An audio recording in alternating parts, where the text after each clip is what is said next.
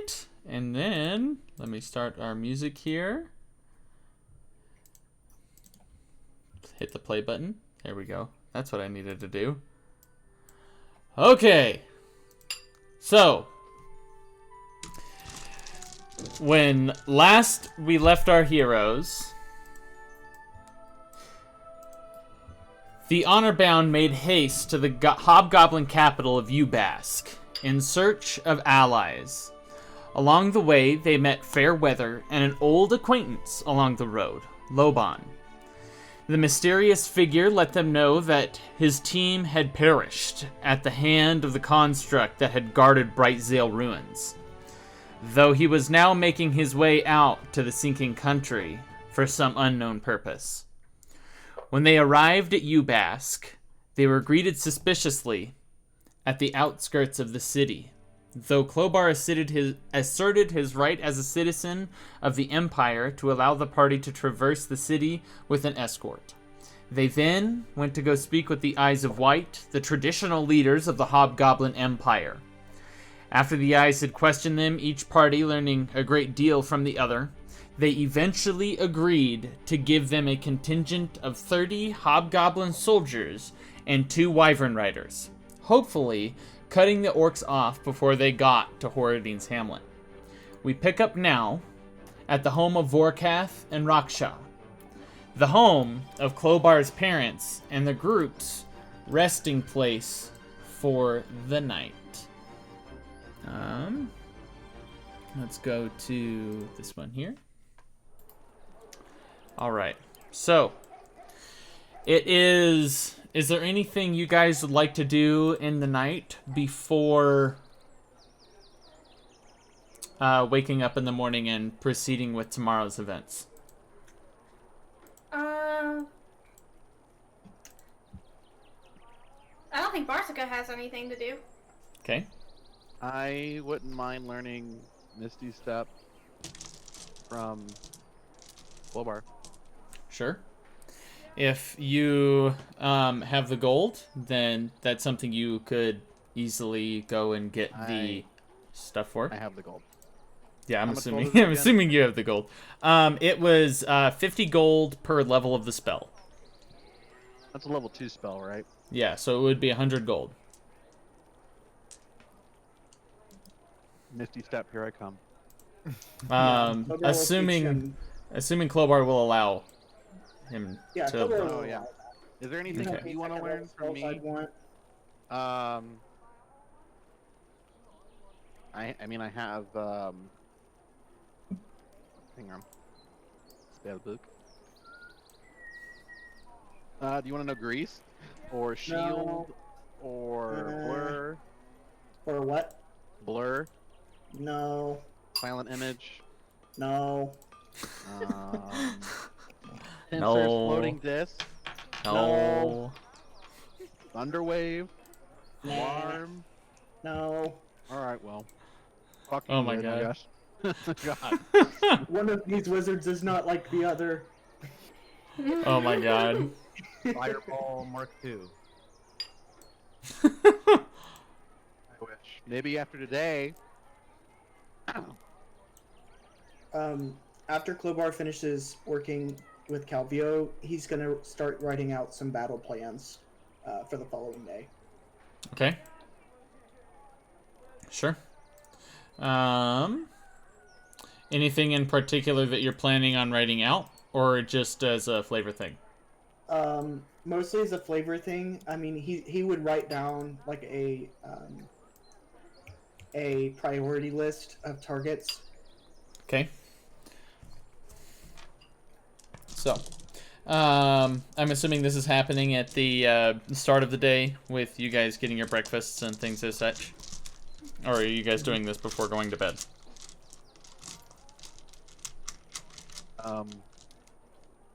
Either way, I mean, Clobar would have done it the night before. Okay. 'Cause he wants to get on the road as soon as they can in the morning. Okay. sounds reasonable. Raksha would have approached you at some point in the night, saying, Clobar, It really has been a long time since I've seen you. Do you promise to know. come back? Clobar says, he kind of smiles and says, of course. Can't really be the Steel Strider if I don't make it back out of my first battle.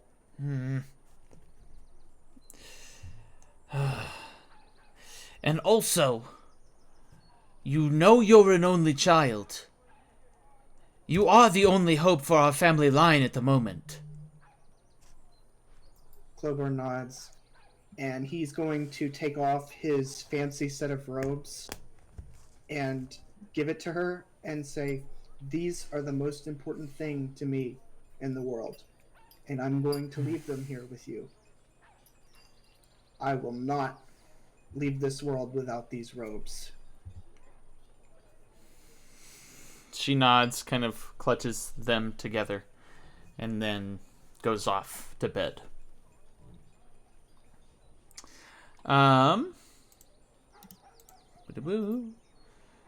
Let's go with... So, nothing else of note happens throughout the night. You all wake in the morning, and is there anything in the town that you would like to do before going on your way? Clobar is going to take Flint by to go meet the forge guy that we had discussed. All right. So, Flint, still somewhat groggy from the morning, agrees to go with you. You're looking for Austin's forge? Mm-hmm. Okay. Let me pull up my OneNote here. I always forget to put it up. There we go. So, going through here, as you approach this large one-story structure, the smell of smoke is palpable. You can feel the heat emanating from even outside this building. You do have a guard that is following you at the moment, that is escorting you, and another one has been left at the town, or at the house where your parents are. Is the captain from the other night still around? He's not with you at the moment. Okay. So, anything anybody else is doing? Kakira back there? No? Kakira would like to find like a supply store or something and buy a new rope. Sure, that's easy enough. You know that there's a small town. I'm assuming you would go with Clobar and Flint then on the excursion out on the town. There is a general store that goes by the name of Jorgano's Wares. Jorgano. Yeah. Cool. So let's go ahead and do the shop first, to give Michael a chance. He said he was screaming in here to show up so he can roleplay the smithy. So as you walk in to this general store, you see a rather short hobgoblin behind a counter, and he's kind of like going about and meticulously putting things and making sure that everything is in its right place on the shelves. He sees you come in, and he seems to be the first hobgoblin that is not suspicious of you in any way, and seems very happy to see you all, and says, we have new customers here. Please come. What do you need?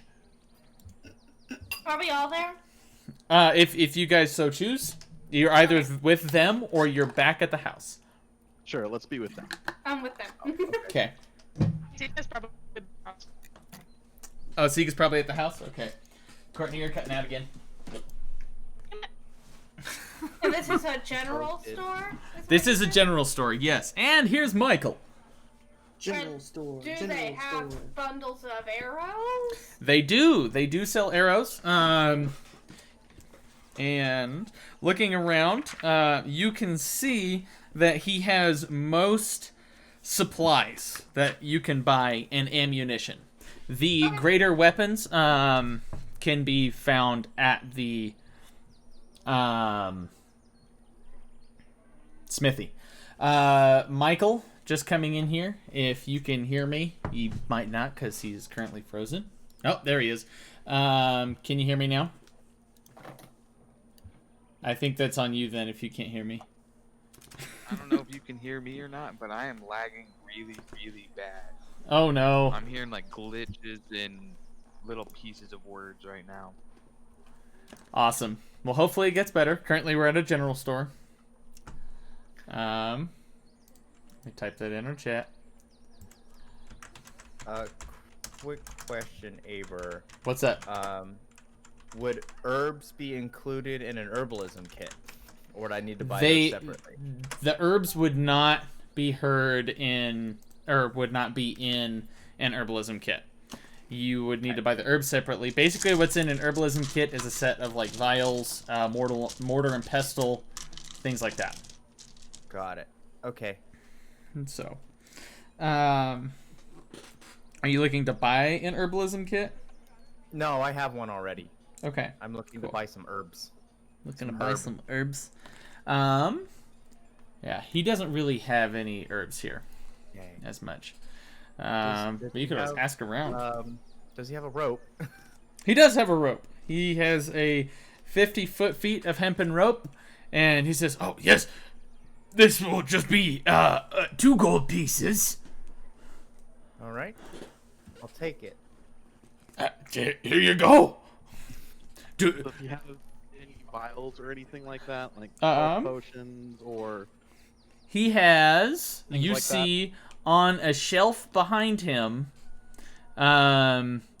3 potions of healing in the back that are lined up very neatly behind the shelf, the counter. Calvio would walk up and point to those and say, how much for the special stock? Oh, I knew you. The way you're dressed, you're Aaron, probably or going to need anyone them. else? Yep, Yes. he is like What? completely frozen, and it's a really great position, so I'm Snapchatting Yeah, it and Uh, sending it to yeah. him. Well, it's Very, very it's working clever. on my screen. Hold You on. are Discord. quite frozen, and now he sounds like C-3PO a little bit. Discord is being really weird today. Truly. It's picking on all of us. Yeah. That's impressive. Let's so. has it changed at all? It's maybe Slightly like better. 2% better. All right, Michael. let's go to Zoom. Let's go to Zoom. I don't want to fight this today. Oh, All right. We'll just be right back.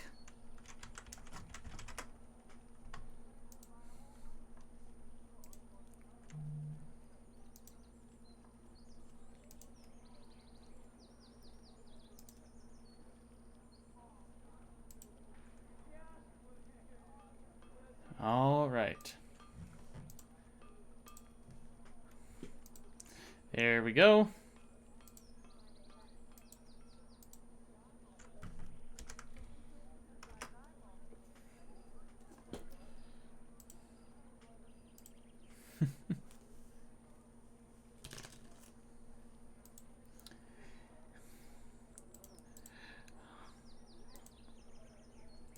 All right, we should be back now in a different program.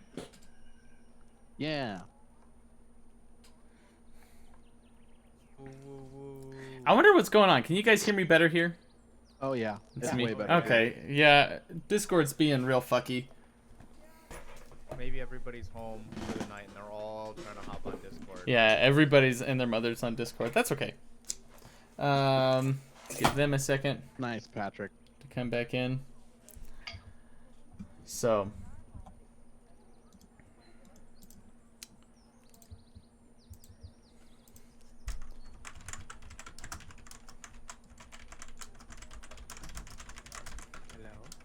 Hello, can you hear me? It's me.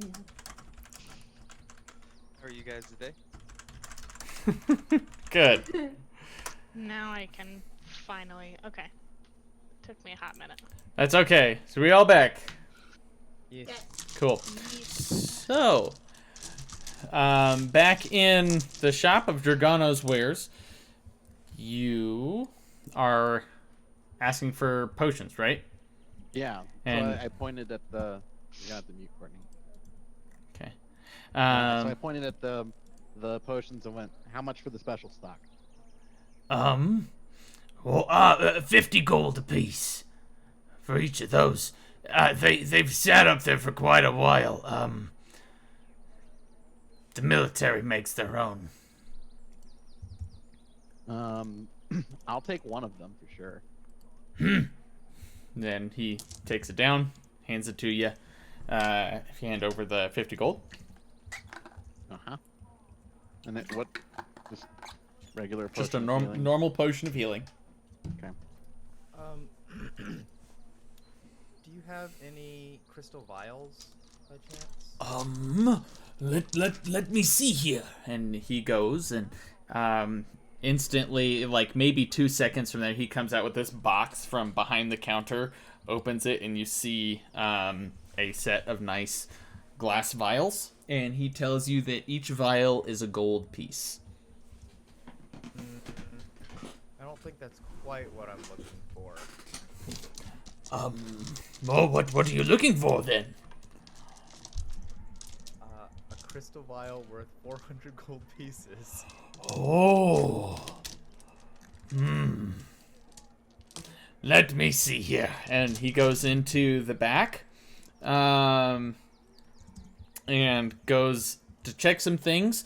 Go ahead and roll a d20 for me. Okay.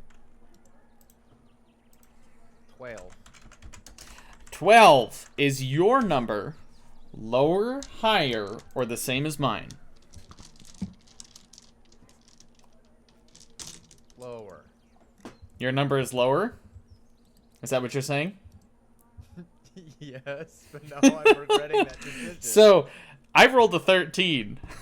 Oh. He comes back out. And he says, "Oh, this has a little bit of dust on it, but this came in about 6 years ago with the last group of merchants." And he opens it, and it is a crystal vial of worth 400 gold pieces. I will take that too.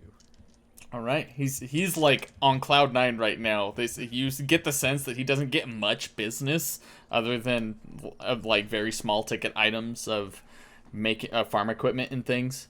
But seeing adventurers come in, it's like kids walking into his candy shop. So, Does he seem to have anything like vials of grease or anything like that? Michael, what were you saying first? If he had rations or food supplies that I could buy. Yes, he does. It would be each ration is 5 silver pieces. So he would have probably about enough food for 20 rations. I will buy them all. All right, so that's going to be 10 gold. Okay. Okay. David, what were you going to say? Does he have any like vials of grease or anything like that? Or alchemical potions besides the healing Well, potions? I don't really have any grease, but And he pulls another thing out. He's like, I've been saving this one for something interesting. and you see a elongated vial of sorts with like a bulb, like a bulbous at the end, of orange liquid. And what does this one do? Well, we had a fellow come through here, some 7 years ago or so. I bought this off of him, and apparently, when you throw it, it explodes. Oh. Grenade! So, how much are you asking for this one?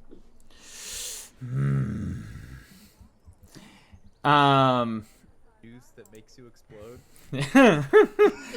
Doesn't make you explode. You don't drink it. That would be fucking terrible. Don't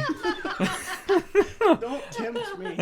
No, he says This is another 50 gold for this one. I immediately hand him 50 gold for it. he takes the money and brings it in. He's like putting all this money into his coffer. So what did I just buy? You have go ahead and make me either a straight intelligence check, or if you're proficient with alchemy tools, you can add those. So intelligence it is. Great. Add that if you're proficient with alchemy Wish checks. I was proficient with alchemy. That would be awesome. DC 15. Oh shit. Okay. Marsica would like to 14, buy a 15, bundle 14, of 15. arrows. 17. Okay, 17. 13 plus 4. You have just bought a vial of alchemist's fire. Okay. Ooh. It is basically when you throw it. Where are we at here? It's basically an improvised weapon. You can throw it up to 20 feet away from you. On a hit, the target will take 1d4 fire damage at the start of each of its turns. The creature can end this damage by using its action to make a dexterity check to extinguish the flames. Nice. Okay. So, 20 of normal range, up to 60 feet with disadvantage thrown. Okay. Easy enough for So, me. yeah. And this doesn't it's not like a Molotov cocktail where it spreads. I don't think so. Realistically. It's just basically I throw this on one thing and it sets on fire. Yeah, it's basically like it sets something on fire. It's used for like siege things and siege equipment. Like if it hits, it's not very useful against like a target, like a thing that moves per se, because it could get out of the flames, you know. Correct. But if it hits a building, if it Really hits, useful. it's very useful and very hard to put out. Got it. Right. Marsica, you want to buy a bundle of arrows? Yes. One bundle of arrows for 20 is 1 gold piece. Per Okie each. dokie. I give him 1 gold piece. All right, you get 20 arrows. And so, cool. Buying some supplies.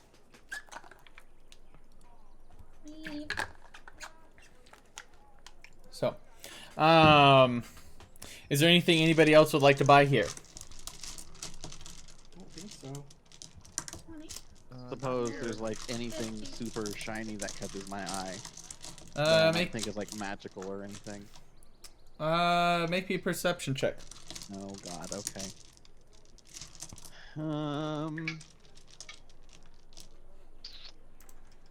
14?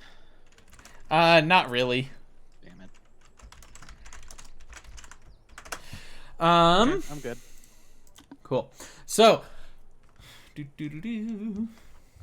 and as you're leaving, he's kind of like going through and counting the gold, and he's like, Please come back anytime. I will definitely appreciate your patronage. Sure thing. Yeah. And I look at Clobar and say, does nobody come buy things from him? Clobar just kind of shrugs. It's been some time since I've been home. I wouldn't know. It's just I don't know. Really excitable. He's like, "Are you always this suspicious when people are nice to you?" Yes. Clobar kind of laughs and says, "Maybe you should work on that." Maybe that people should work on not being so suspicious.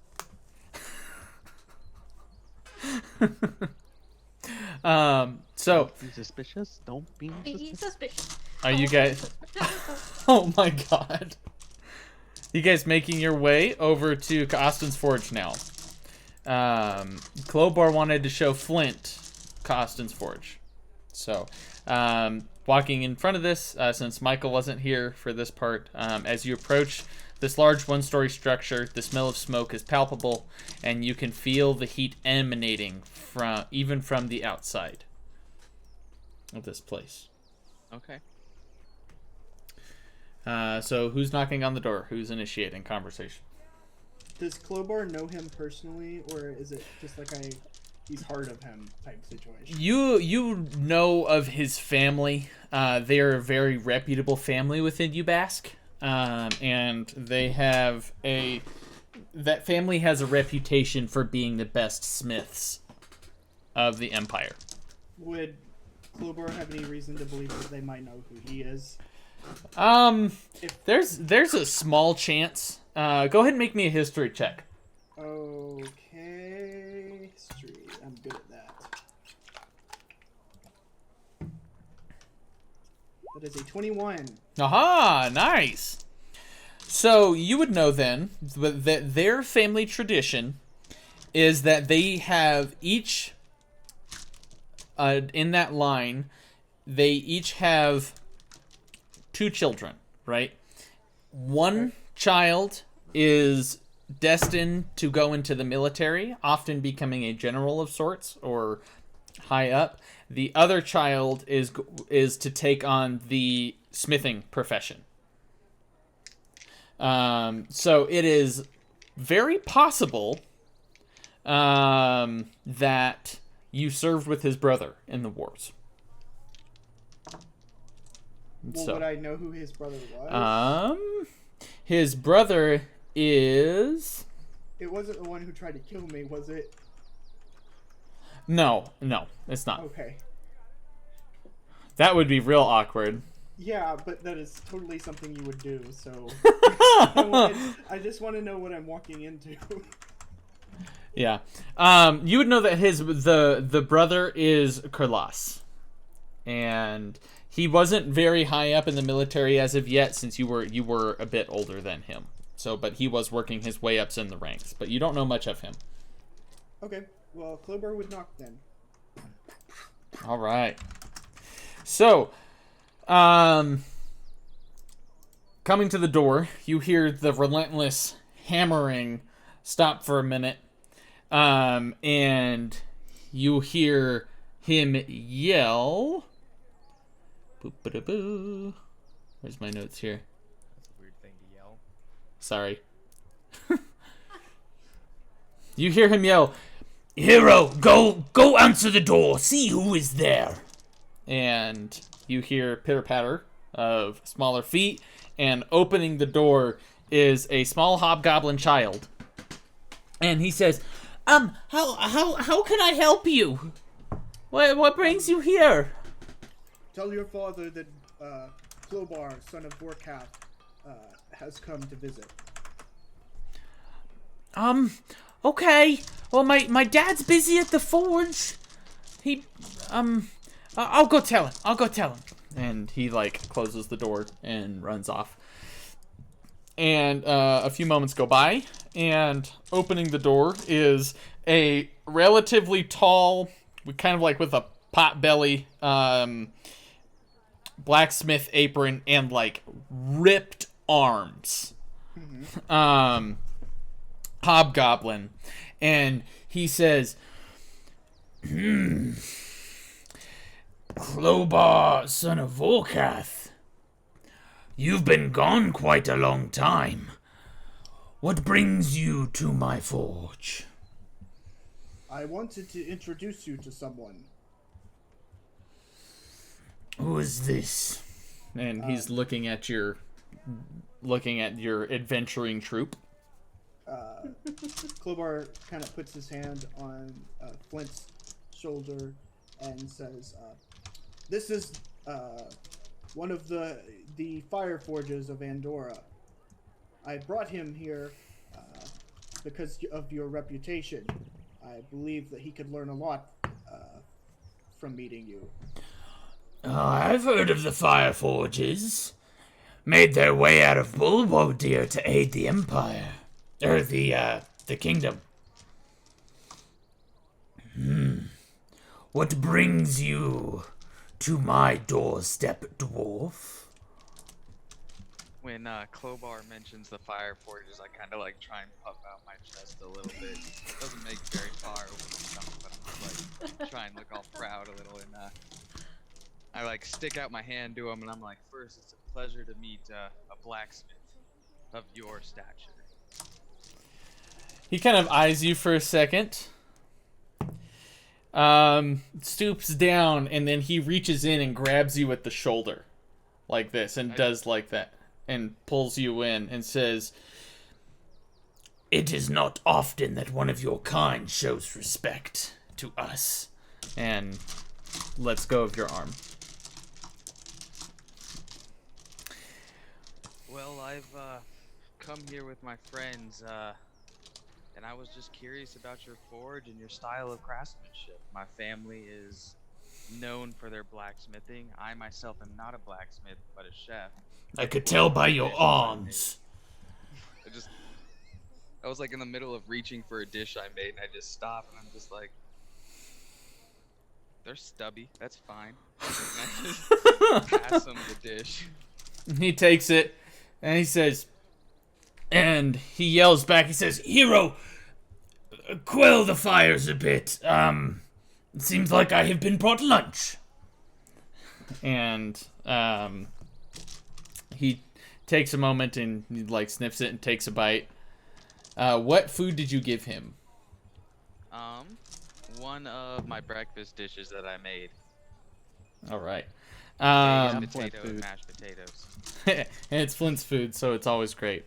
But he takes a bite and he says, "I see you're a smith of another kind, then."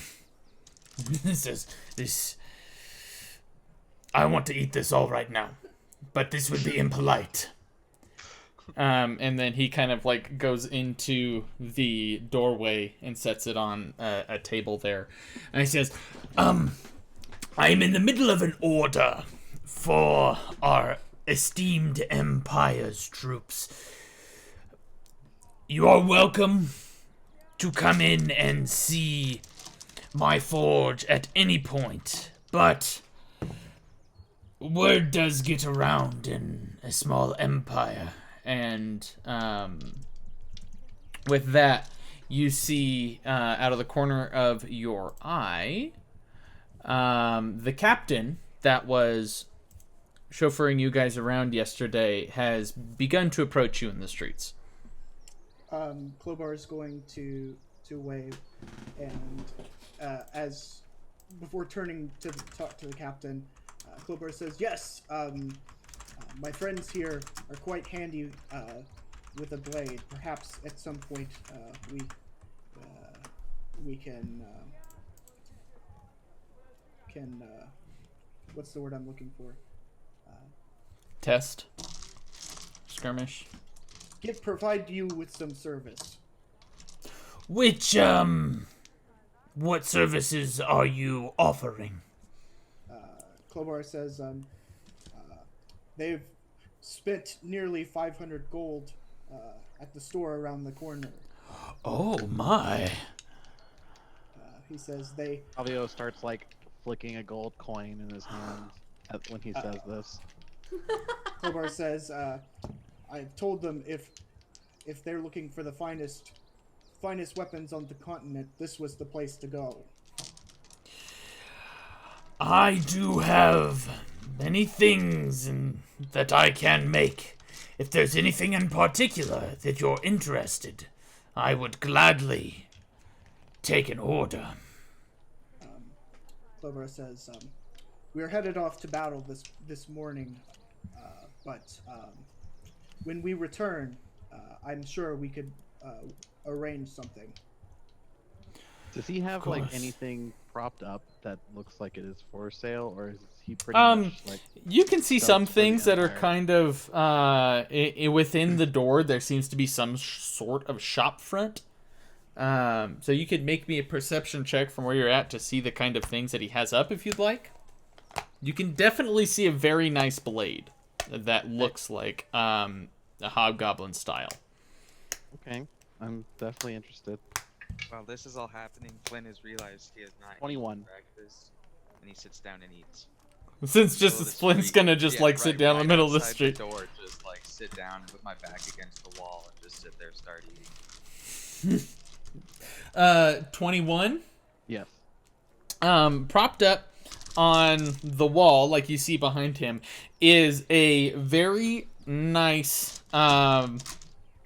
short, like it's a scimitar of sorts, and it is like it's different from the normal equipment that the hobgoblins use that you've seen. It seems to be that the blade is made of something a bit nicer.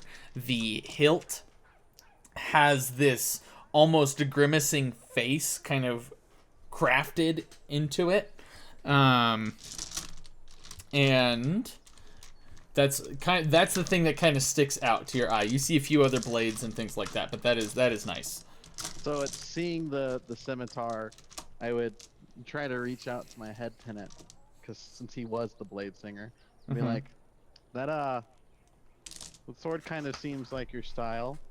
What do you think?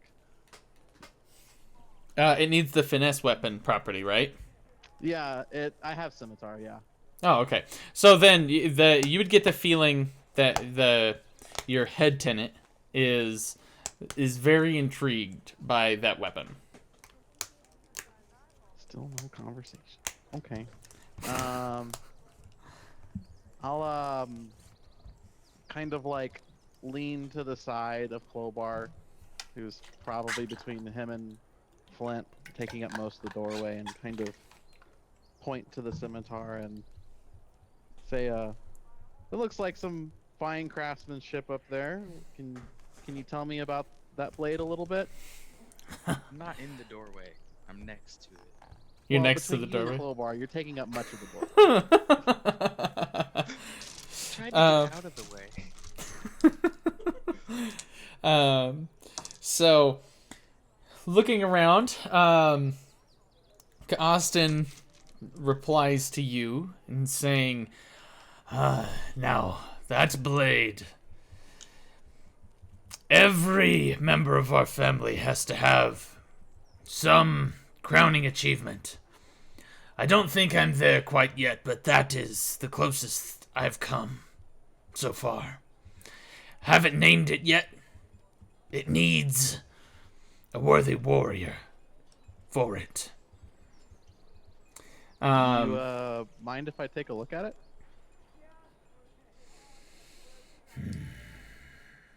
Make me a persuasion check. Oh, shit. I'm good at these, at least. Where's my persuasion? +6. Okay. Don't fuck me, dice. This is possible because of his positive interaction with Flint, too. It's a dirty 20. Dirty 20. That was the DC was 19. Oh, God. So he goes back, takes it off of the wall that it's mounted on, and brings it to you. Looking at it and inspecting it.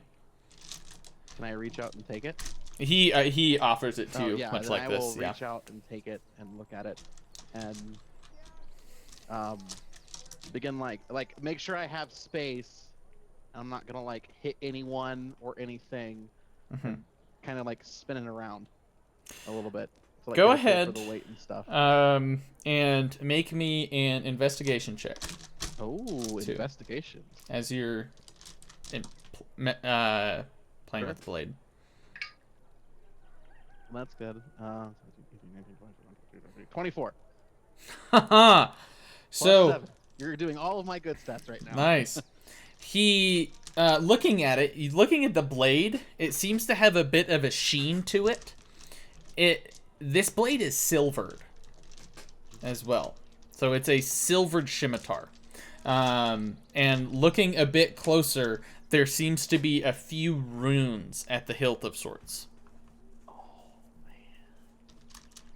I would kind of like finish spinning it a little bit. Definitely like trying to impress. And hand it back to him. Make me a performance check. Oh god damn it! I was waiting for it. Okay, I'm good at that one too. Thank you, Blade Singer, for giving me that proficiency. 22. Yeah, Wait, nice. 16 plus 6. 16, 17, 18, 19, Okay. Yeah, 22. I can math. I'm blowing all of my good rolls early. I don't know how I feel about that. Yeah. Do you hand the blade back to him? Yeah, after I get done spinning it, I'll hand it back to him. Okay. And say, that is quite a fine blade. It's almost perfect.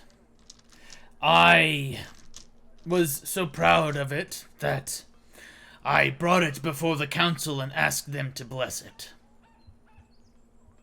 So.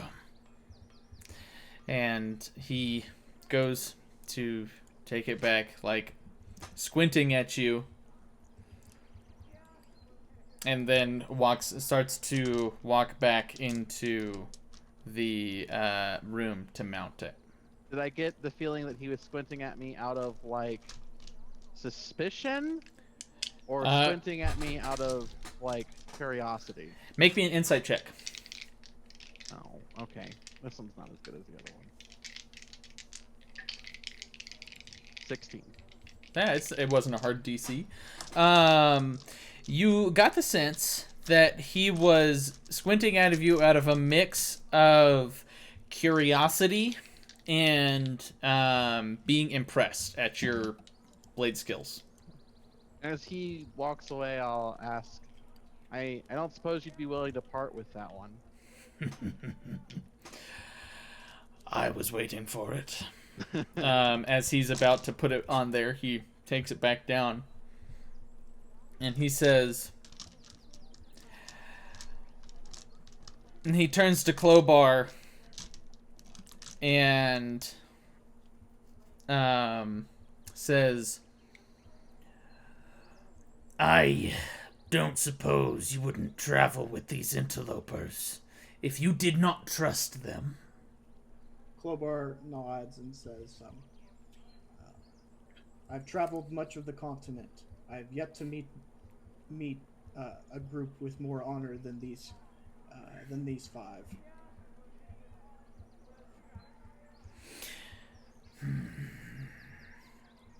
And he turns back to Calvio, and he says, For a bit of collateral to show how serious you are about this, I part with it for 1,000.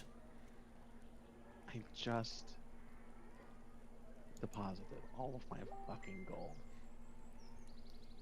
God.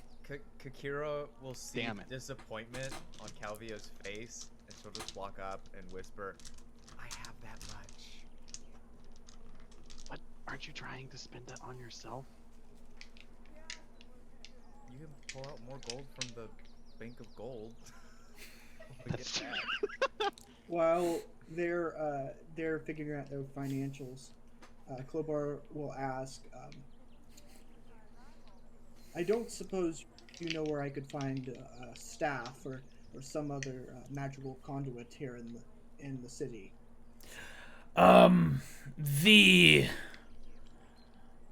he turns you towards... Where are we at here? Let's see if I actually remembered to put the name of it in my... Oh, yeah. He turns you towards Acolyte's Rest, which is where you know where basically the monk orders go about that take care of the various shrines around. Ubask, where they stay. He says that sometimes that they deal in arcane goods, and that they may be willing to part with some for a fee. He says, thank you. I appreciate it. This battle ahead of us today is going to be a true test. You know that the battle isn't but for a few days away, since you have some traveling time, but... Oh, okay. Yeah. This battle ahead of us in a few days is going to test all of our might.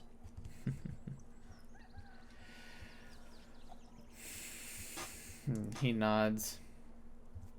And he says, It would be a good battle. Possibly finding a name for this.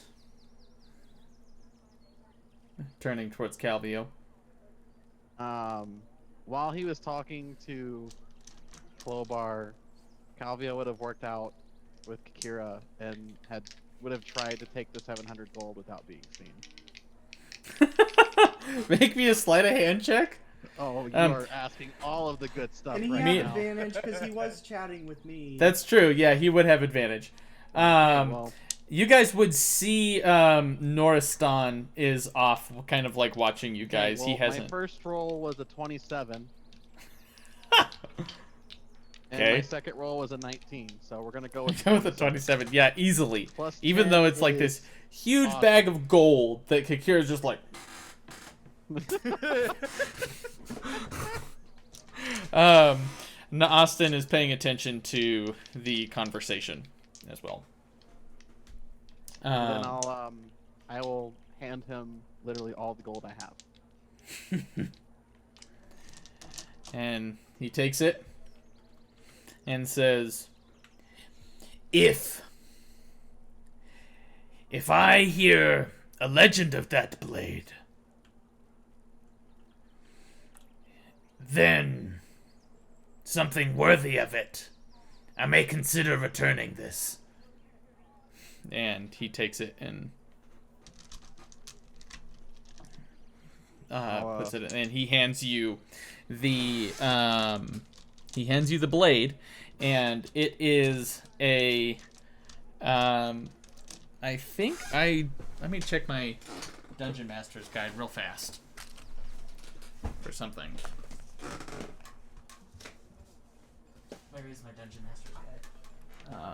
I can just look it up. I'm at a computer. He passes out rations to all of the party members, making sure everyone's eating. Oh my god. Breakfast is the most important meal of the day, guys. Stay healthy. Yep.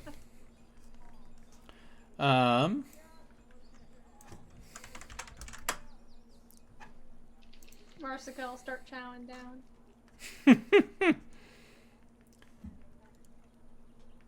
So, this weapon has yet to have a name. But Workbane. Custom item. Orcs Turn, custom item. It is effectively a silvered +1 scimitar.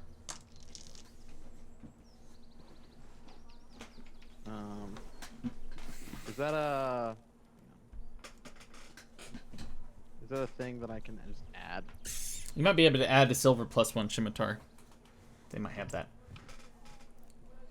And I believe I can add a +1 scimitar.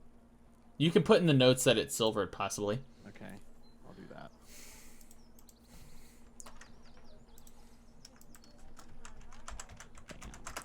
I believe. Customize. What does the silver do? It bypasses resistance of certain enemies. For example, werewolves. Oh, okay. Silver.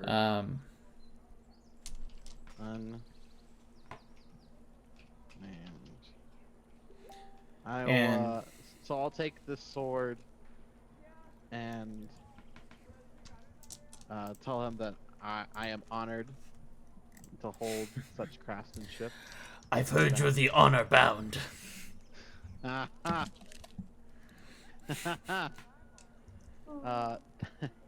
Calvia will chuckle and say that we are. I hope the tales of this weapon that come back to your ears are so great that you don't believe them. I'm looking forward to it. Now, is there anything else you'd like to speak with Costin about? Nope. I'm good. All right. I've blown all my change, so. I got something. All right. Clobar Flint has hasn't something. been here in a long time, so I'm gonna ask him if he knows if there is a hunter or someone on the outskirts of the town where I can find rare herbs and meat. Would Clobar know that? Clobar wouldn't necessarily know that. There's also some rare Yeah. herbs. Costin will think for a moment, and he says, since I didn't plan for this, but it makes sense that there would be one, I need to make notes. He says that there would be a fellow that goes by the name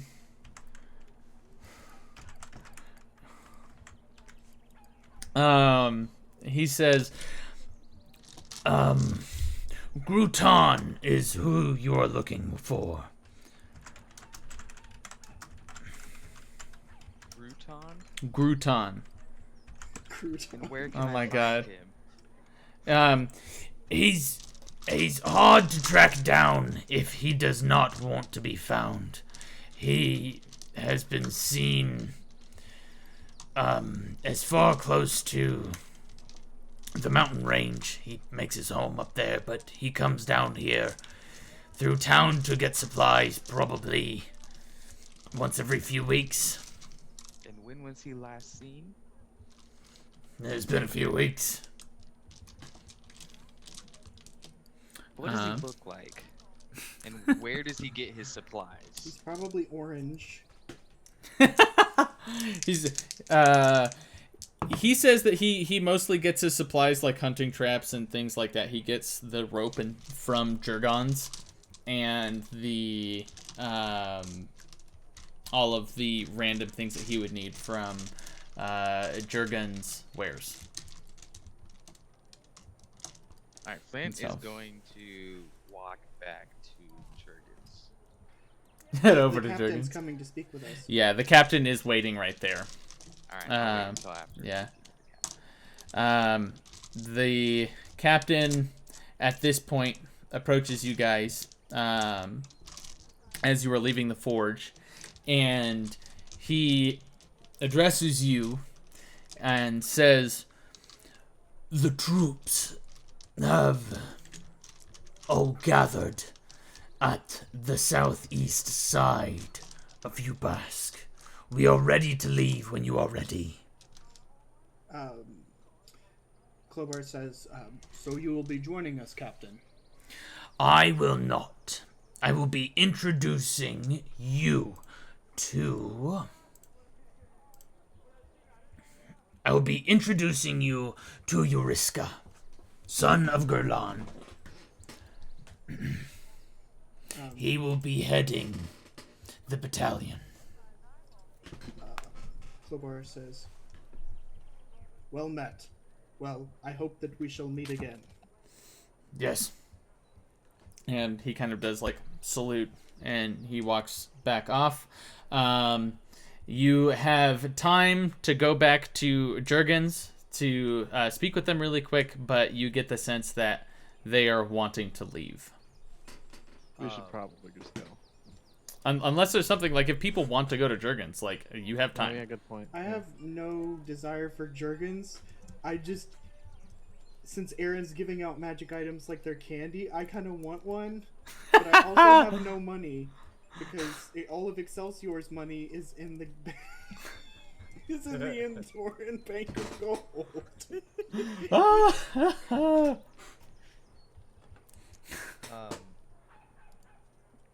As I'm assuming we're gonna walk to Draganos.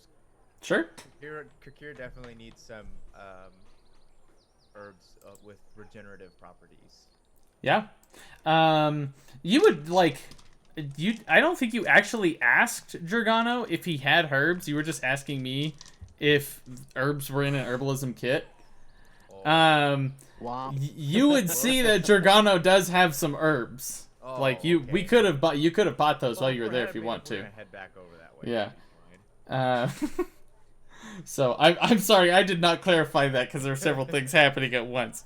But yeah, there would be the herbs there to make a healing potion if that's what you're looking for, or what are you looking for specifically? You nailed it. Yeah, that's what. Okay. The components are 25 gold to make a healing potion, but it is a DC 15 check with the herbalism kit to make them. Okay. Basically. That doesn't matter for greater or normal. It's the same for both. That's for normal. If you want to make a greater healing potion, then you would need, I believe it would be closer to like a DC 20 check, and then 50. If I'm doing my math like on the fly here from what I remember, it would be like 50 gold for all of that, and then that if you buy enough for a greater healing potion, you're clearing him out of the herbs he has to make for that. Do that. So be 50 gold worth of herbs. So, all right. Is there anything Siga would like to buy since everybody? Just add that. Siga hasn't been here. Siga's been back at the house. Oh, that's right. I thought you went with them. Sorry. You would have had somebody at this point then. The captain would have made his way to the house, unless there's anything you would like to say to Vorkoth or Raksha. Anything you'd like to ask? Siga's just been like, he kind of found like a nice little quiet spot in the trees, and he's just kind of been like sitting down, kind of meditating in a sense. Okay. Trying to You've get been his watched this whole time, by the way. Like you have. Yeah. Okay. He'd feel the pinpricks, I'm sure. Yeah. Go ahead and make me a religion check real fast.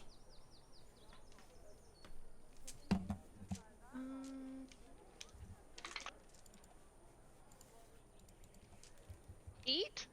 8? Okay. Not my thing. That's all good. At this point, the captain would have approached you and told you much of the same, that their troops are ready at the southeastern side of the city. Siga would have nodded and said thank you, and then probably gotten up and thanked Clobar's parents for their wonderful stay and for welcoming them. And then he would have tried to find the rest of the group. Gone off to find them. So, you find them, unless there's anything that Flint would like to do in Draganos. What are you looking for? You good to go? I'm good to wait until we get back from this whole war kind of thing to look for this herbalist. Okay, sounds good. So, making your way out, you all eventually meet up in the center of the town, off in the distance where you came into the city. You see that group of 30 hobgoblins are standing in formation as 2 wyvern riders kind of like fly in from above you and kind of like land on either side of this. Like you feel the thuds from them. Does Clobar see any one of them in particular approaching to speak with him? Austin has approached you at this point, and he says, "Come with me. I will introduce you." Clobar goes with him. Okay, does everybody follow? Okay. While Sure. Flint's following, he's like, I'm gonna need a lot more meat to feed this many people. Now Austin chuckles and he says, "We've brought plenty of rations." Okay. And so he walking you over there. You see as a slightly better armored than the rest of them, Hobgoblin approaches you and gives a salute, and Austin introduces them, you saying, "This is Yuriska, son of Gerlan. Yuriska, Clobar, son of Vorkath, and the Honorbound. They are the ones that convinced the eyes for this battle." And he walks up to you and goes to greet you, Clobar, and offers his hand. Clobar does the traditional like elbow grab. Yeah. And he says, "Good to meet you, Clobar. I am leery of this expedition, but it will be good to see battle again." Well met. Ahead of the battle, there are some things you should know. and he nods. He says, the orcs themselves are not terribly intelligent, but they have numbers. However, he says, one of the reasons we requested the wyverns is they have a aerial unit riding some manner of flying creatures, these red fangs. From the intelligence we intercepted, these red fangs are not necessarily part of the same chain of command. It is my understanding that they report higher up the chain. They seem more intelligent than the average orcs. I have the feeling that it will be a priority to make sure these red fangs do not escape and let the other orc horde know of our battle, because it will allow whatever forces guiding them to adjust their plans accordingly. I will speak with Jukatar and Kabul. Let them know of this. The red fangs are of their priority. He says, another matter. These orcs have enlisted ogres to their war effort. But they are perhaps not even as dangerous as these beings, these Tonaruks. They're bloodthirsty abominations created through sacrifice, combining orc and demon blood. He says they do not know reason. Their existence is only to slake their bloodlust. He says of their infield units, these Tonruks are the most dangerous, followed by the orcs, or followed by the ogres, and then the standard foot soldier orcs. He says, additionally, several of the leadership have magical capabilities. The Honorbound and I will seek to stall and destroy these magical entities from interfering with the ground brigade. Very well. This sounds amenable. I will pass it along the troops. He says, I am no longer of the military, so I seek not to tread upon your profession, and I value your counsel and your opinion. I recognize that you are not part of the military, but credit is given where credit is due, and you are more experienced than I am. We have not seen battle in 10 years. He says, these Honorbound have fought some battles that even in my days in the war, I've never seen such fierce battles. I trust these 5 with my life. He says, I have a spell that will hit up to 50 to 60 orcs at once if I am able to aim it correctly.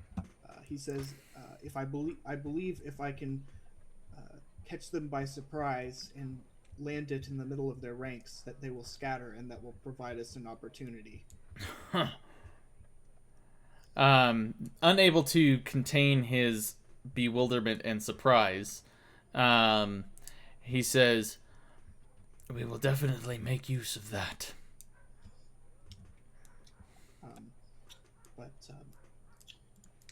we will talk more. We should get on the road. Yes. So, you all, unless there's anything else anybody wants to do, you all make your way into the forest. Let me go ahead and change our map here. So besides the wyvern, no one else are on mounts or anything? No, everybody else is walking. You see that they are light to medium armored, so they will likely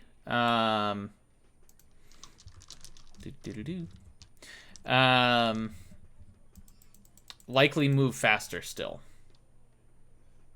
So let me make sure. Yep, it was moved over properly. I did have a quick question, Aaron. What's Did up? the wyverns look like they were approachable in any way? Siga has been very back-mindedly curious about them. You could make me a nature check if you'd like. I want to pet it. I do. I want to get like close to it. Oh. 11. 11. It is definitely a ferocious beast. What you do see is the riders that are approach it freely, and the riders go up to it and like brushing it on its like massive snout, and you watch as one of them kind of like stretches his neck and the frills open up, and it kind of like rubs that a little bit before it kind of like hops on. That's cool. Okay. Essentially, Siga just wanted to like learn about them and pet them, but he can learn later when it's not as dire timing wise. Walks up to Siga and is like, try some raw meat. Siga nods and says, that's probably a good idea. Interesting note, like you would also see on this wyvern its very long tail, and at the end of its tail is this vicious stinger, almost like a scorpion's. So that is there. You guys begin to march. Let's go over here.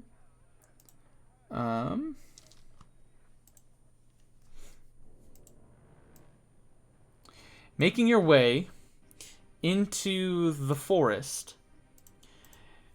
you walk at a very quickened pace. It seems like Yuriska is wanting to push ahead quickly. The wyvern riders take off and are periodically circling around your troop that is moving and going off into the distance to scout, and then they'll come back, and then they go off, etc. Moving forward about 3 hours into your journey, before you see, in a clearing, a crater of sorts. And in this crater, you guys have not come across this area yet from where Yuriska is leading you all. In this crater, you see a set of metal barrels that are just all in the center of this. I need everybody to go ahead and make me a perception check for looking around.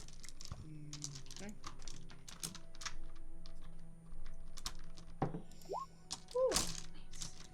Go, gadget, Perkle dice. LOL. Oh no, Oh, that's Clobar's pretty not good. good. Flint's not good. Oh, Clobar. Okay. We did perception first. Perception, yes. Okay. I need to run to the restroom just Okay. No worries. Yeah, Heaven. All Virtual high right. five. Yes. So, those who got 16 and above, so that would be Kakira, Calvio, Marsica, and Siga. In the air around this crater, you see just this faint shimmer, a miasma of sorts around this. That's a word. And you see that the troop is heading directly into this crater, not seeming to see any issue. We should stop them. Do. And Someone like investigate. whistle to get them to stop or something. Can Grab can we their like attention. tell We need Clobar? Clobar. Yeah, we need Clobar to go Oh, tell fucking them. Logan's gone. Yeah, Clobar didn't see it though. Well, we're gonna But tell him. we tell Okay. Clobar. To like, Clobar. hey, this, and then maybe Stop we the should troop. stop. So we can go investigate what those are. Okay. So, that's easily enough done. You guys managed to stop the troops before they get into this area. One of the Wyvern Riders comes back. You see her remove her helmet, and she says, "What's the meaning of the stopping?" Calvio just points and explains about the stuff that we see. There's a suspicious thing. There's a suspicious thing. So Logan, you guys have come across a crater with metal barrels in it and a miasma of sorts that is around it, and you guys have caused them to stop the troop to investigate. All right. Could I make like an Arcana check to try and figure out what kind of is going on with that? You can make me a history check. Okay. That I to mean, see. when you say miasma, do you mean like magical energy or like It Smelly. looks like a shimmer. It smells really bad in here. 21? 21.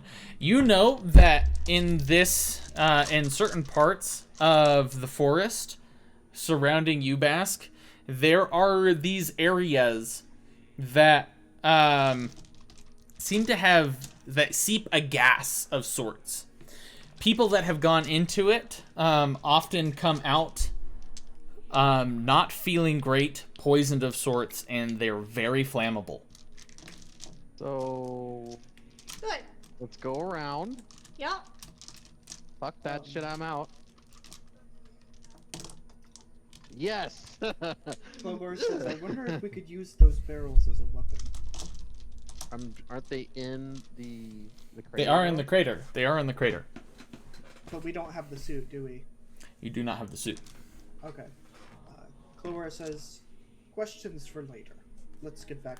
Let's go around. All right.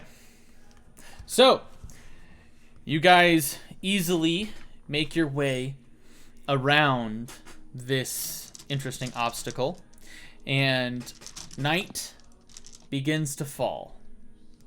Is it possible for us to like mark that on the map with something Sure. or like a little?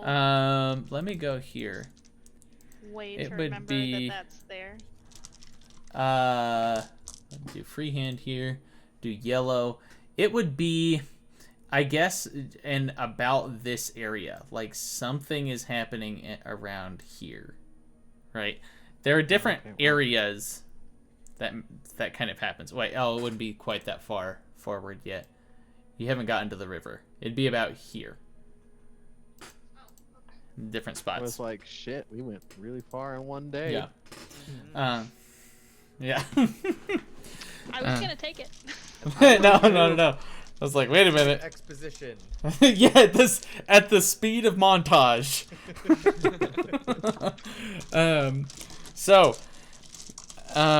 Easily getting around this obstacle. You all set up camp for the night. Everybody, you watch as the troops, almost with a rhythm, stop, doff their armor, and quickly set up tents.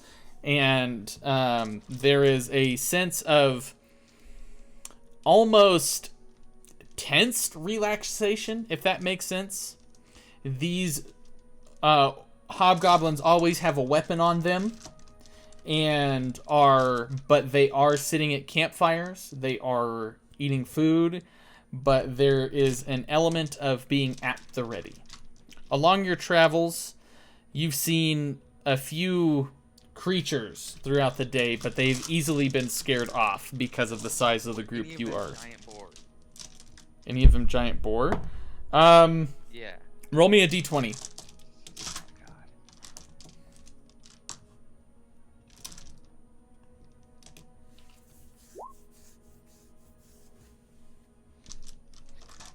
Is your number lower, higher, or the same as mine?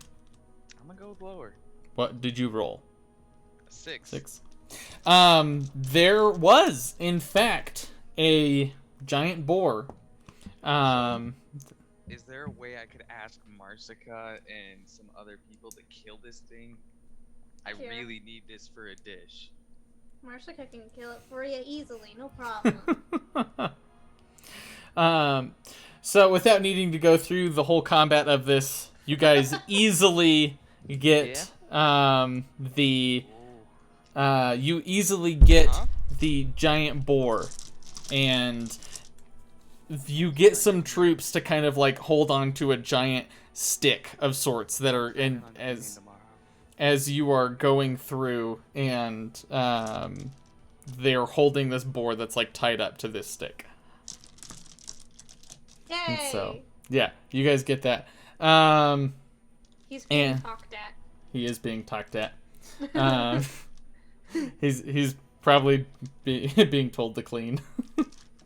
But as you guys get to the camp, you see that the boar has been skinned and is currently on a spit in the greater camp. Nice. Yeah. Did you hear that, Michael? Yes, sorry about that. No worries at all, man. So, you guys are currently at the camp. The boar is on a spit roast, and you are able to make another serving of kachun roast if you would like. You have the meat to do that, if that's what you're trying to do. Cuckoo, I am doing the kachun roast. This is a hobgoblin delicacy among what you specifically said, the war tribe or war movie. So I am saving this dish to give in the morning of battle to eat. Okay. Because this is going to increase our damage that we can do with our weapons, and I'm going to be using it as a 3rd level spell. And so I think you said 1st level spell is a D6, 2nd level spell is a D8, and a 3rd level would be a D10. Okay. Wow. So you're adding their what does that do again? To their after expending this, they get 1 damage roll that they can add that damage dice to, right? Yep. Okay, so once you eat this, you have, if you hit, you have 1. You can expend this die to do extra damage once on an attack. But that's just like a regular attack. That's not a spell roll, right? It's a regular like martial attack, yeah. Okay. But I will be dishing it out because I will have a total of 8 dishes, and I'm gonna give all the remaining ones to like the Wyvern Riders and the higher ups. Okay. The Goblin. Cool. So mark that when we will rule that as when we get to the battle that they have advantage on a power check of your choice. If you can take a note of that, that would be very helpful. The Fang Riders, the Wyvern Riders. Are they impressed that this dwarf cooked a hobgoblin meal? Yeah, they're like he's gathering a crowd that's coming around and they're watching him, and one of them kind of approaches, says, "Now, how did you learn how to do that?" That is a trade secret, my friend. And while it's like slowly roasting on the fire, I'm gonna play a song.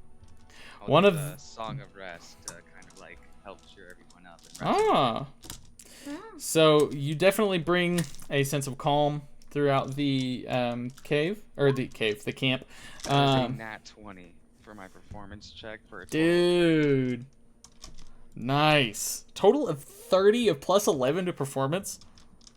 Plus 10. Plus 10. No, nat 20. Oh god. Yeah. Nice. Wow. So you have brought over the battle. You've brought over the majority of the hobgoblins, and they are listening to you play your instruments, tell your stories, and they are rallying. Tell a tale of an old dwarf battle against the Battle of Orcs from whoever knows how long ago. All right. I won't make you actually tell the tale tonight. Okay. I can come up with one. Yeah. But everyone is very impressed by your regaling of this story. The Wyvern Riders are currently off tending to their wyverns, bedding them down for the night, making sure that they have food, and you watch as these things eat a lot before you. They ask if they could have some of the roast before you start cooking it. You would still have enough to do what you want to do.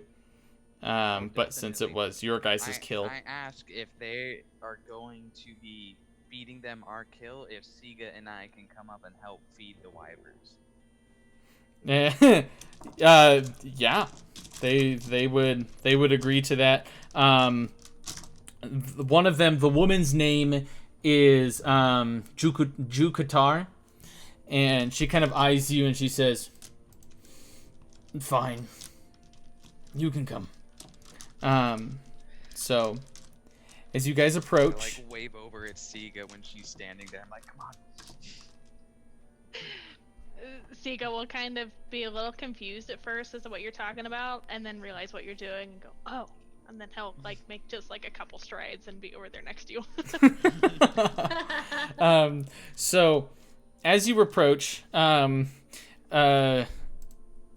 Jukatar and Kabul both put their hands up at you for a moment, and they say, "Approach them much like this.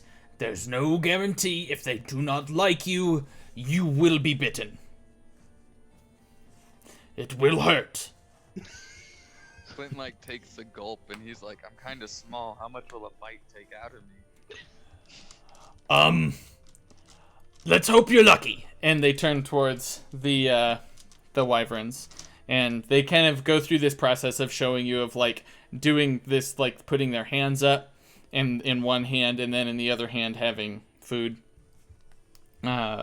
So if you would like to approach the wyverns, you are welcome to make me an animal handling check. Most definitely. 14. 14 for Flint. That's a nat 20, so that's a 23. So you turned, as Flint begins to approach, he's got the food, he's got his hands up, he's a little nervous, and he walks just a little bit too fast. And as the wyvern kind of like, you watch as it rears its head back for a moment, and you grab Flint. You pull him back a little bit. And then as the two wyverns kind of like lower their head, they both kind of like bring their heads up to look at you, and their frills kind of come out, showing almost like a cobra's head if it was a dragon. And they allow you to approach, and they quickly you throw the meat up in the air, and you watch as it just like reaches and grabs it in midair. Would Sika know how smart the wyverns are? Like, if he could, like, try to talk to them in any way? Or are they not very intelligent creatures? Go ahead and make me a nature check. Okay. 13. 13. That's not terrible. Where are we at here? So you know that the wyverns have a certain level of intelligence. And you are definitely intrigued because this being, you seem to have some sort of just innate understanding of them because they are similar to what you are in some arcane way. You know, arcane meaning esoteric, I guess. Yeah. You know. And they are eyeing both of you inquisitively at this point, and the two riders are watching you intently. Can I try to, like, talk to them? Because I do speak Draconic, so could I ask them a question to see if they, like, understand? Essentially ask if they would understand me in that language. What do you say? That, like, can you understand me? As soon as you say that, both of the wyverns snap to look at you, and they are like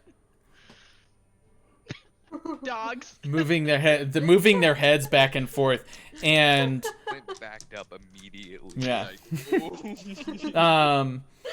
Like, Both Cabal and Jukatar are look at you and like, wait a minute, what is happening here? And they're about ready to like jump in. They're eyeing the situation very carefully. Okay, Siga would like hear them and kind of like turn back, say to them in like common, "Don't worry," and then turn back to the wyverns. Jukatar says, "I'm worrying."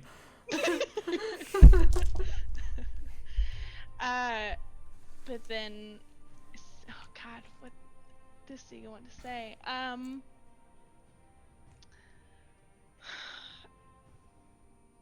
Siga's gonna say, I feel like he's gonna be a little like surprised that they responded the way that they did. Mm-hmm. But he's gonna say, I mean no harm. And he's gonna see if he can like step a little bit closer without freaking them out. Make me a persuasion check. He's being very cautious. Or a animal handling check with advantage, actually. Okay.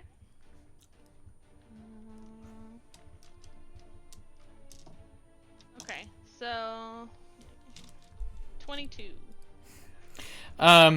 They both, as you say that you mean no harm and begin to approach, they both kind of like lower their heads to the ground and are just like looking at you as you are approaching them.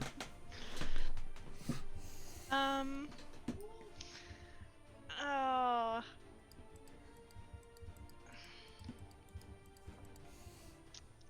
Siga would ask, do you have names? Or can you, or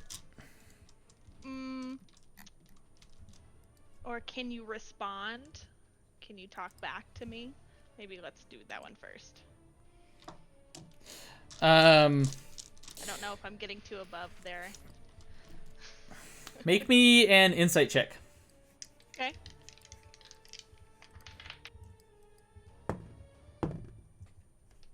$21. Looking at them, you see that they don't seem to have the intelligence above that of a beast. Okay. But they did respond to your language. They don't respond with their names, but you take some time and try and like a few different commands, like I don't know, fucking sit, roll over, whatever you want to do. Right. Okay. And they respond to basic commands. And the Wyvern riders are looking at you very interested and are very intrigued. And I as feel you like... Sorry. unless there's anything you'd like to try with them, as you begin to walk away, Cabal approaches you and he says, "Now, how did you do that? It takes years for one of us to get to that point." Siga will look at him and say, "I just felt some sort of connection with them, so I had to see if we could communicate." What language was that? It was draconic. And a bit of understanding comes over him, and he instantly walks over to Jukatar, and they seem to be having a conversation. Would it have been possible for, like, Siga to, like, pet either of the wyverns while he was there interacting with them? Oh, of to course. Get, like, that kind of close? Okay. Of course, yeah. With Like, the checks that Give you them made. a good scratch on the head. Do some give the wyvern some scritches. Yes. Yeah, most Some definitely. pets. Is there anything else you guys would like to do? Nope. Is there still a big group of people, like, by the fire and stuff? Yeah, hanging out with Flint. Can I, like, try and entertain some of them with, like, card tricks and stuff? Would that be, like, their speed? I mean, you can try. Go ahead and make me a performance check.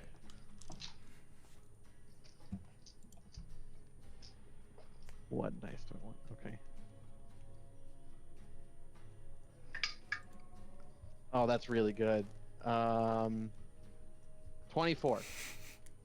So adding to Flint's performance, you are off to the side, entertaining those. It's almost like this rehearsed show that you guys didn't actually rehearse, with you guys working in tandem with these things. And they are very entertained, and they're very, like, you guys seem to be winning over these hobgoblins with these things. Yes. As all of these things are happening, Yuriska comes to approach Marsica. Okay. Yeah. And he says to you, "Now, you and your friend there," and he points to Kakira, Oh. and he says, "are awful quiet. The rest of your companions are out and about doing things. What is your story? What is your skin in the game?"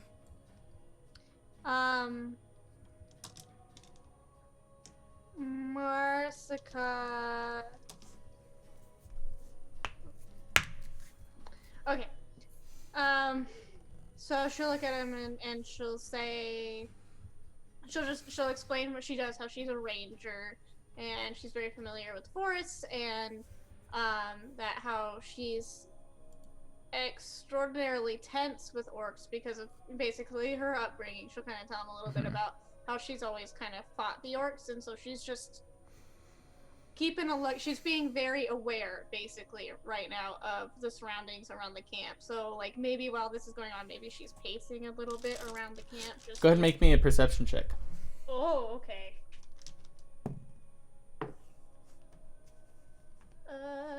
That's a 16. In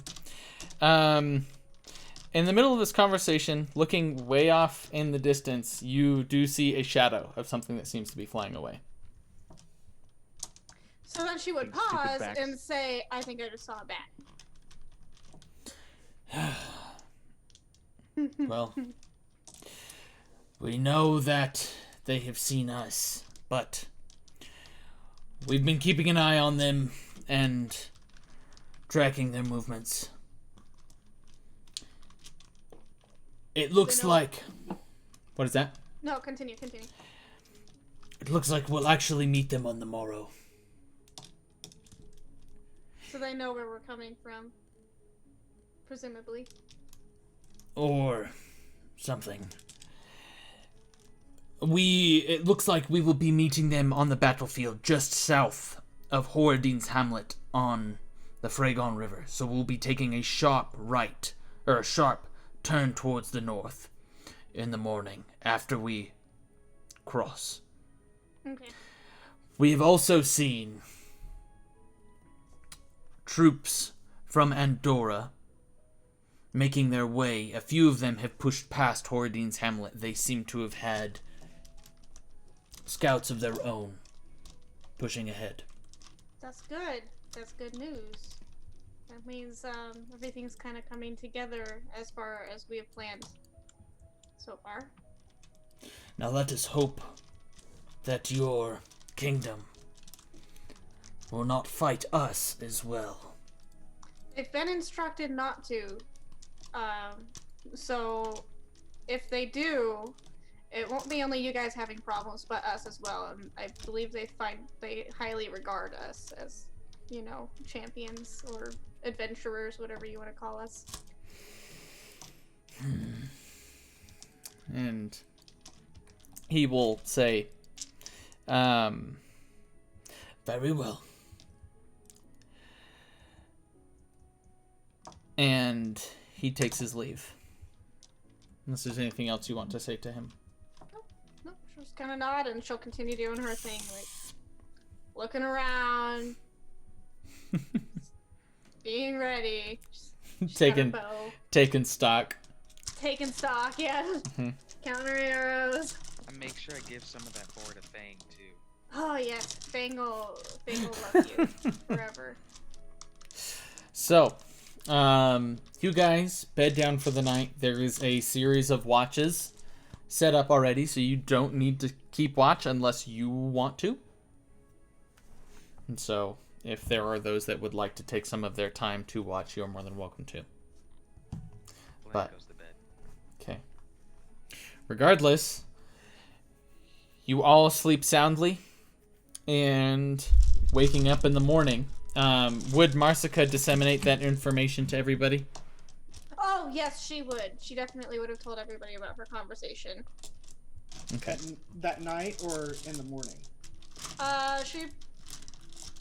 She probably would have told everybody that night if we all came back together, as like a group to chat before bed or anything like that.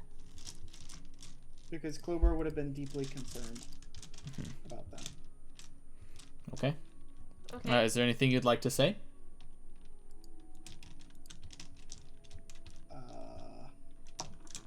Clobar would have gone and talked to the commander about it. So I'm going to send a quick message here, and then if my things actually load, there we go. It didn't load. There we go. Okay.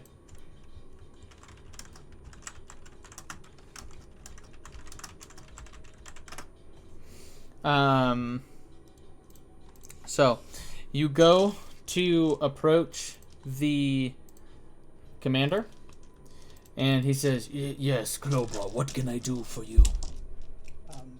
He says,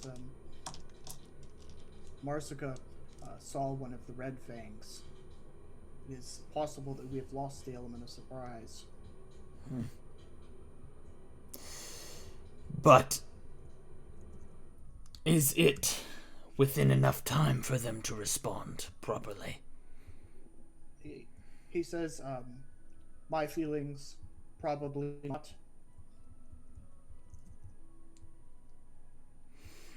Then this element is still advantageous. Are you calling for a retreat, or shall we still proceed as planned? No, I believe we should proceed as planned. Any other information do you have for me? Not at the moment, but if I do hear more, you will be the first to know. He nods. Goes back to finishing his meal and starts to bed down for the night. As you all are bedding down, we get to the morning as the sun rises. And we'll go ahead and take a little break there because I desperately need to use the restroom. And we'll take like 5 minutes for everybody to get up and stretch. Cool? Okay. Sounds good. Let me go ahead and stop this.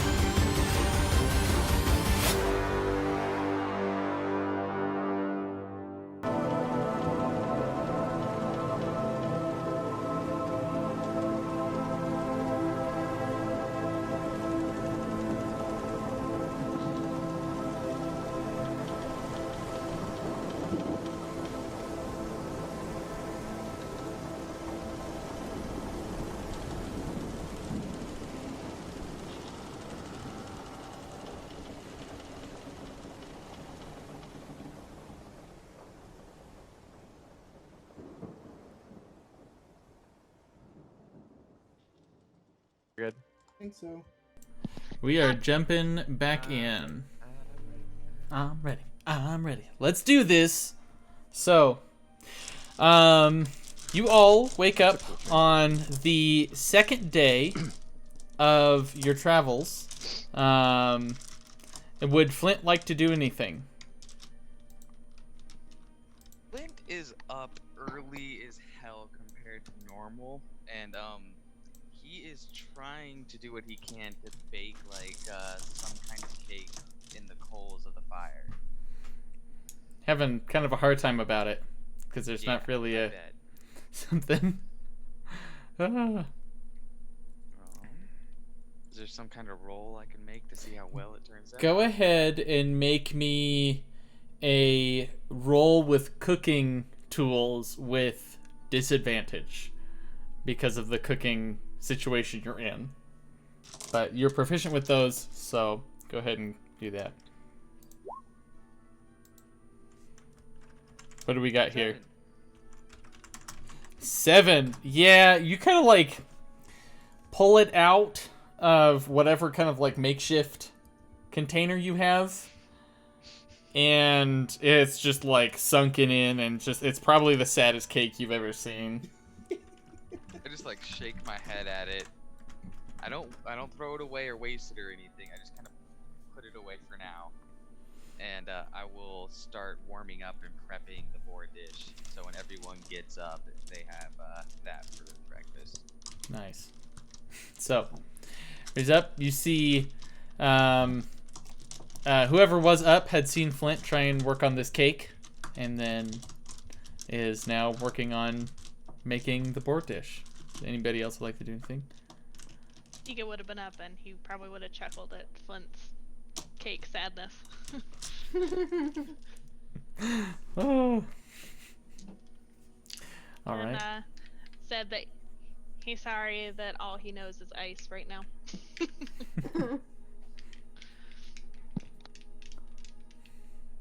Flint say anything? It's nothing to be sorry about. I just wanted a cake for the 99th is all. Cake does sound pretty nice. And Sika just kind of like stares off for a second.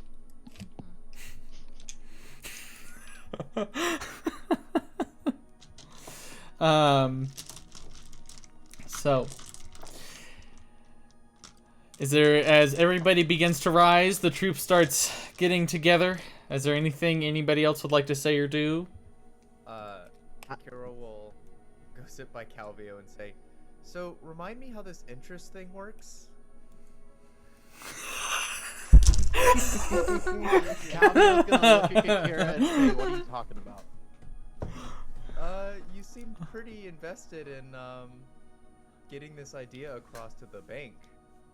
I'm not sure what you're talking about. Just gotta chuckle. I'm gonna start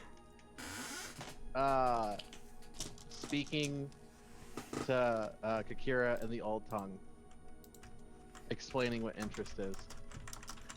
Okay, so what do you say? How do you explain interest? So, in old tongue, I'm saying that when someone borrows money from someone, that after a certain amount of time, a certain percentage of what they borrowed is added on top of what they borrowed. But I said this all in old tongue. So, Ava, my question is, I have Make two me. successes with it. You have 2 successes and you needed 3 or 4. I don't know. I thought it was 5, but Oh, we yeah. go with 3. Was it 5? Let me look. thought- I I thought probably he have it said in my 5, notes.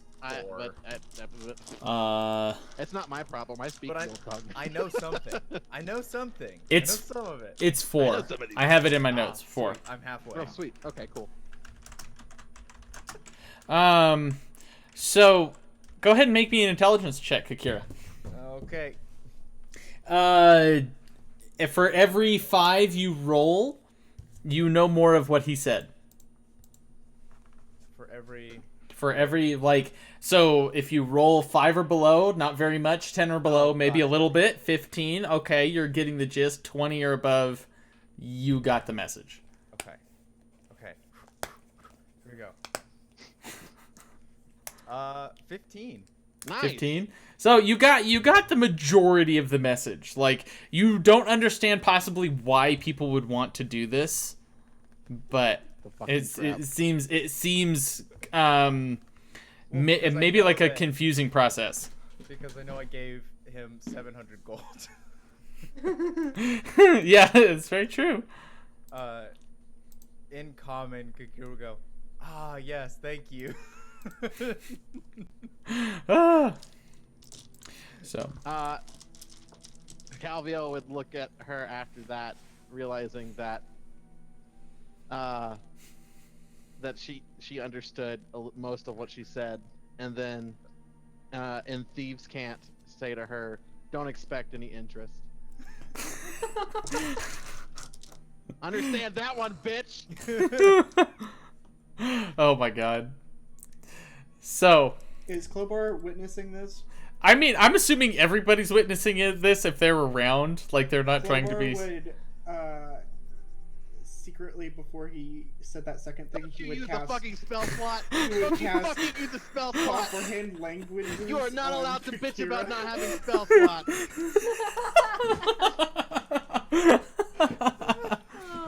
So, you understand the first part, like the old tongue things. You don't understand when the thieves' cant comes out because it's a set of codes and it's a set of. It's not necessarily a language of sorts. It's like symbols and code phrases. So you would understand the things that he says, but you wouldn't understand the meaning behind the code, if that makes sense. Okay. Right? So, But Kakira Clobar... heard, like, pig fat, water, river bark. Go ahead. So when he speaks in Thieves' Cant, you understand the language. Go ahead and make me... I'll allow you to make an intelligence check. It'd be really high DC. Okay. Nope.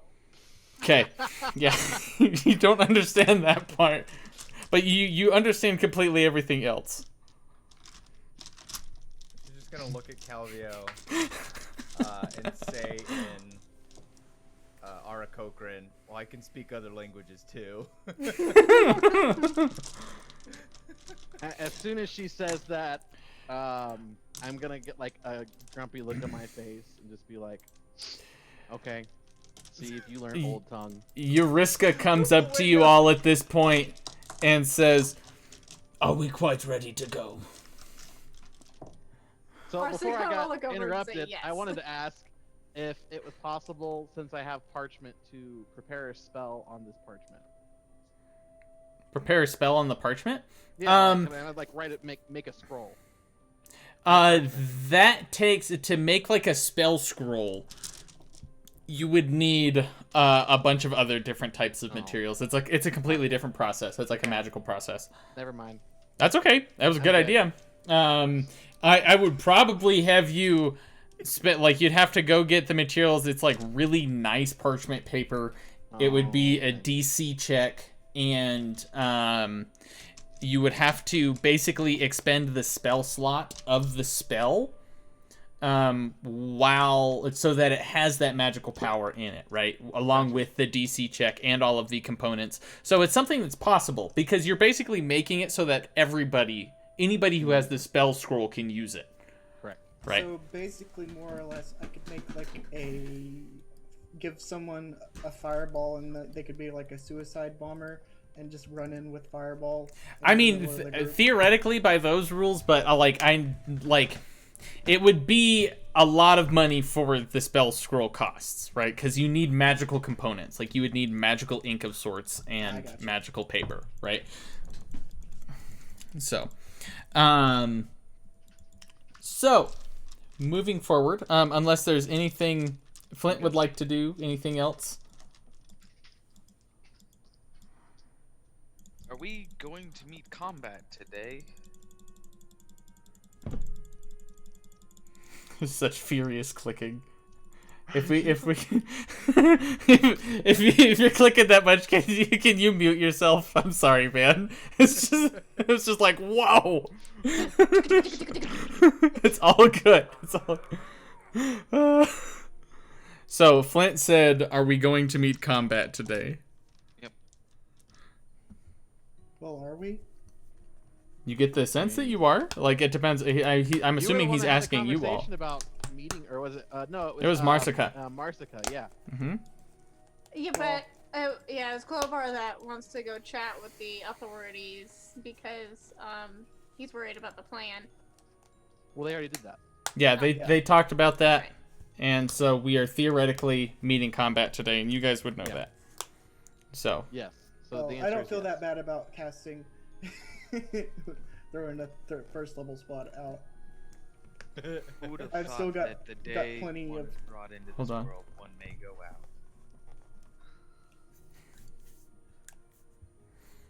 did you guys hear what Flint said? No. No. Sorry, didn't mean to interrupt at all. I was lagging for a minute. That's okay. No stress, man. Do you want to say what you said? I said, who would have thought that one would go into battle on the day of one's birth and perhaps be taken out? What? Wait, I'm sorry. What? Excuse wait me? a second. Flint like looks over. He's like, "What? It's my birthday."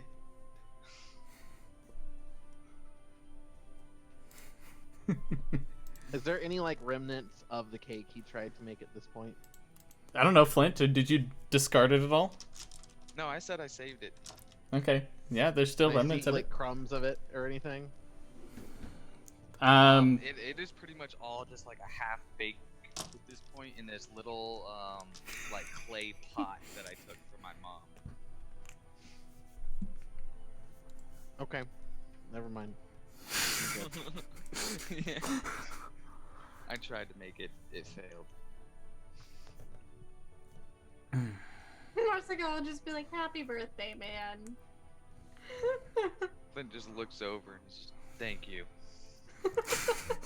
It's quite the birthday present.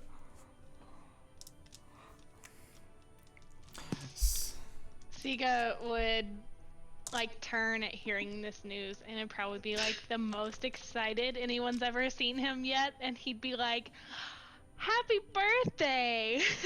You'd see like his little fins kind of like stand up a little bit just because he's excited. Flint like taken aback a little bit, but he gets like a big smile. He's just like, "Thank you, Siga." Siga will be like, "I've always enjoyed birthdays. We'll have to figure out something for you." Well, after this battle, hopefully we can all celebrate the day of my birth and a great victory. I'm sure we will. Let's do it. So, Let's do it. Leroy Jenkins! So, moving in. The Hobgoblin Battalion ready to go. The Wyverns taking to the sky. You come across what you see in the distance, a large smoke plume coming out of there. A smoke plume, like from Smoke bloom, okay. like a fire. Did I cut out or something? No, I think it just didn't come through clearly or something Okay. weird on my end. No worries. So let's go ahead and switch here to our scene. Boop-a-doo-doo. He thinks. So, Oh. I don't think you want us to see this. yeah, actually, you guys would see this coming around. So you kind of know where things are. It makes it easier for me just to show you, so I'm not dealing with all of the Fog of War stuff. So let us switch our music here. It seems like there's less units than there was the other day. It's because they are all met up in the different unit cards that are off to the right. Oh, okay. Do you see? No, I understand. So, basically, coming down off of the nearby cliff, you guys see below you, there is a central area where the smoke plume is coming from. They have been able to set up a small amount of battlements, and there are troops that seem to be guarding the central command area. All right. Off to the right, you've also seen Andoran soldiers coming down off of the hill. You see a group of cavalry, a group of infantry, and archers behind them. So, let's go ahead and go down the line here of who is taking control of which troop card. Okay, so who would like to take control of one of the Wyvern Riders? Me. And what they're doing? All right, Logan wants one of the Wyvern Riders. We'll go ahead and put a little thing here. Red. Oh, you can't see that shit. Nope. Let's see if there's a way I can mark this. I like how when I'm super zoomed in right now though, so I can Yeah. kind of read these cards. That's all good. So, the purple one, bottom left, Fang Rider is Clobar's.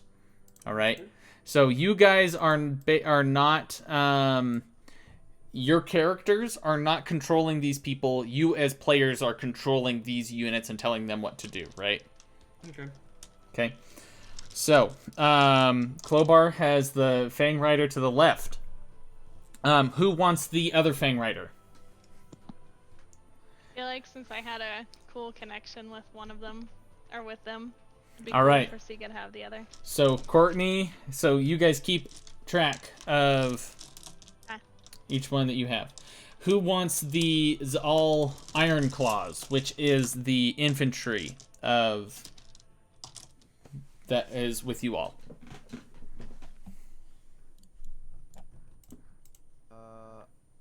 Sorry, I'm Oh, still there it reading is. all of these. Yeah, I will explain things and what each of them do. So, I just need people to make decisions right now, if that's okay. I'll do it. So Patrick has the all Iron Claws. Who wants to take control of the Andoran True Shots, which is the archers? I feel like Marsica would do that. Okay. Who wants the cavalry? Heaven wants cavalry just because she take the wants to ride a cavalry. horse in real life. Fair enough. But Flint, since Marsica's doing the True Shots, if that's okay, Michael is taking the cavalry. We're good. So that leaves the Andoran infantry, the Heartland defenders, to David. Sure, yeah. Is that cool? Yeah. So, basically, how this goes, we're gonna have two separate combats. All right. So at the beginning, you guys are gonna roll all of your initiatives, and then we're going to roll the initiatives of the troops, and they will happen after your guys' combat. Okay. And then when we get to that point, I will describe the actions. There is no bonuses to initiative for the troops. You just roll a d20 and take the number you get. Question. Answer. One, have the orcs noticed us yet? They know that they are being attacked soon, and you get that information because they have set up battlements. From the flank that we're coming from? From the flank that, like, looking at the left, they've set up battlements around that central camp. All right. Okay. I just wondered if it seemed like they knew the hobgoblins were coming, or if they were preparing strictly for the Andorans. They seem to be preparing from all sides. They've set up their camp in a nook of trees that tries to protect them. Okay, and my next question is, like, okay, so let's say Clobar shoots a fireball at one of their units. Is it possible for the two groups to interact? Or no? It's not possible for the two groups to interact. Basically, what's happening is you guys are in this central location doing things, right? You are handling things here, and then these troops are handling things outside around you. This is the battle that's happening around you guys. Okay. Right? I gotcha. So, cool. As you are approaching and beginning your assault, one of the Wyvern Riders flies in, lands down in front of you, and says, "From what we've seen in the command center, they seem to have, they have palisades set up around their camp. Two of these demonic orc creatures," and they begin to describe what you see there on the battlefield, that there are currently 4 orcs positioned in different places. And they say, "There is currently one of their Orogs and some orcs pulling carts closer to the river. We think that contains siege equipment. If they manage to get outside of the battlefield to the troops, it may allow for... it will make things more difficult for our allies." So we need to cut them off. So these So- guys... Let me go back to here. These guys right here are the ones he's talking about. They seem to be pulling carts. Okay. And what direction are we coming from? You guys are coming from the south on this map. You guys can either come from the east, or from the west. You guys can either come from this side here, Okay. or from this side down here, depending on you guys. You'll meet different resistances. Basically, how this is going to go down, in combat, this central command group is hanging out right there, and the Wyvern Rider will let you know that they have an orc that's coming in and out that is relaying commands from this guy. Okay. And basically the path you take is which enemies you will fight. You can decide to go up and try and deal with if you think it's going to be a long fight, you can go up and try and deal with the people that is bringing out siege equipment to bolster their forces, or you can go straight for the command group and try and fight your way through. I mean, theoretically, if I were to hit these guys with a fireball, wouldn't it destroy their carts too?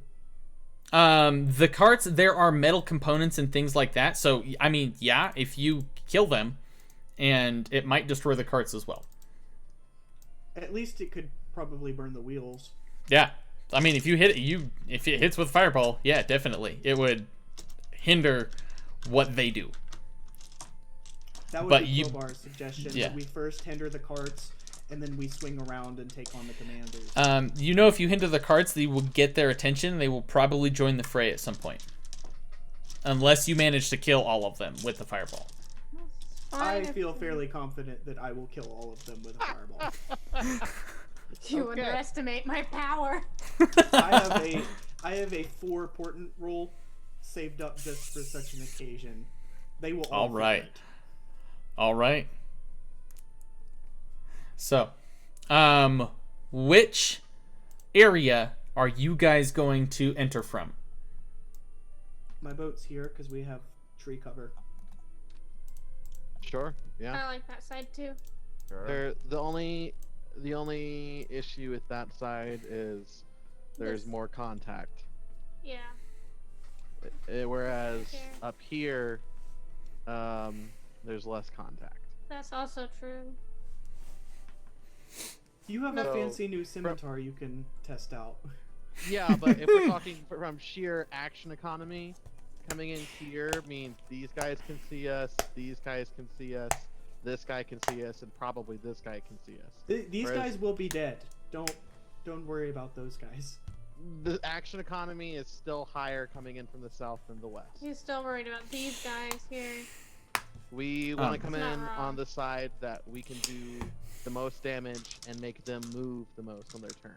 Because if we come in on the west, yeah, these guys will see us, but they have to move to get to us, so it's That's true. Yeah. Whereas if we come in on this side, they can move and attack us. Good point. I now have changed votes to this side with David. All right. Well, if that's what you all want to It's do. a democracy. We can do whatever we want. I'm just trying to say from like a simple action economy point, it makes more sense to go in from the west than it does the south. All He right, made that's a a fair good point. It's a good point. Anybody else have anything they want to say? Any ideas? Let's do this. Flint. Leroy! So anyway, Let's go for it. Siga, Yes? What about me? anything you'd like to say? Oh, no, I was saying that I'm good. Okay, cool. Well, anyway, Awesome. I started blasting. Basically. So, So, Logan, do you want me? I have, for just an occasion, a spell of scroll, or a scroll of slow. A spell of scroll. A scroll of slow. Would you like me to use that before, or are you very No, confident? save that for the commanders. Okay.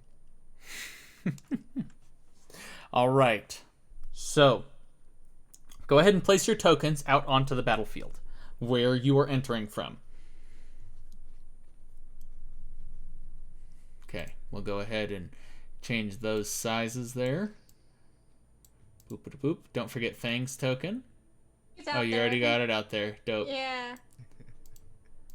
It's just small. Yeah, he was small, unlike the rest of us, for whatever reason. That's weird. Okay, there's Flint. And go ahead and place yourselves after I have resized your tokens.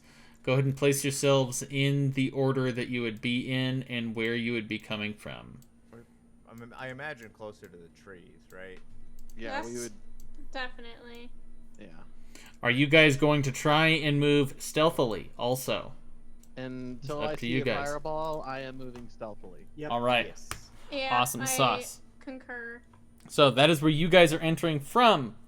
Now, let's go ahead and pull up our turn counter here. Let's have all of you guys roll for initiative first.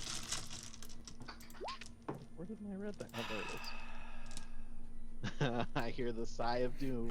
Oh no. Oh, that's good.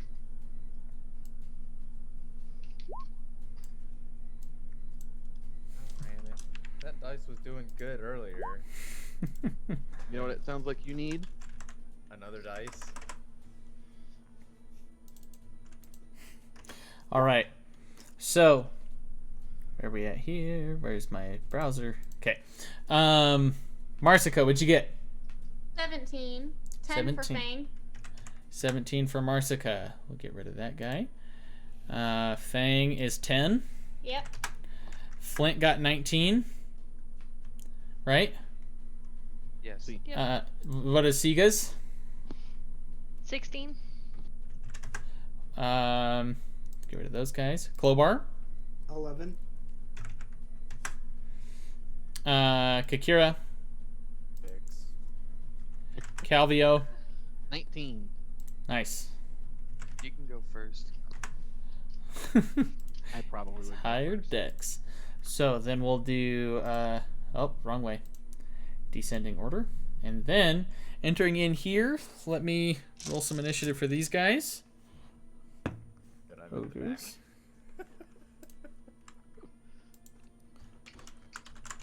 Ogres. So I just had an idea. What if we were able to group them up and lead them away and do a glyph of warding and a fireball? I do not have a glyph of warding. I do. I think getting to the commanders is a bigger priority. It's a lot of setup time. Like once we get into this, it's We're going Go. balls to the wall. I'm pretty sure Yeah. the glyph of warding takes like an hour to set up. Yeah, that's true. Okay, Yeah, cool. you're right. And then I'm going to pull up a document here for our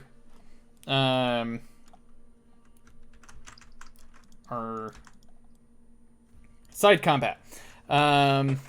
Wyvern Rider 1. Logan, go ahead and roll your initiative. Alright, do I add anything? Nope, Is just it straight roll- D20. Just straight D20? Yep. Alright. Oof, 8. 8. All right. Siga, go ahead and roll your wyvern. I laugh because it's also an 8. All right. Wyverns Perfect. on count 8. Iron Claw Defenders. Or Iron Claws. Oh, no.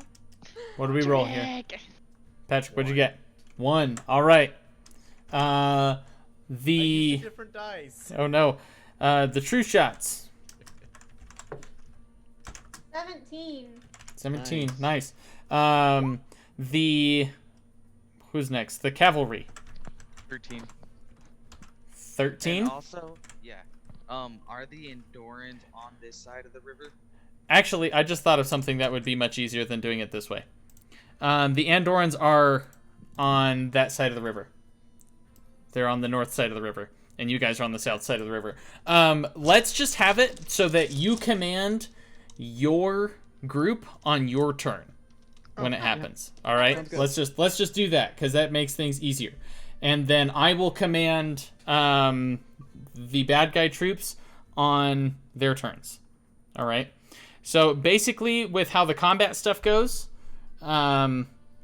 we'll say that they are entrenched at the moment so that they don't react. They're waiting for people to come to them. Basically, there is no movement. There is no nothing. You say, all right, my card is going to attack this enemy. Okay? If you are an infantry unit, you cannot attack a flying unit unless you're an archer. So only flying units can attack other flying units, or archers can attack flying units. Okay? How this goes is if you try to attack them, you make an attack check. If it beats their defense, which is 10 plus the number that I have there, I've had to do the math on the boss guys. If it beats their defense, you have the chance to do damage, which is a power check, and then your power check has to defeat their toughness. If it does, the decrement is their hit dice goes down by 1, basically. So, for those of you who have the Wyvern Riders, make sure you have a D4 out that is set to 4. Okay? And and for everybody, look at your hit dice, and whatever it says, have that number set to the top. Okay? Also, the Wyvern Riders have advantage on one of their battle rules because of the food. Oh, yes. Thank you for reminding me that. So the Wyvern Riders have advantage on one of their attack rolls.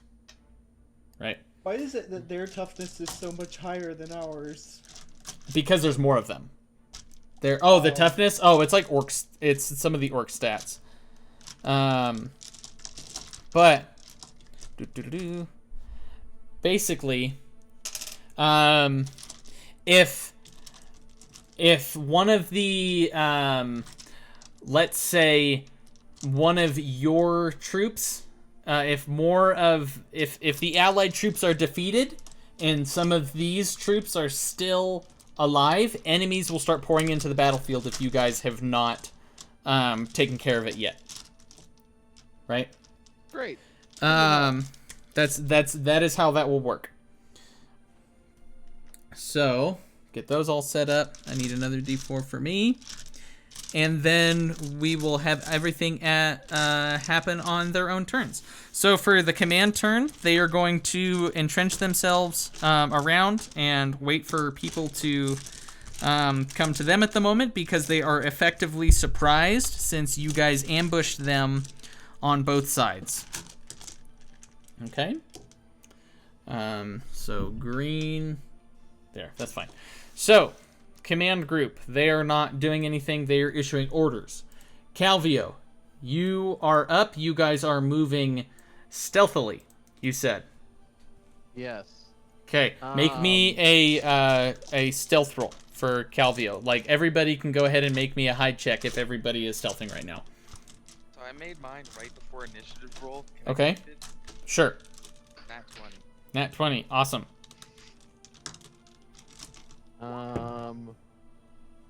Fucking thank God for plus 10. 18. Nice. Okay.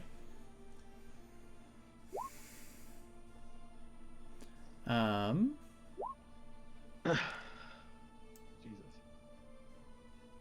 Where'd it go? Oh, sorry, I lied. 15. Stealth is plus 7, not plus 10. It's a 15.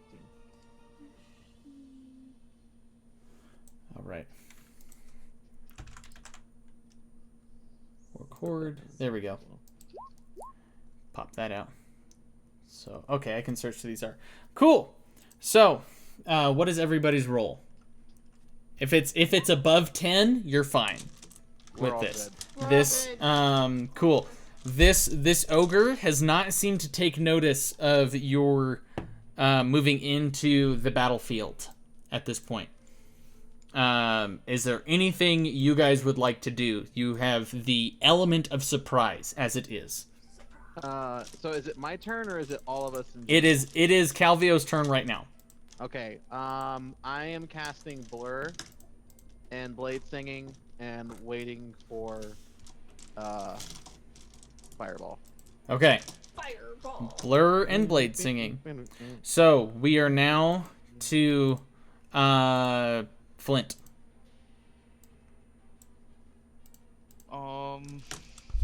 I'm going to take the Ready Action and Ready Shatter.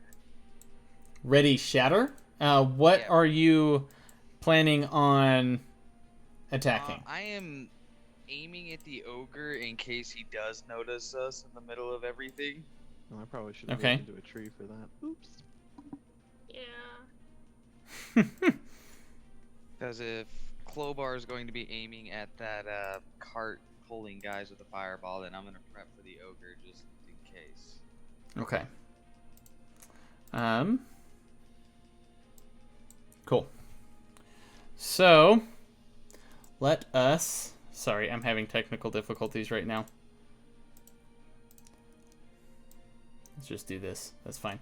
So, then that is your turn. Why is this not working? There.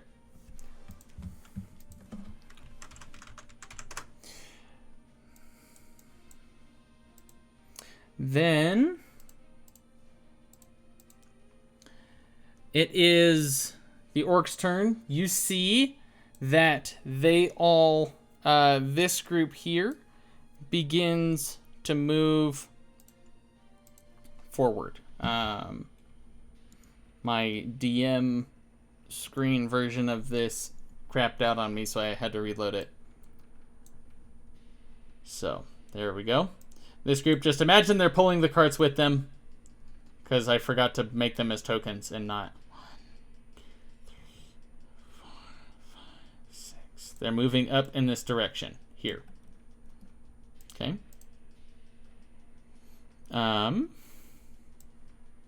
And then that is their turn. Everybody else stays where they are. The ogres are looking around, keeping a watch. They don't see anything. Marsica, you're up. Okay.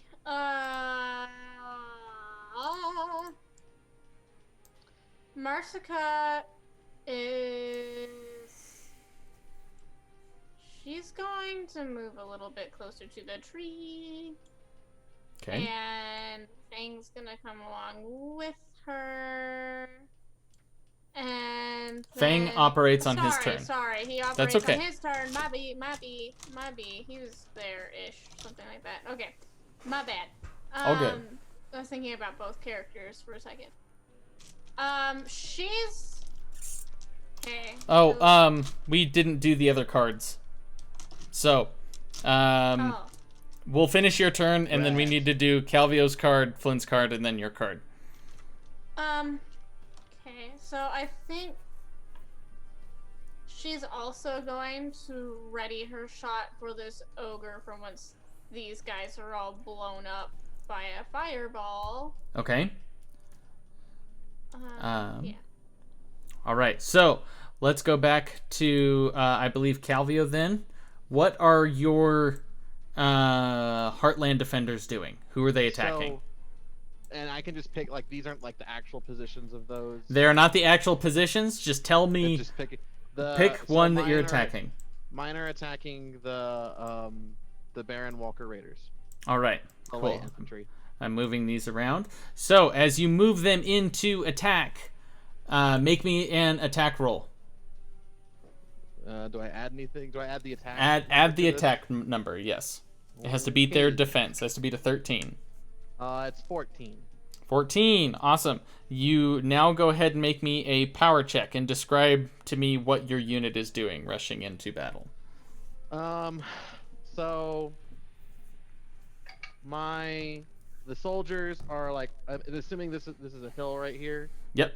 Are like pouring down this hill and trying to meet some of the squishier troops head on to kind of like create a front as close to them as possible, so that way it's hard for them to maneuver, basically. And you also have so you can when you guys go to take basically the action for your card, check out the orders as well. You can either attack or do one of the orders. So this card has 4 Andorra. Basically, once per battle, their attack gets an advantage. So that allows them to get advantage on an attack. Is that for the current? So, like, I would say 4 Andorra and then roll for the attack, or is it the next attack? It's for then roll for the attack, right? Okay, cool. So, in the future, if you want to use that, you're welcome to. But you have to declare it before you do the attack. Sure. And so the power roll, I add the power to it, Yep. and then just tell you the number. Yep. 15. 15. All right. So you waylay into these Baron Walker raiders and decrement their die by 1. You get into a fight with them. Flint, you are up. What is your group doing? You are the cavalry, correct? Yes. So I'm guessing the cavalry are like over here somewhere. Yeah, thereabouts. You can have them rush in and rush through the river to do whatever you want them to. They have an ability called Charge that can happen twice per battle and allows you to make... Okay. And basically, if you become engaged with another unit, it means they cannot leave your space unless they take a disengage action. So if you become engaged with an enemy unit, we will put those 2 cards together to show that. Okay. How big are those like little spike fences over here, kind of? Over where? I'm pinging on the other side of the map. Oh, so these are things that are happening separately. Basically, the cavalry is not going to interact with what you guys are doing. All right. Then I am. Where is Calvio's defenders at right now? Calvio's defenders have gone to attack the Baron Walker Raiders, but they have not engaged yet. Okay. They're not technically engaged. Set up the cavalry so that when he engages them, they can do a charge on the flank of it. It would make more sense just to, because they're currently fighting, but the condition isn't engaged, right? So if you charge them, that's what you should do right now if you want to just take them out, because they are currently fighting. So are you doing the charge action order? Yes. All right. So you have advantage on your attack check.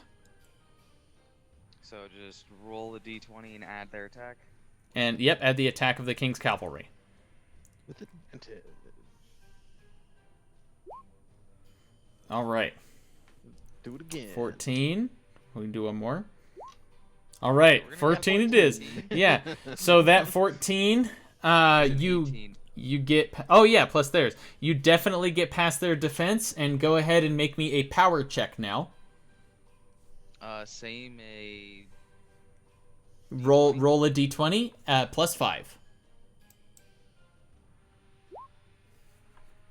8 plus 5 is 13. That is the DC that you had to meet. Woo. So you decrement their die by 1 more. And you are currently engaged with that unit.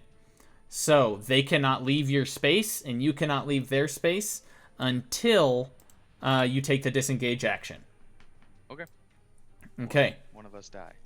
Or one of you die, exactly. Marsica, now go ahead and tell me what your true shots are doing. Okay, so David's troops the defenders are attacking these raiders as well. Basically, they have attacked them. They have attacked them, and then the cavalry just attacked them as well. Mm-hmm. How are they looking? They've taken some damage. They're not quite left, at half. Basically. 4? Yeah. Oh. Or they have 4 things left. If it's been hit twice, but you have to succeed on the attack check and then the power check. Right. To I do feel like one. the smart thing to do would be to, be a team and back this up. So the archers are going to be up on their hill or whatever, if that's how things are working up here in the map. Go ahead and make me an attack roll. Okay. Okay. That It's a beat of 14. 14 beats the defense. Go ahead and make me a power check. Oh, right. Defense is 13. Okay. Power check. Okay. Power.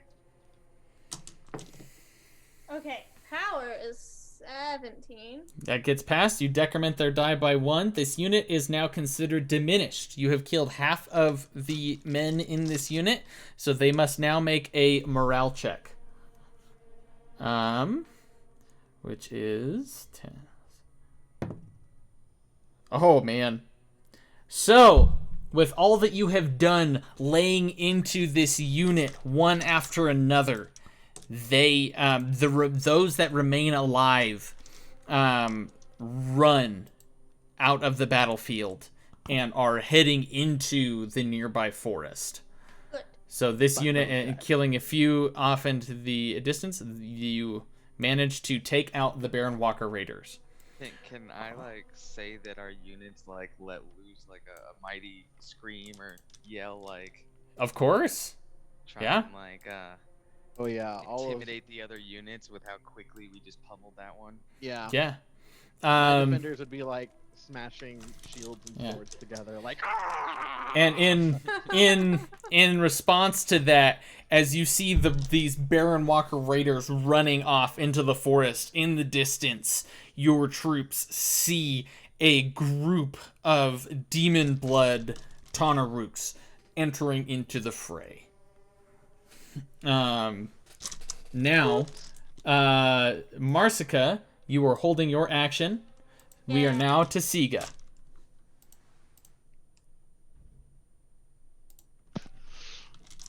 So Siga is gonna be smart. And he's gonna cast Bark Skin on himself Okay. so that he gains my 2 AC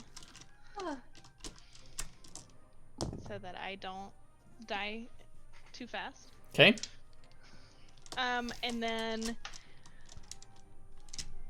I don't think he's gonna go anywhere. He's just kind of gonna chill and wait until we start moving as a Hang out there for a as moment. group. Yeah. All right. So, Siga, what is your unit doing? Okay. Sorry. That's okay. My character sheet's being weird, so I'm having to do stuff by hand. No worries. Fine. So you are one of the One of the Zalfang riders. So who are you going to engage? Above the battlefield, you see 2 bat riders, or four bat riders, effectively. So each unit has 2 in them. Oh. Right. Well, I guess one of the riders is gonna go after the bat riders. All right. Go ahead and make me a attack check. That's a 20. Natural 20 or 20 total? Dirty 20. Oh, okay, cool. Some excitement there. Now go ahead and make me a power check. Okay. So it gets past them. Oh, that's a 12. Oh, 12 just on the is cusp. their toughness. So you managed to decrement their die on that one. All right, for my records, are you attacking the one on the right or the left? Let's say the right. Okay, cool. Sounds good to me. So, now we move to Clobar. What is Clobar Alright. doing? Clobar is going to hurl a fireball in the middle of all these guys. Been waiting for this. And he's All going to replace. right. Yes. He's going to replace all of their rolls. So is it one person's roll or all of their rolls? Well, I guess it depends on how I'm you pretty- do it. How you're treating it. I'm pretty sure it's only one person's rolls. Okay, well, in that case, he's just gonna chuck the fireball. Gonna check the fireball. Okay. So they all need to go ahead and roll your damage. Y'all need to make dexterity saving throws against your DC. That's a crit. Succeeds. Wow. This is really tart.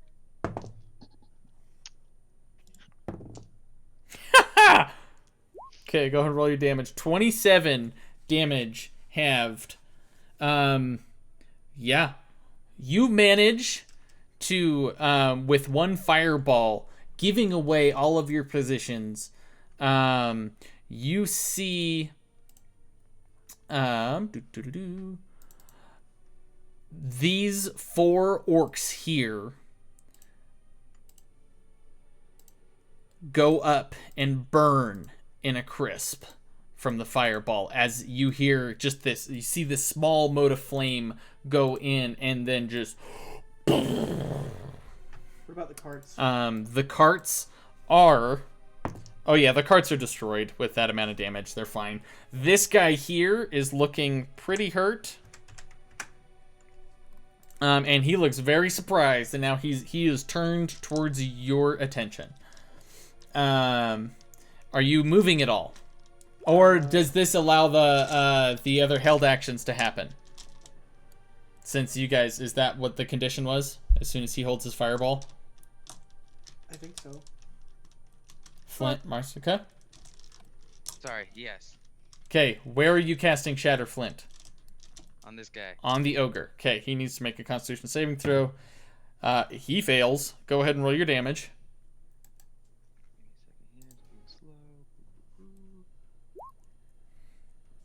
12. Yep. 12 points of damage. You watch as he, you hear just this one loud explosion and then another just crash of thunder. And you're just like, whoa. Marsica, where are you loosing your arrow at this ogre? Where? Are you loosing your arrow at this ogre? Yes. Okay. Go ahead and make me an attack roll. 27. Yep, that hits. Roll your damage. This is attack 1, by the way. 8 plus 5. Come here, D8. Where are you? I know you're right here. There it is. Okay, that's 11 points of piercing damage, and I get a second attack. Oh, nice. That's right. 2 attacks. I thought No, I think it is. I think it's readying only one attack. Is it I think only you could. readying one? Yeah, I think you can only do one for the readied Sorry, action. You're mean. Okay. No, it's just rules. I was excited. So, Okay. They're more like guidelines. oh my god. Logan, what is your unit doing? The other Wyvern Rider is gonna attack. Wyvern Rider is gonna attack the one on the left. All right. On the left. Go ahead and make me an attack check. Alright.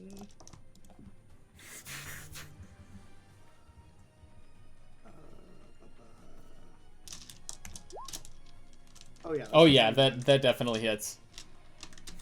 Nice. And Make me a power check now. am I allowed to replace that roll? Yes. Okay. Well, he's gonna replace that roll with the 13, so that's a total of 15. So that's enough. All right. So that decrements the die. Their die. They are now both down to 3. All right. Cool. Now we are to Fang. Oh, Fang can move. Okay. What is Fang doing? Do I want him to move? Is he in a good spot there? You know what? I think I'll have him. I was kind of have him move. No, he's just gonna stand there and growl and look scary and hold a Kikira's fighting on deck. action. In case anybody gets close. Yep. Okay.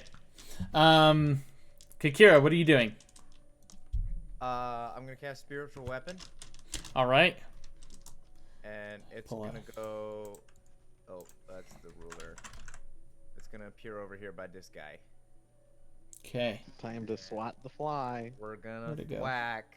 Hopefully. The ogre or the orc?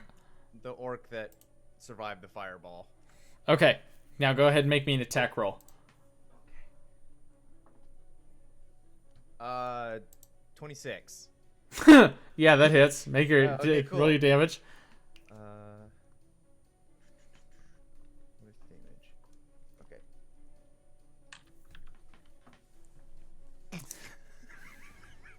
Okay. Calvio's coming up. 13. Oh my god.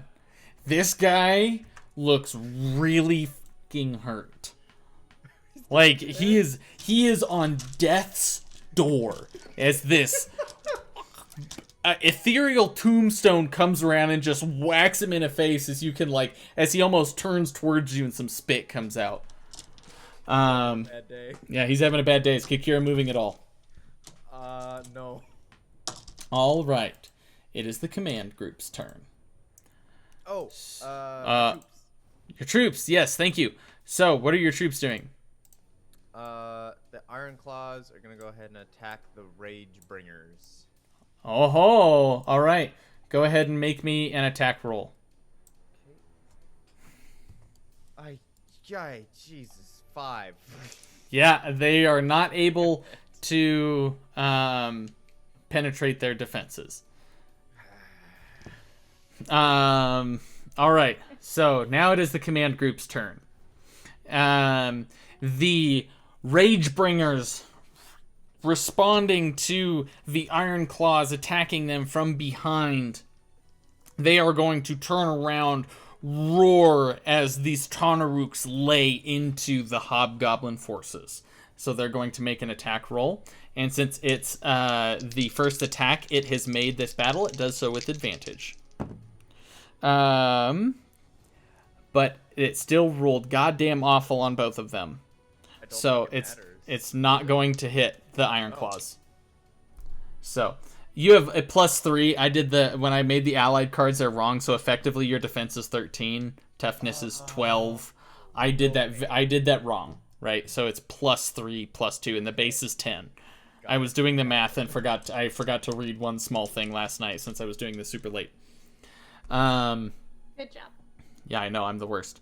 So now, the one Bat Rider is going to go in to attack Clobar's Fang Rider.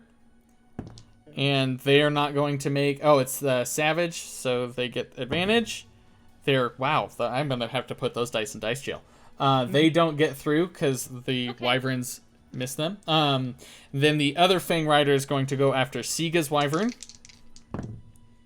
+3. The defense is 12. So that one will hit. They're going to make a power check. That is a crit on the power check. So that decrements your die by 2. And I need you to make me a morale check for me. Oh. As this Bat Rider comes in and the rider on this bat spears the Wyvern. It's a dirty 20. Dirty 20, you are fine. You are still in the battle. Then Gorlock's Chosen is going to rush the cavalry. Going to make their attack roll. That is going to miss. Savage, they get advantage. That one will hit. And then they're going to make their power check. Toughness is 14. They do not do enough damage to cause you to decrement your die. So, as the veteran infantry lays in, that is their turn. So that's what they do. Calvio, you are up.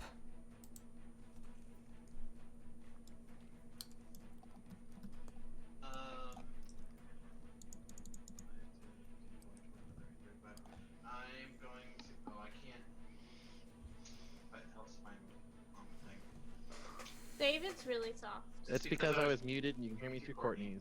Wow. Womp. Okay. Calvio is going to move up here. Okay. And do the smacky. All right. With Going both in, of his attacking things. that ogre. Go ahead and make me... +8 with my unnamed Scimitar. Ooh, 27. Oh yeah, that hits. What is this? Go ahead and make me an attack roll. 1d6 +5. That requires attunement, by the way. I would assume you would have had time to attune to it in the in the time. I definitely would have done that if I had known. Yeah. For sure. Yes. Oh, he didn't tell me. Yeah, that's my fault. I'm sorry. Damage. 11 points of damage. Yep. So that's first attack. It strikes him through the gut. And then I am hitting him with my Rego rapier. All right. Wait, do you have the feat that lets you wield a rapier and a light weapon? They're both finesse. Oh, you have to have a light they both weapon. have to have the light property. Scimitar has the Unless light you have property. So Fine, then I'll use my dagger. Scimitar. Does it matter? Hold on. Scimitar has the light property. So rapier would be right hand. Scimitar would be left hand. If you did that. Okay. So it's just fine. Just roll for the rapier. We'll just do rapier first. Okay. That's a crit. Go ahead and roll for damage. Well,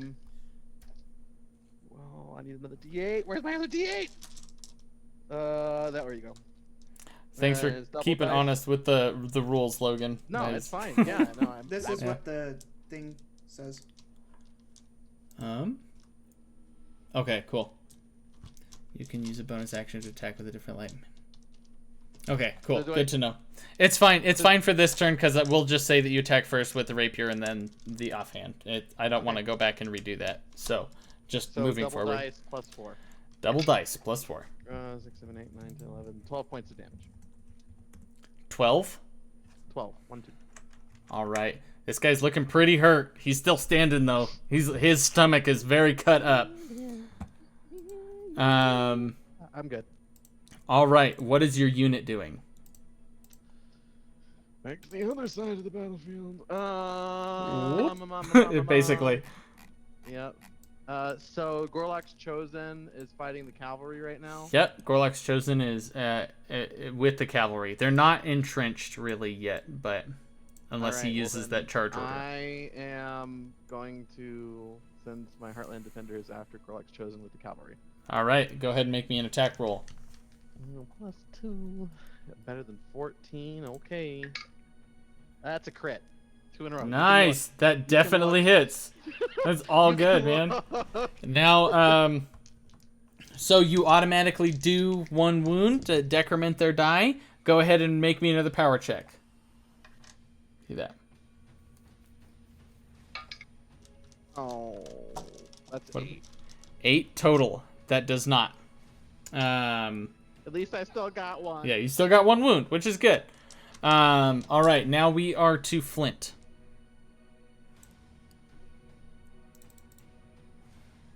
I am going to move behind Fang and give a bardic inspiration to Clobar and Marsica.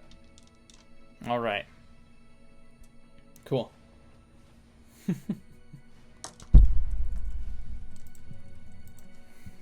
So you guys have bardic inspiration. Go ahead and take note of that. That means you can. Is it a D6 for your bardic inspiration? Correct. It's a D8 now. Oh, it's a D8 now. Awesome. And that So can be you added to anything? attack or rolls or ability checks. Attack rolls or checks. Yeah. Okay. Bonus action.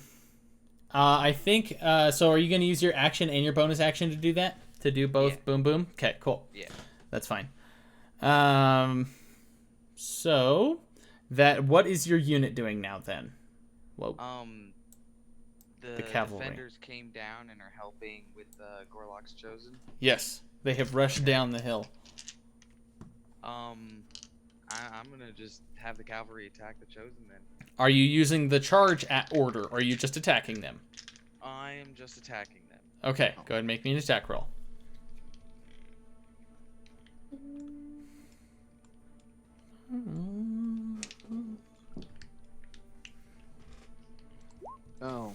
Oh yeah, crit. So they do. Wow, you're doing another. You decrement their die by 1 more, and go ahead and make me a power check. Please get it, because they'll be halved.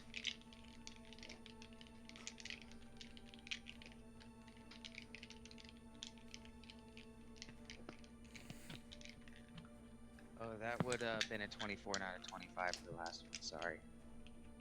For the power check? Or For for the attack roll. It would have Oh, been, that's fine. plus That's 4, fine. not a You still crit. 13. Their toughness is 14. So you do not do another wound to them. But you do get one from the original crit. So they're a little bit down. So, better than none. yep. Now, the various orcs that you see in your vicinity is their turn. They have all kind of entrenched in and are taking the defense action for when you get closer. This one, however, is going to... Which one? This guy here that is next to... Sorry. Orog. He have like armor on? Is that why Yeah. he looks blue? Yeah, he has armor. He looks he's a little bit bigger and a little bit buffer than the normal orcs that you see. Okay. A bit more singed. And a little bit more singed. 1, 2, 3, 4, 5, 6. Since he's going to rush in with his great axe, actually, he's going to use his bonus action to use his aggressive trait to move up to 6 here, and then the rest of his movement to move right here. And since Clobar was the one that cast the fireball, he is going to say, "You are the biggest threat," in Orcish, and is going to take his great axe and try and bring it down on him. Does a... Where are we at here? A 20 hit. Does a 20 hit? Yeah. I don't know if you're going to cast shield. I don't know shield. Oh, okay, fair enough. If only Then... someone could have taught that to you last night. That is going to be 8 points of slashing damage as he comes That's into you. not that bad. Yeah. He looks very hurt, though. The ogres. This guy is going to take a swing at He has disadvantage if he's Calvio. He Oh, is wait, attacking you. wait, What's wait, up? Wait. What's up? This guy came in within range. Fang would bite him. Right? Oh!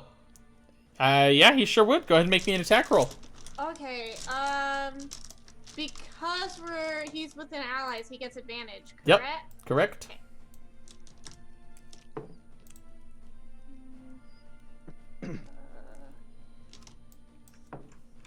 And that was an 18. Okay, so 18 to bite. Yeah, that is his armor class, since he's wearing plate mail. Oh shit. Ooh, Okay. wow. Okay. And then, go ahead and make me an attack roll. How much damage does he do? 2d4 plus 4.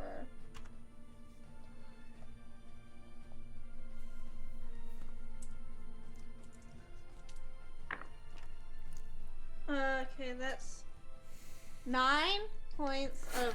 How does Fang want to kill the first the first one by melee in this fight? Yes. Okay. So this guy comes charging up, right? And Fang, So- as a good old boy, so- is gonna freaking. Logan jump on- Clobar doesn't take that damage. Sorry. Hell yeah. Fang is gonna basically tackle the dude in a glorious wolf jump and Fray. just start ripping his throat out. Chomp. Chomp. Nom nom. He knows where the weak points in the armor are. Nice. And so this guy, as you see him rushing into with his battle axe right at Clobar, Fang leaps in, felling him. Now the ogre is going to attempt to strike. You What's it? may try. Yeah. We'll see. We'll see what happens. Underestimate my power. You underestimate my power. You sounded like an old guy. Yep. Anakin as an old man. Anakin is an old man. With disadvantage, yep, that misses. That's his turn. That does. Then this guy is going to lumber forward. 2, 3, 4, 5, 6, 7, 8, 9, 10, 11, 12. And that is his turn to move right here. Boop-a-boo. And then, where did my turn tracker go? There we go. Now we are to Marsica. Okay.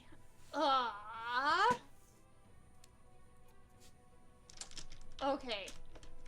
Boop. Okay, this is what I'm gonna do. Siga's on deck. Bonus action, cast Hunter's Mark onto the guy that Calvio is currently dealing with. Okay. He's good. He's you- good. He's You good. sure? He looks very hurt. He's good. I was gonna Focus help on the one finish that's him like right off. there. Okay, I mean, if so you want never to, mind. it's your character. You do what you want. I'm sorry. I'll shut up. Well, no, you've changed my mind. So I guess we're gonna bonus action this guy. 'Kay. Hunter's Mark. Make me an attack roll. Bop.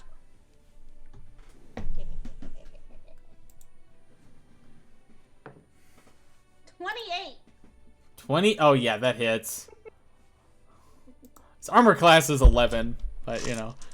Go ahead. Make me attack Fucking damage. Rangers, man. Yeah. Does a 30 million hit? A little bit of overkill. Yeah, No, it's look at fine. me. My stuff again. What am I doing? Oh, right. Okay. 1d8.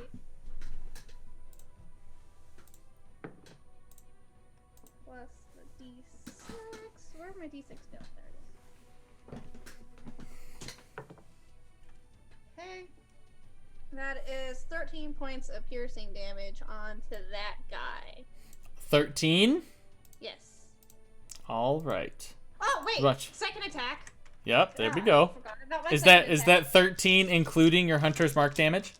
That was, yeah, they Okay. were kind of low rolls. That's an 18. You know. It's an 18 Yeah, only an 18. to hit. Yes, that hits. He's a big dude. He hit him straight in the belly. Doop-a-doop-a-doop-a-doop. Hunter's Mark can only be added one time per round, just so you know. Got it. Okay. Well, this one's 12 points of piercing damage. Same amount. 2 arrows. Fwap, fwap, right into there. What? What is your unit doing? Ah, great. Unit. Okay. Cavalry's you dealing with this guy here? Yep, currently. Correct. Okay, so let's You- have the true shots kind of back that up then. All right, go ahead and make me an attack roll. Seeka's on deck. That is a dirty 20. Yep, that hits. Make me a power check.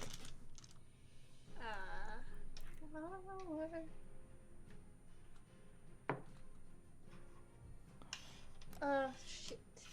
13. 13 does 13 's not get not past it. the toughness. No. Yeah. Okay. Cool. Guess that's it. So, Siga, it is your turn.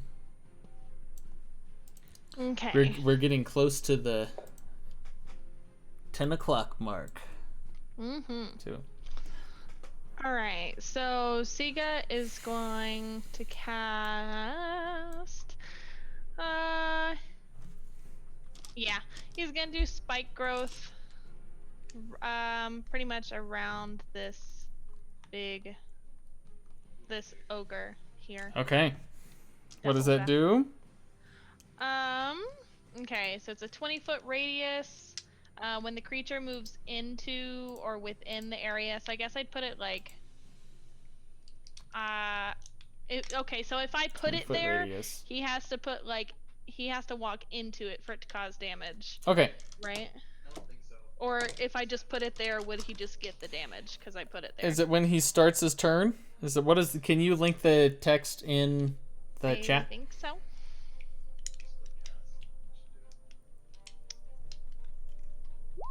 Let me see there. Nope, that also, but that also. I mean, it's cure wounds. It's not what I meant to do. Clobar's on deck after Siga. Put the thing in there. It just. It's only. That's what I'm about to do. Just say that those cards are destroyed. Kill it with fire. There. So that's All what right. it says on the thing. when the target moves into or within the range. Oh, when it moves around. So if he stays still, it doesn't do anything. So it's on his turn. Okay. Yeah. Are you making it look camouflaged to look natural, I guess? Let's see if he's smart enough. It naturally does that. Oh, okay, I cool. guess. Yeah. Oh, so- I see. Okay. Yeah, and I'd put it like right. If you could just Like, draw it on the map, that's great. Yeah, that's what I was about to do. If I Oh. could get the right thing in here. Let's see, 5, 10, 15. Like. It should be just a 2x2 box. Just a 2x2 box? Mm-hmm. Okay. So it'd be like right here. In front of him Put it in for front when of him? he comes forward the next time. Yeah. Marsica did move her troops, fine. Sounds good. And What are that's you? his turn. That's Sika's turn at least. All right, now what is your Wyvern Rider doing? Oh, someone's moving the things around here. Okay. The Wyvern Rider would go after One of the Bat Riders. the Bat Rider again. Yeah. Same the one? right. Go ahead and make me an attack check. Okay. I'm gonna use the advantage for that Flint gave me with the food earlier. All right. So. Alright, I'm glad I did. Let's see. That food that I made today doesn't give advantage on attack, but it does let you add a D10 of damage. Oh, for it's physical. Oh, for okay. So, okay, it's so how would that work? advantage. How that would work in this situation is advantage on the power check, not the attack check. Okay, cool. okay. Yeah. That's the Wyvern Rider. I thought she was Yeah. a character. My bad. Yeah, each of you guys have that ability on them too, with your That's martial for, like, damage Physical attack. for physical attacks. It's a plus 10, a D10. So- It's a to D10. damage. Yeah, I D10 could to have damage. used that theoretically on the Yes. left. Yes. Damn it. Okay. That's okay. I was assuming you guys are saving that for Probably the command good we're fight. Saving it. Yeah. Yeah, that's probably smart. Okay, so then that would have been a 16 for the Six attack. still passes the defense.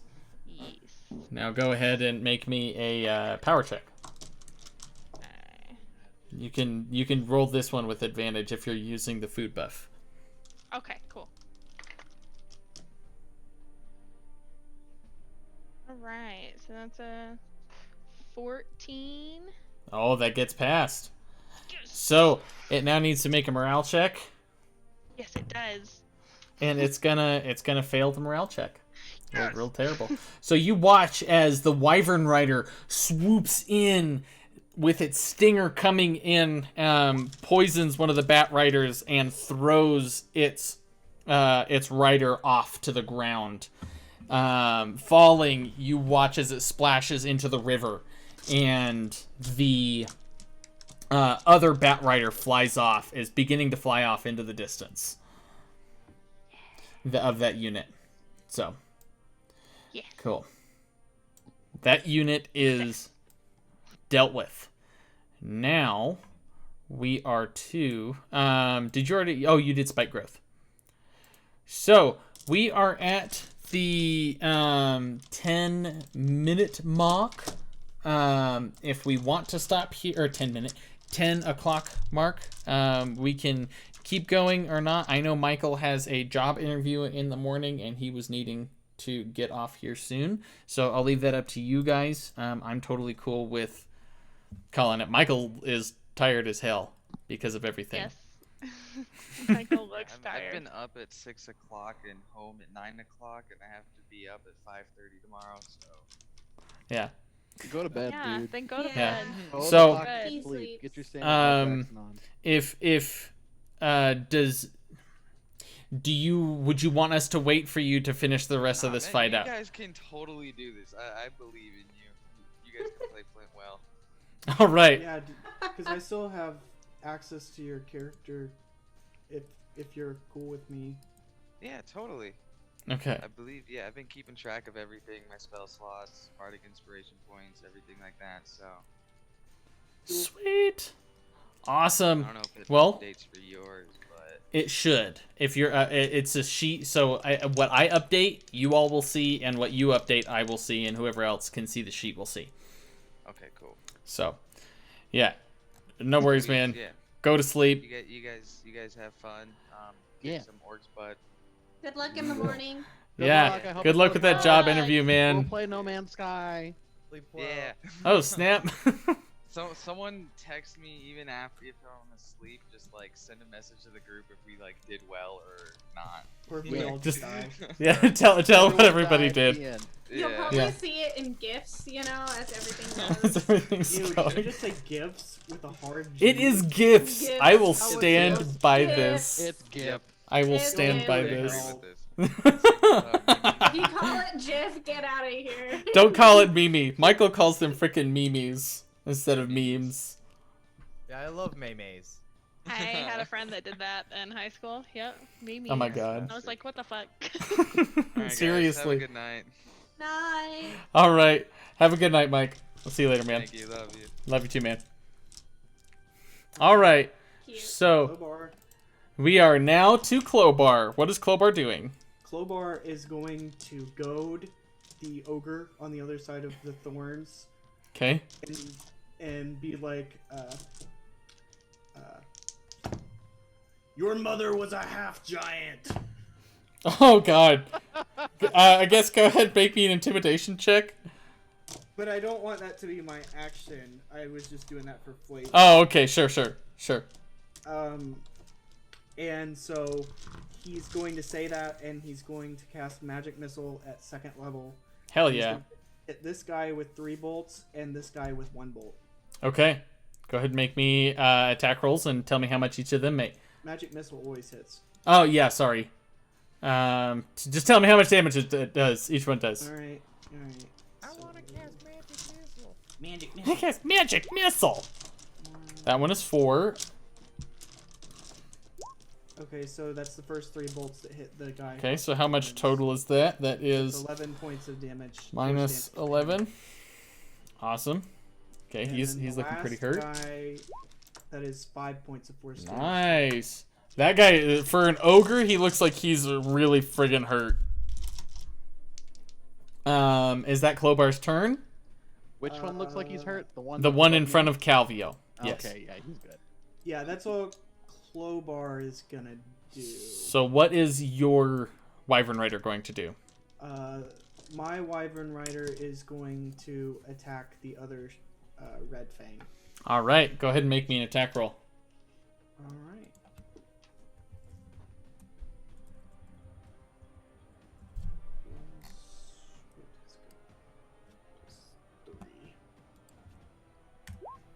Oh, 19. 19 definitely hits. Go ahead and make me a power check now. Use your food.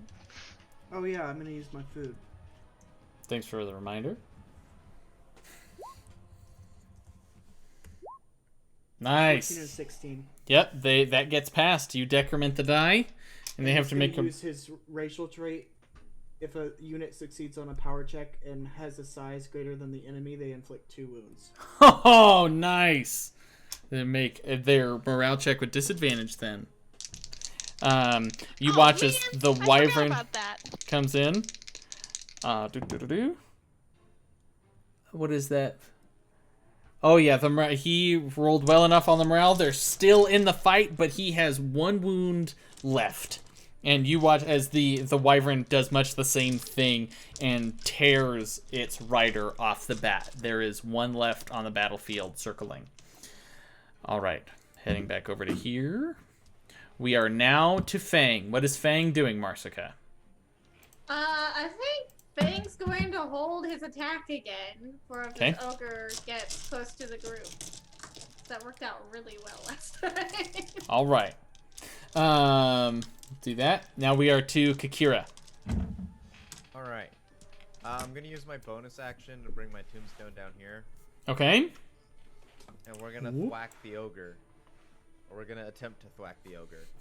All right, go ahead and make me an attack roll. 11 is the armor class. I rolled a 17. Yep, that hits. Okay. Make me a damage roll. My D8 keeps running away. Okay, found it. 8 8 points of damage as it comes in. points for damage. Force damage. He's looking pretty hurt now too. And can I now cast Sacred Flame on that same ogre? Oh, of course. Dexterity check. Dexterity check. That's gonna fail. Yep. Cool. Go ahead and roll for damage. All right. Is that? Oh, I get 2d8s now. Ooh.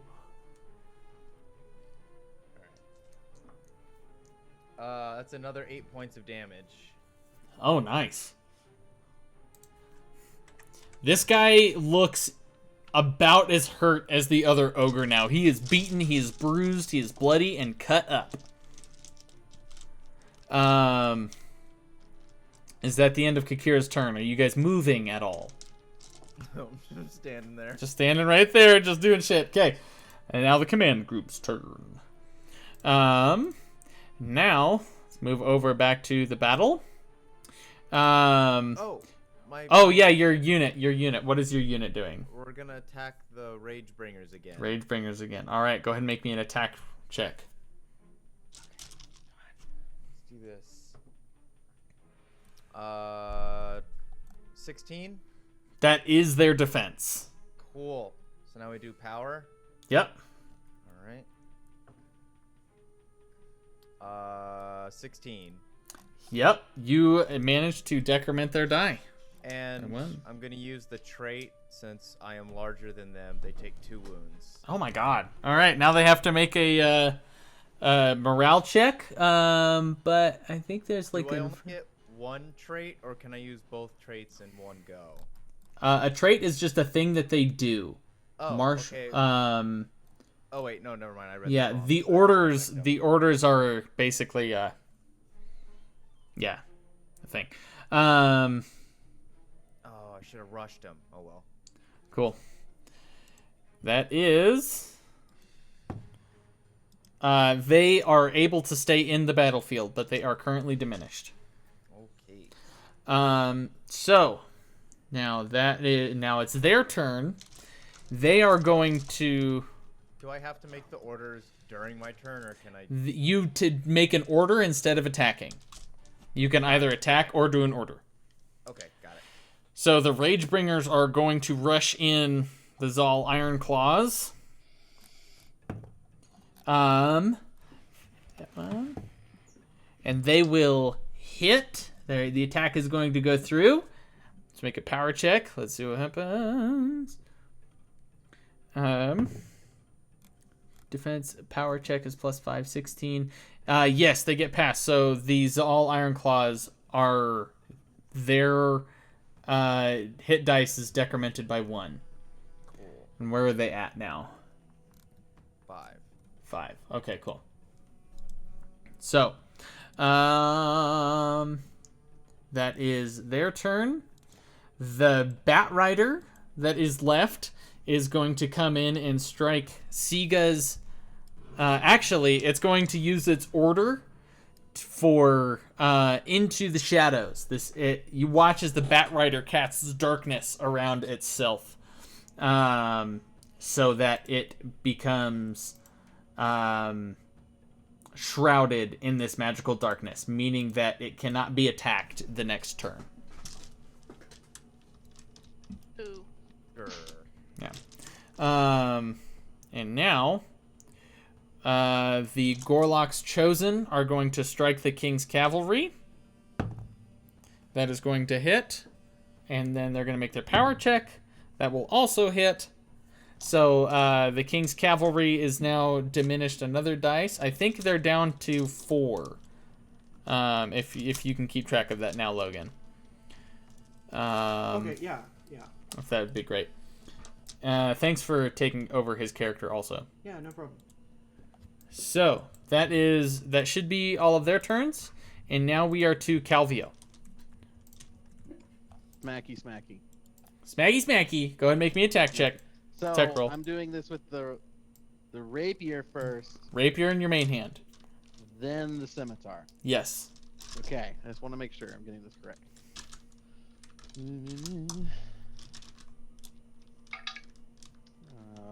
18 to hit, Oh yeah, that hits.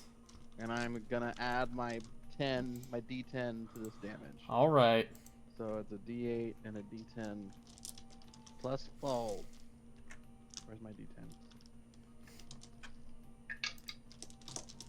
14 points of damage. All right. You, in a fury of your blades, cut this ogre up, moving incredibly fast. And you watch as he falls to the ground. So... You still have your offhand attack. Yes. And movement. And movement. Yes. I'm gonna... 5, 10, 15, 20... Oh, yeah, why the hell not? Come over here. Smacky, smacky. All right, make your offhand attack. You don't add the proficiency bonus to your off. I can't remember if you said don't add the proficiency bonus, or your dex. You don't add the proficiency bonus to the offhand attack. It's just your dex mod. Okay. 16. Oh yeah, that still hits. Go ahead and roll for damage. And then this one is D6 plus 5. 7 points of damage. That is how many hit points it had left. Yeah. How do you want to do that? So the first ogre, like, basically knowing I'm gonna take him out, I just kind of slash him through the gut and spin, and then Naruto run to the second one, and do, like, the samurai, like, slice through him on the, and so I'm like on the other anime side of him, slice? Yes, exactly. Nice. All right. Both ogres fall in a span of 6 seconds. Is that Calvio's turn? Yeah. Okay. Now, what is your unit doing? My unit is going to smack the Gorlock's Chosen again. Okay, go ahead and make me an attack roll. Oh, do I have? Wait, do I have a thing? Hang on. What's my thing? They're gonna all scream for Andorra as they attack this person, and I'm gonna give them advantage in the order. All right. Go ahead and make me an attack roll. Okay, well the first roll was a crit, so. Nice. Where are we at here? Man, what is happening? They are. You can look. I will. No, it's I trust you guys. I trust you guys. It's all good. That's where all my 20s are going. Yes. Go ahead and make me a power check. Yep. Okay. 13. Fuck. No. At least I still got one. It's 13? Oh, okay. Sorry. No, that does not go through. one. You got one, so they are now diminished. So they made their morale check. Sorry, I didn't tell you that they were doing that, but they made their morale check. Moving back over here now.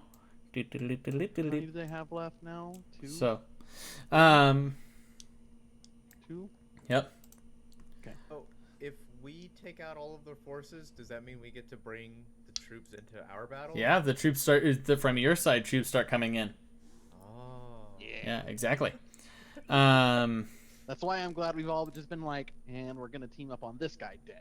Yep. And we're gonna team up on this guy dead. I'm surprised that the orc units are rolling absolutely terribly, too. Good. It's fine. It I'm it not is. offended. Oh my god! It is now Flint's turn. Flint is gonna say, Clobar, from that orc, I think you need this more than I do. And he's gonna touch Clobar and cast heroism on Clobar. All right. And the cavalry, so they're not, are they engaged right They're now? they're not engaged. Okay, well they're gonna use their second charge to charge right at the Rage Bringers. At the Rage Bringers. All right. So let's move these guys out of the way. So you move. Oh damn it. Okay. There we go. Moving them right here. They charge the Rage Bringers. Now go ahead and make me the attack roll. And that's with advantage because they charged. Yep. What do we got here? An 18. 18. Yeah, that hits. Go ahead now, make me a power check. Alright.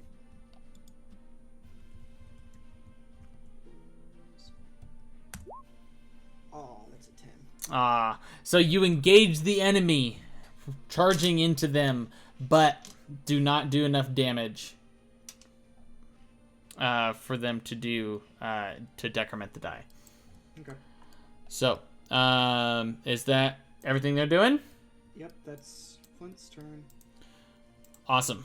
So now it is the Orcs' turn. They are the ones over here. Have been ordered to move in closer. So you watch as they move in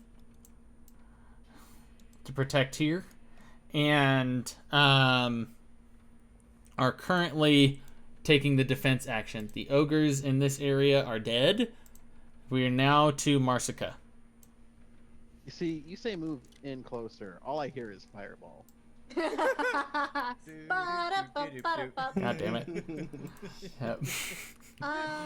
Aaron's not smart enough to remember fireball, then why should the orcs be? What am I doing? I was just like starting to move and I wasn't even counting. 1, 10, 15, 25, 35. Did that right? Yeah, What's happening? She can go here. Yep. Who are you firing? Now she can see this guy. Where am I firing is a really great question. Bonus action, Hunter's Mark, don't forget. Right. Thank you. I'm going to assume. Can she see this guy? Yeah, she can. Can he see her? Yeah, now. Now he can. I'm going to assume that he would come after us at some point, so it's probably safe rather than sorry to get him. So bonus action, this guy. Okay. Make me an attack roll.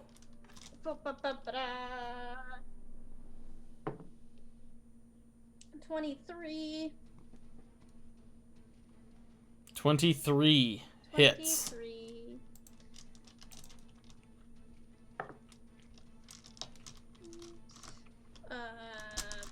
D6. Okay. Plus 5. 13 points of piercing damage.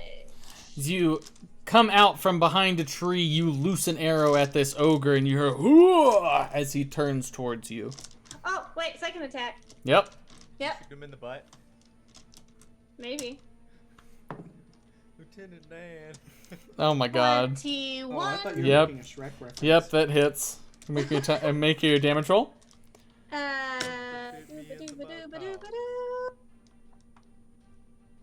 10 points of piercing damage. All right. Nice. You guys can also, for those with multiple attacks, you can roll both of your attacks at the same time if you're planning on shooting both at the same person. Yeah, that's probably smart, huh? Yeah. Just for future reference. No worries. Yeah. No worries. I promise I'm not trying to be sassy. And now what is your unit doing? Oh, right. Unit. Okay. Okay. These guys are still alive. Yep, they're still alive. Wait, where'd the cavalry go? They are engaged with the Gorlock's Ragebringers. Oh. Okay. So it's David's been attacking this one now? Yep. Okay. So then the archers will continue to attack this one. Okay. I shall roll. Got a attack roll. That's an 18. Yep. Okay. Higher than a 14. I command you. Okay. Well, that's a 14. Does a 14? 14. Yep. Causes them to move down, so now they need to make a morale check since they're diminished. They make their morale check. All right. Is that the end of their turn? All right, now we are to Siga. They passed their morale check? Is that what They you said? did. They did pass the morale check. Dumb. They need to stop that. That's nice now. Are they at 1 now? They're at 2. 2? Okay. Yep. Okay. All right. Well, Sika's a little disappointed that no one stepped into his spider growth, and then just kind of sat there.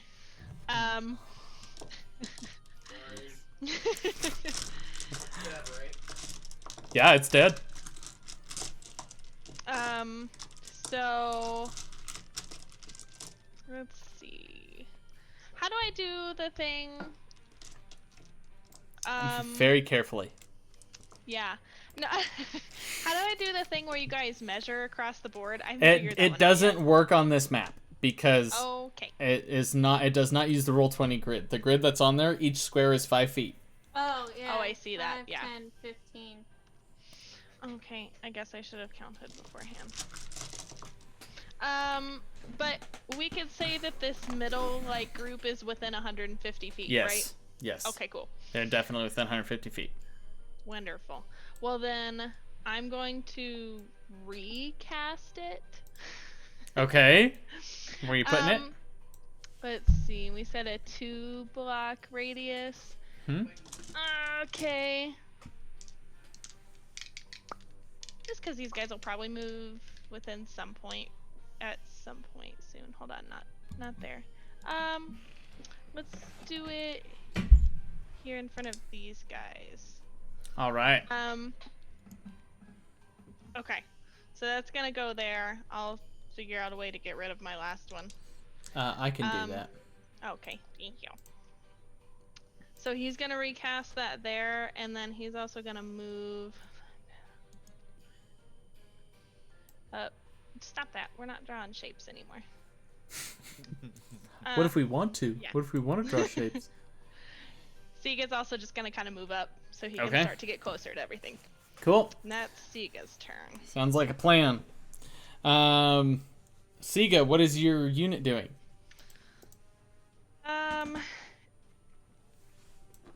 Can my unit attack stuff on the ground? 'Cause Yes, it flying? can. Okay. It can. Fun. Okay. Then the riders are gonna go after.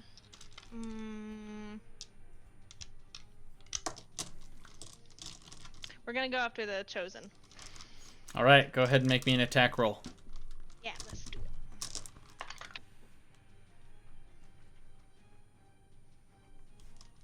16.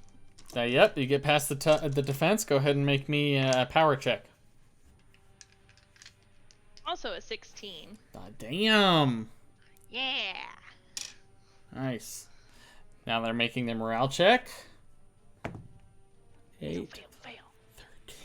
13. Let me double check something here. Fail. Up until this point, it's been pretty clear cut on if they fail or if they succeed. Failing morale check.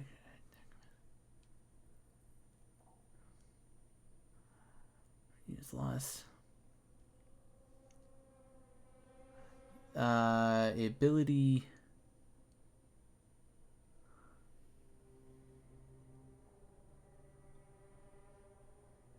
So, plus. They have +5 to their morale. So, where's it at? Come on.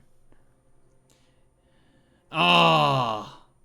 So, you watch as the last remnants of this unit breaks off and begins running into the forest and nearby. Yes. So, Get the fuck out. they are gone. It is just Gorlock's chosen and the one Bat Rider that is in the fray still. Darkness. You mean the Ragebringers, right? The Ragebringers, yes, I do. I do mean them. And now we are to Clobar. So Clobar is going to move over here. Okay. Okay, so if I center my fireball, it has a 20-foot radius. if I center it like here or here, would I be able to hit most of these guys? 20-foot radius? Yeah, so that's like, what, a 40-foot diameter? Yeah. Basically. Yeah, you would. The Where are you range of the centering spell's it? 150 feet, so I have more than enough range to hit them. Yes. Where's the center of the spell at? Which would Okay, hit so more, I've been here totally or lying here? to Courtney this whole time. Her Is it so for Courtney's thing? Is it square feet or does it say radius? No, it's 20-foot radius. Yep. Oh, why then I'm it's confused. much bigger. Yeah. I thought it was square Okay. feet. No, David did the same thing and told me that, so I just believed That's- you guys because you're God, seasoned David. players. Nope. Yeah. Yeah. The Called worst. out. So 1, 2, 3, 4. 1, 2, 3, 4. I mean, anywhere in that area, you're gonna hit all of them. Okay, yeah, he's gonna do So, that. yeah. So the normal orcs are going to make their. And I'm Go ahead gonna and roll your replace damage. this guy's roll with a 4. All right. So go ahead and roll your damage. All right. Get it. Since he is going to fail then. Nice. It explodes in the area. The normal orcs are going to fail their check. And so they all expire. Left them on the shelf too long. Yep, they expire. The Tonarooks are going to make their save.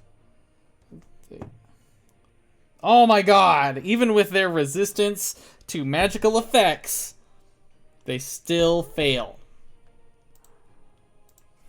Minus 21. Get fire. Minus 21. Okay. And then now the Orogs. What's your DC? Let me double check. 15.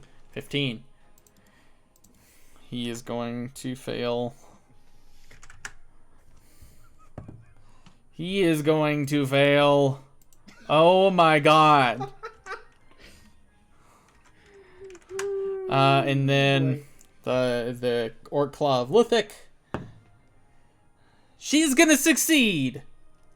Oh man. Still takes 10 points of fire damage. Oh hell. So out of Man. all of those, only one succeeded. Yeah. And the ones that have advantage on effects like that failed. They rolled terribly on both of their die. Oh my god. Clobar better be a legend after this battle.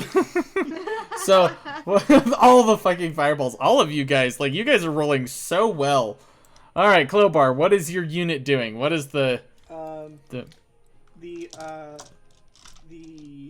Fang Rider, my Fang Rider is going to swoop down and use its poison sting on the Ragebringers. All right, so it has disadvantage on the next, what is it, power check or attack check? Attack check. Attack check. All right. So, they do that. Good to know. I will remember that. We are now to Fang. Fang's gonna move 30. How is it? He has 30. Kakira's on deck. Yeah. Where the heck is? So did that automatically take away a like a dice size, Aaron? I'm just blind. When he did the ability? sting? No, it doesn't. It just makes it so that their next attacks are at disadvantage. He's gonna chill right here, Okay? and he's gonna just have an attack ready in case this guy decides to, come over up. here. Which he probably will. Yep. Kakira, what are you doing? Alright. Can I move 5, 10, 15, 20? Can I move my tombstone to here? Okay. And I'm gonna do like the wing thing. I'm gonna like flap my wings and try to move forward with flying speed. So I can just Okay. move 50 feet forward. Okay, where are you moving to?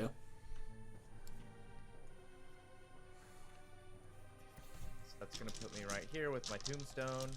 Okay. And he's not within 60 feet, is he? The ogre? 5, He 10, is. 15, He is 20, within 25, 60 30, feet. 35, 40, 45. Yeah. I'm gonna sacred flame the ogre. All right. He's gonna fail his save. Cool. He's very big. He does not have a lot of dexterity. 9 points of. Oh radiant damn. damage. Nice. All right. What is your unit doing? My unit's The Iron gonna Claws. attack the rage bringers. All right. Go ahead and make me an attack check. Alrighty. The rage bringing the sage 16. ringing. 16 hits. Skirting right along the edge. Oh my god. You're gonna make me a power check. Oh. 11. Okay. Dang it. Man, I don't think these orc guys have done hardly anything against you guys. They've been like rolling No. god awful. I mean, to I be just fair, need to hit them. Then they'll be dead. They're sandwiched That's between fair. two armies. Like we Yeah. we're really well prepared for this encounter. This is very true. And like going to get, you think this, if you didn't go get the hobgoblin help, this probably would have gone a lot differently. And or at least been a lot harder. Now, Wyverns. yeah. So it is now the command group's turn. This guy is going to bark out some orders. These are going to do things on their turn.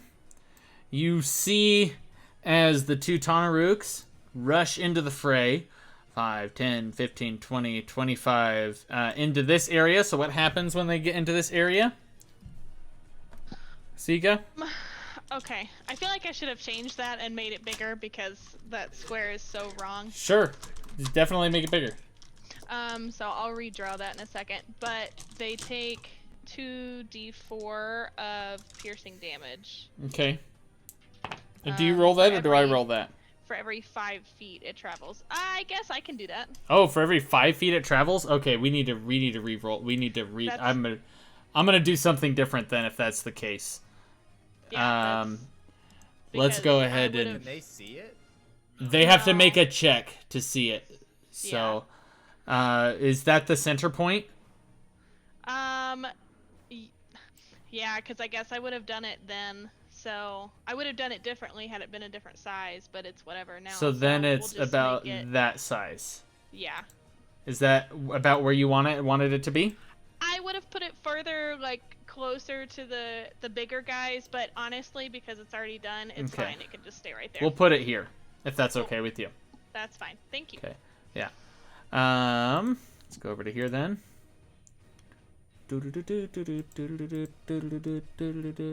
So, they're going to order the Tanaruks. This guy is going to, he has to make his check to see if he can see it.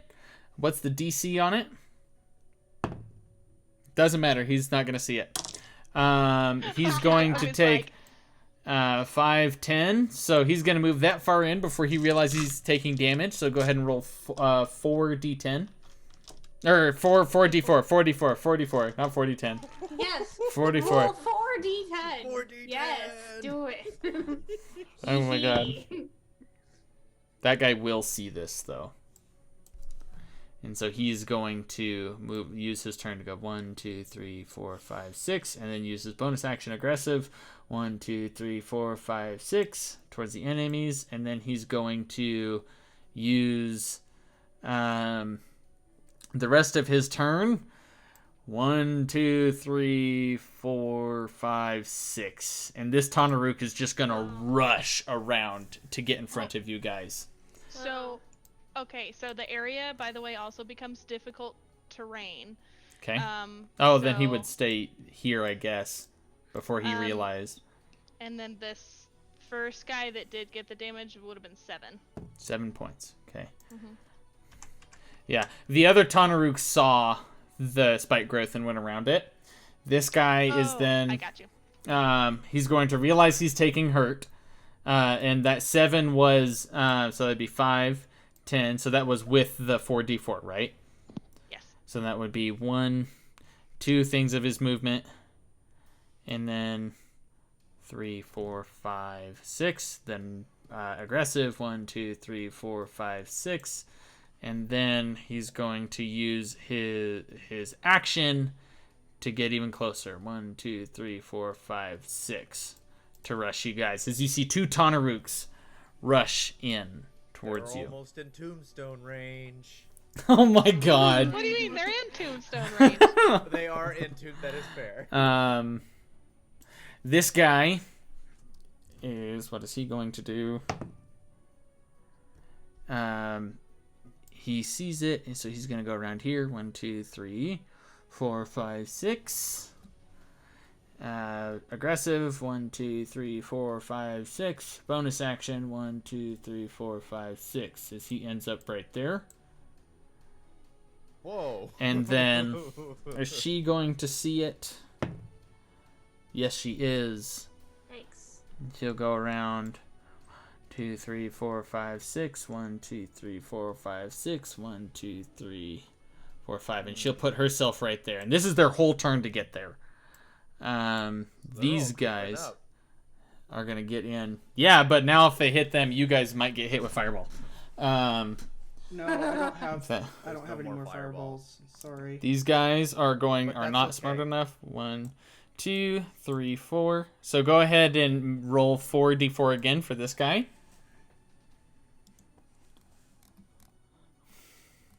2, 3, 4. Same thing for this guy. They'll both take that same amount of damage.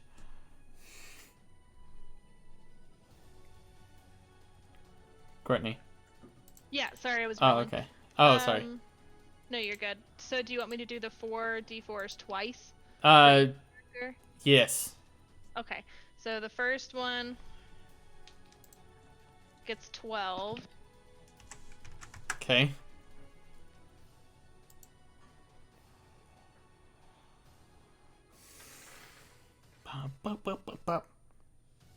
And the second one gets 8. -8. Oh god. Come on, do the thing I want you to do. -8. Those ones back there looking pretty hurt, stuck in there. They're probably going to die trying to get out of that. Yes. So now we are to Calvio. So What is Calvio casting doing? a spell from a scroll counts as an action, correct? Correct.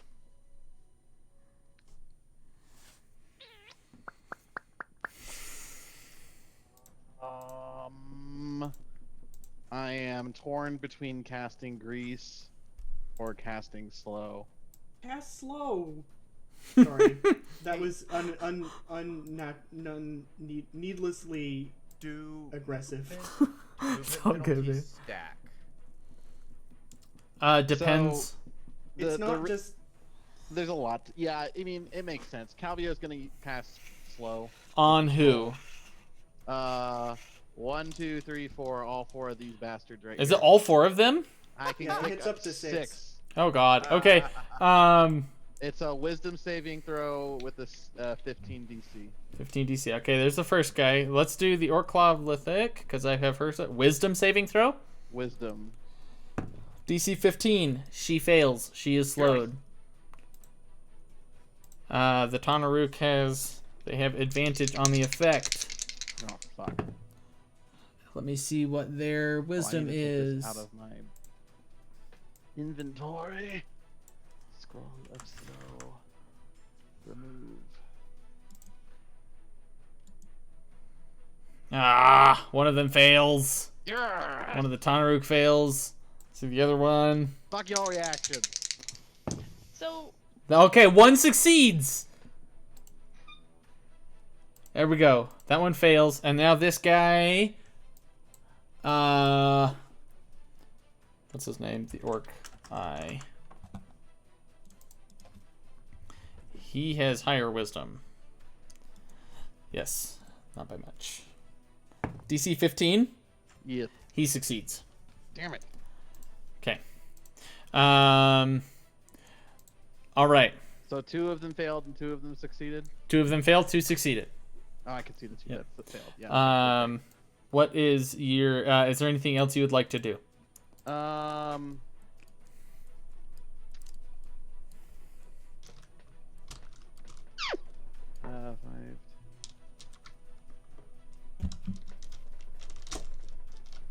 I'm gonna move 5, 10, 15. Flint's on deck. Oh, I shouldn't move that way because fucking ogre. No, I guess I'll just chill right here. Okay. What is your unit doing?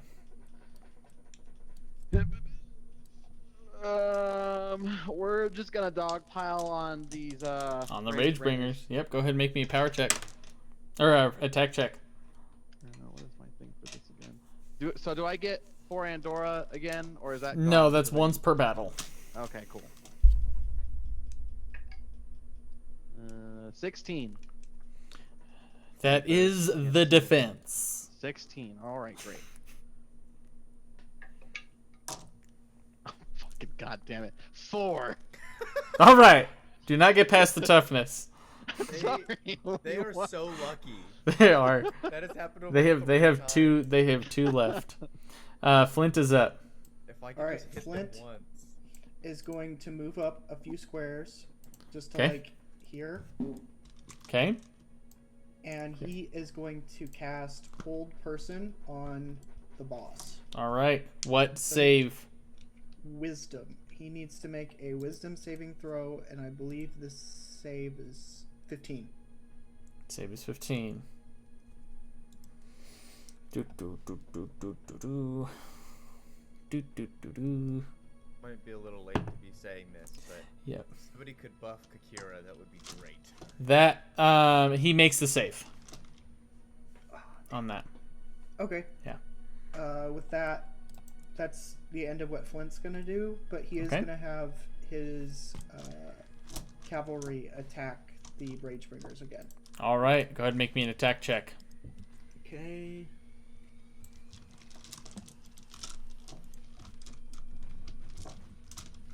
That is a 21 to hit. 21 to hit. Yep, that hits. And Your toughness. power roll is going to be a 24. Oh my gosh, decrements the die. They have to make a morale check. They've got 1 left after this. They make their morale check. They are still there standing. Oh my god. This is so stressful. Okay. Is that everything? Yep. Turn. We are now to those guys. They operate on. All the other orcs are dead. They operate on there. This ogre is going to lumber up here. 5, 10, 15, 20. I believe he only has 20 feet of movement. Let me check. Work, please. Oh, he has 40 feet of movement. Okay. Then 1, 2, 3, 4. He's going to lumber up to here in front of you guys, and he's going to bring his club down on Marsica, since she is the one that has been hurting him a lot. So bringing the club down. What is your armor class? 16. 16. That hits. Ooh.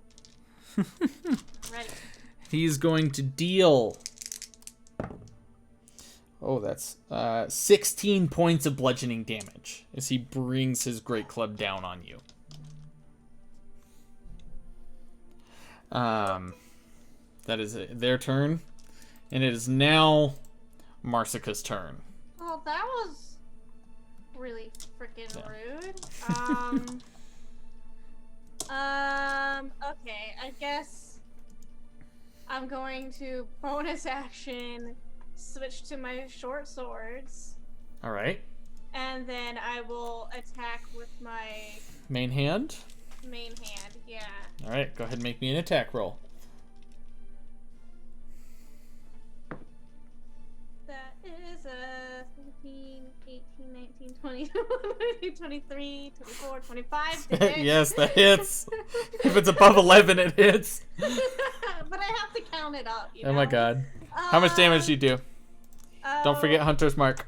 Hunter's Mark, so basically 2d6 plus 5. Have to throw things places. Alright, cool. That's so 14 points of slashing, piercing damage. Minus 14. He's looking pretty hurt. Oh, he needs to Right die. down. What are your true shots doing? Unless you're going to move and get out of the way. True shots. No, I'm not gonna move because I don't want to take that opportunity attack. Oh shoot.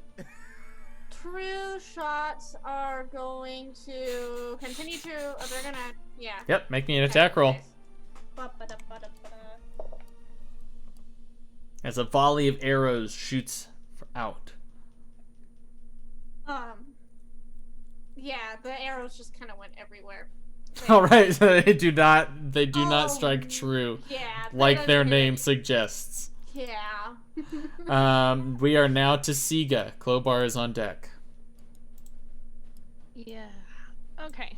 So Siga. Oh, god damn it. Oh no, Bored. I'm so More sorry. squares. that's okay. What about Foursquare? Oh. Hey. I like Okay. It's a fun game. Uh huh. Come on. Ho ho ho.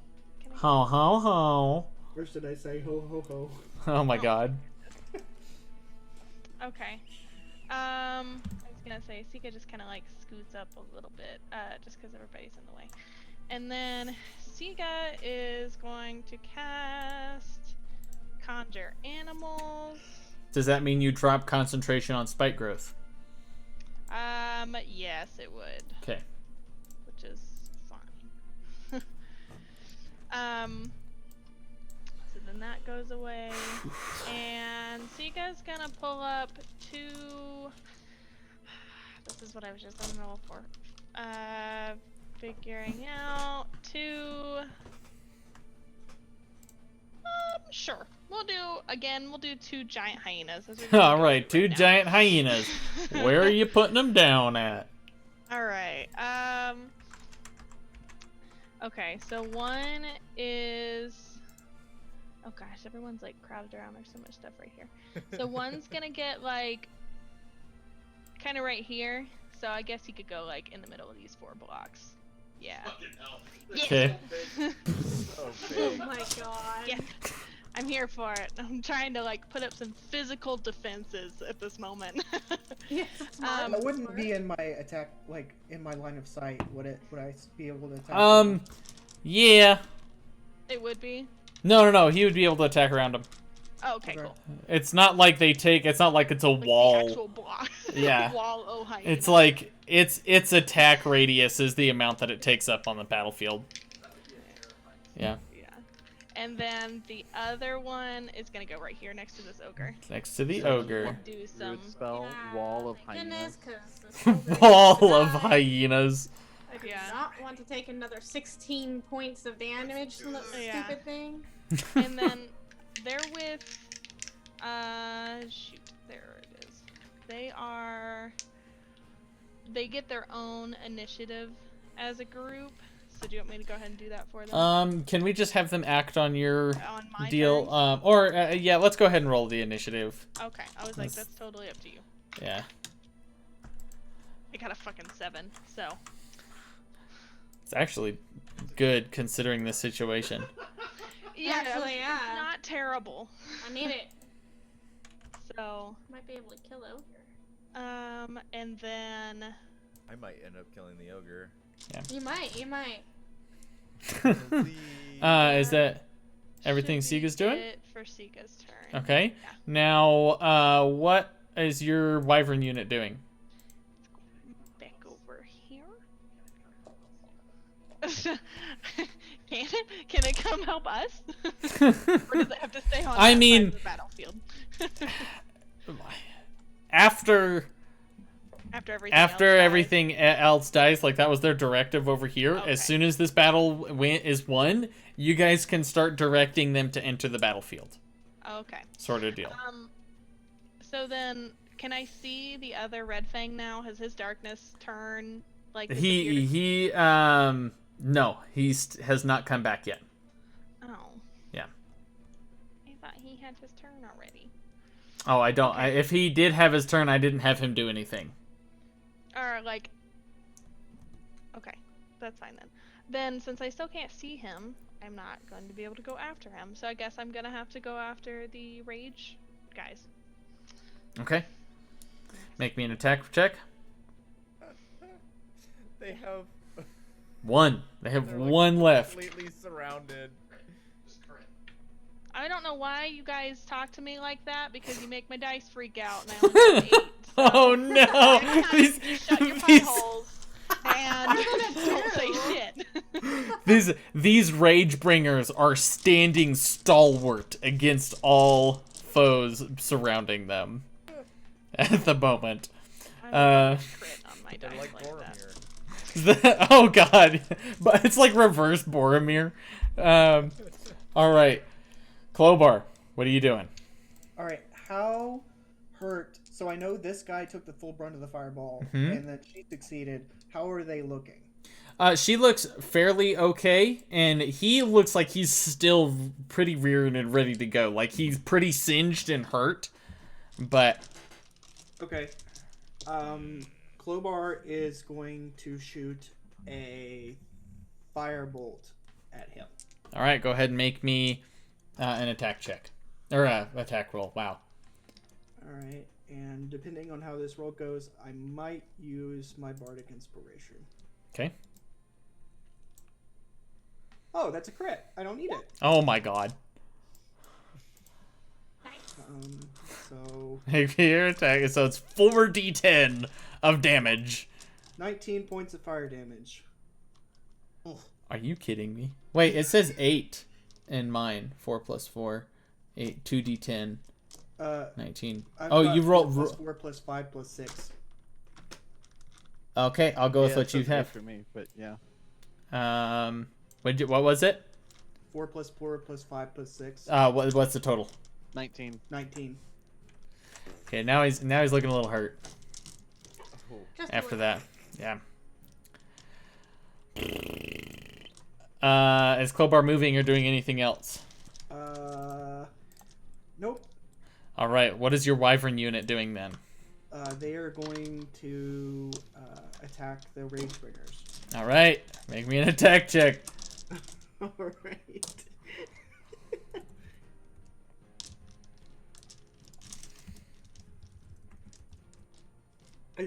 I told you that Clobar needed to, like, that's a 22. Oh my god. Needed make me a to show power out check. in this battle to convince the council, and so that is definitely what he is doing. Trying to do.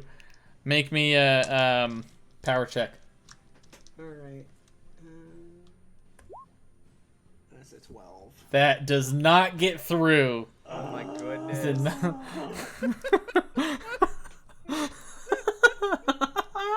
We got 2 wyverns and 2 armies fighting on. Yeah, they're literally just sitting there, just like fighting you off. Like you get through. All right. Beat stuff with a higher toughness than Oh my understand.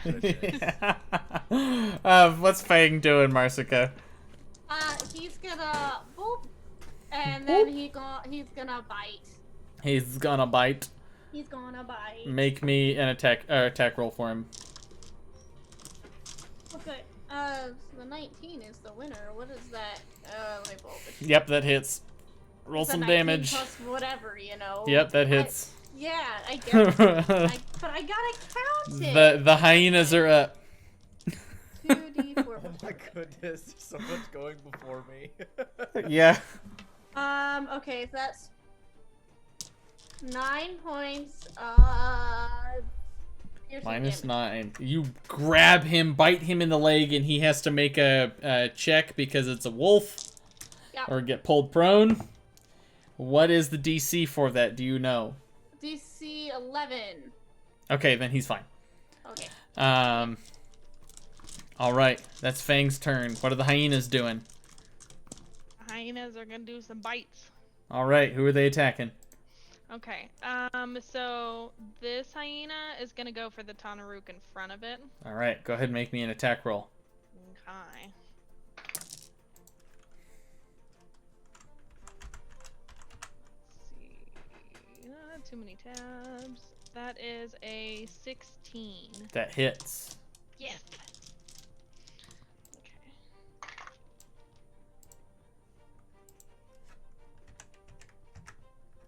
And he gets 11 points of piercing damage. 11 points of piercing damage? Yes. Oh god. Okay. There we go.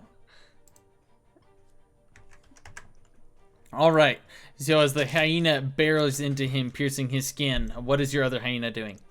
My other hyena is gonna go for the ogre. And that's an 11. That hits. That is his armor class. And then drop that die. Kakira's on deck. Yep. And that's 10 points of piercing damage. You watch as this hyena, just as it comes out of the ether, attacks this ogre in the moment, toppling him and goring his throat, killing the ogre. Yes. Thank God. All right. Is that everything they're doing? Wait. Oh. That means, so if that makes the hyena do rampage. So when Oh, the hyena okay. reduces a creature to his 0 hit points with a melee, it can take a bonus action to move up to half its speed to make another bite attack. Sure. Go for it. Nice. Alright. So then, since it's close enough, it'll move up to like this Tanaruk. The Okay. second one. Fine. That one's AC is -2. BT dibs. Oh, because of the fucking Slow. slow shit. It can only take one attack per round too, right? It gets 1 attack period, and it can either do a bonus action or an action, and it gets 0 reactions. Okay. So Bunch of hyenas in front of me now. You're welcome. Okay, Oh, so wait, you said you hit one of the Tanaruks earlier, right? Yeah. Speaking of reactions, before I forget, it does its unbridled fury and goes to attack that hyena. What is the hyena's armor class? Not high enough. 12. Yep, it hits, and it is going to deal 10 points of slashing damage to the giant hyena. Okay, that's Do cool. that. They're literally living shields that do damage. Basically. Now, what was the attack roll on this Tanaruk? Okay. I was gonna ask you if it has to do an attack roll, or is it just like, yeah, it does. Okay. I couldn't read. 22. Yeah, that hits. Okay. And then 7 points of piercing damage. All right. Nice. So, Yeah, hyenas.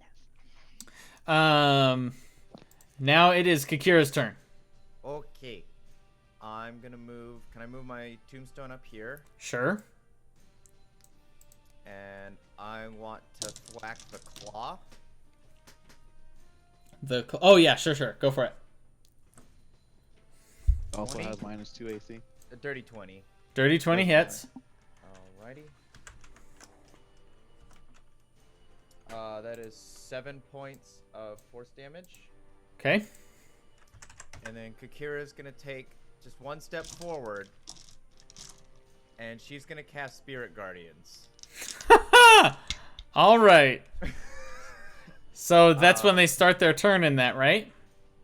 And is it? When they start my turn or the first time they enter the area. So it's when they start their turn. Sure. When that happens. Because when they enter the area, that can happen on their turn, right? So their speed is halved. And that doesn't matter. There's no save for that. Their speed's just Yep. halved. So then- the ones that are already halved are quartered then? They're like moving Okay. in slow motion. The battlefield control is nuts. I guess I'll wait. Wait until their turn. All right, what are you what is your unit doing? Oh yes. They're gonna attack. Okay, make me an attack check. All right. Oh, I You didn't do didn't mine. do hers either. Oh, you didn't? Oh, we'll go back and do that too. Okay, no Go, worries. let's do You Siga. want to go first? Yeah. Okay. Oh, no, you did, because you were asking if you could attack the Red Fang Rider, but Oh yeah. you decided to do that. It's but you attacked the Oh, Rage that's- Bringers instead. Yeah, and then you were telling me to crit. Yeah, that's right. Yeah. Okay, never mind. I take Um, it back. Thanks, David. Sorry. All good. Kakira. Okay, here we go. 19. 19 hits. All right. And 30-20. Yeah. You watch as the Hobgoblin troops lay into the final Tonarooks that remain, Yay! destroying that unit. So the only one that remains is the one fucking Bat Rider that is hiding. And so he's gonna come out. It's in fucking darkness. All right. Is that the now we are to the command group's turn. Yup. So Is this the beginning of their turn? oh god damn it. Yes. Let me do the Bat Rider first, so I don't forget about him. So the Bat Rider will come out, seeing the the battlefield, will retreat and will begin leaving the battlefield. Would the Get the Weaver fuck and out. Rider know that Clobar had said that we shouldn't let any of them They escape? they would know that, and they have one round to deal with it before they get out. Okay. Can't. So Never mind. now, these orcs are going to rush in. They're going to one, two, wait. 2, 3. Oh god Start of damn their it! turn. Yes. Roll your damage. Is it dexterity save? It is. I Should be dex save.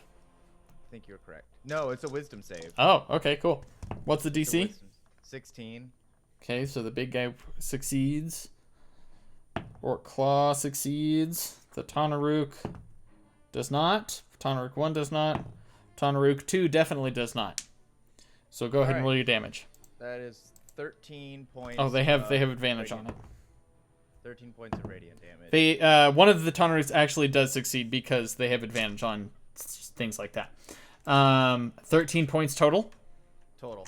And then if they if Halved. they passed, then it's halved. Yeah. Okay. Okay. Okay. So now the you see the orc eye, the commander of this area. He points at Kakira and he says, "Take that one out." And you watch as a spear manifests at your side. What is your armor class? 14. That will hit. Did somebody that was slow Not cast slowed. that spell? Nope. Okay. And then that is going to be 8 points of force damage as a spear comes out from the side of the ether. I know where that came And from. then he is going to also cast no, he's not going to cast. He's then going to throw the spear that he has, or no. He's going to move. Yeah, he's going to move back. What is the radius of your deal? 15 feet. So he's going to move back over here to get out of that radius. And then he's going to throw a spear at you. Oh God! Drop my dice. Hyenas don't count as cover. No. if they can see around them, they do not count as cover. Okay. Then that is going to be. Oh God! I pressed the wrong button.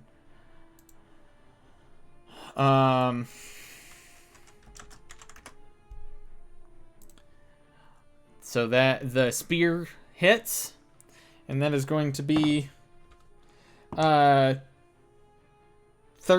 points of piercing damage. Oof. Comes out from the side. Ouch. The Orc Claw of Lithic is also going to move back, taking orders from her master, and she's going to cast Guiding Bolt at... I get to roll a d20, and Okay. if it's an 11 or higher, it activates next turn. Oh, fucking hell. Yeah, okay. It happens next turn. Okay, cool. If she's alive next turn. Movement is halved. She does get to make a wisdom saving throw at the end of her turn because of slow. Okay, I'll do that. At the end of her turn. What's the DC? 15, I think. Yeah, she fails. Yeah, 15. She Okay, fails. great. This guy, this Tanaruk is going to move in and strike Kakira once with his greatsword. Your armor class is 14. That is going to hit. That's going to deal... No, Kakira! 9 points of slashing damage. And then, as a reaction to looking around, it's going to... if it's above 10, it's going to attack you. If it's below 10, it's going to attack one of the hyenas. It's going to attack you with the bite attack. No. That will hit. And that is going to be 5 points of piercing damage from the bite. Oh, shit. This one is slowed. What would it do? It is going to strike the hyena in front of it. With it, since that's all it can really do right now. Yep, that will hit. And it is going to be 12 points of slashing damage against that hyena, Courtney. And then it's going to make it save against slow. It's going to succeed its save with a natural 20. Great. So, that is the end of its turn. There we go. Now that's the command group. We are to Calvio. Help. Working on it, bud. Yeah. Kakira looks really bad. So Calvio. Yeah, I'm gonna make sure I have the ranges correct. It is 11 o'clock. Are we good to still keep going? I'm fine. I'm good. I'm okay. Yeah. I'll deal. Okay. I'm gonna go up 5, 10, 15, 20. I don't know if I need to go one more to get both of these guys with Thunderwave or not. It says 15 feet with a range of area yourself. You do need to go one more. Okay, well then I'm going Get one there. more and casting Okay. Thunderwave at both of those fuckers. Okay. Do they have any disadvantage on dexterity checks or any sort of checks? The It's cons slowed check, one right? has -2 to dexterity saving Okay, throws. so but she this is a con fails. save. She fails. He succeeds. How much damage? 2d8 and push 10 feet from me. Okay. 10 10 feet back. And then the guy that succeeded takes half the damage. Can but you isn't- go ahead and roll that? Yes. I'm looking for my d8. 16. So God 16 damn. and 8. Thank you. This Ethan. this Orc Claw of Lithic is looking very hurt. And then how far did I move that? 5, 10, 15, 20. And then I'm gonna move I'm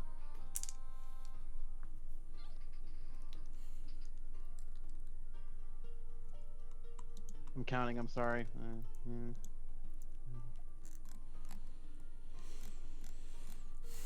Flint is on deck.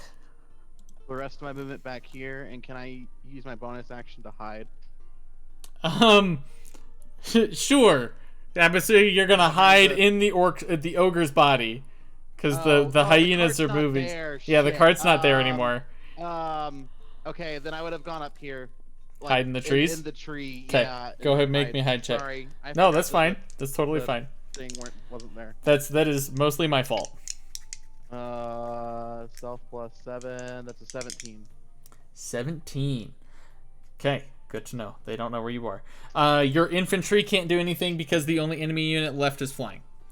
So, can they can't come to this battle? They can start making their way. We'll say they get here at the start of next turn. Great. I don't Alright, think this then. battle is going to last that long. Nope. Flint is up. Flint is gonna move like right here, Okay.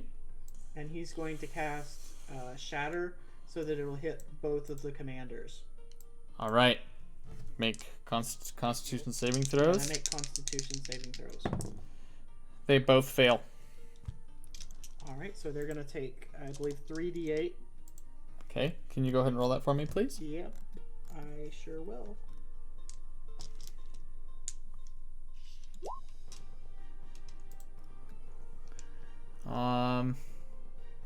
And just put the description in there. I can roll it if you need me to. No, I can get it. Give me a sec. Okay.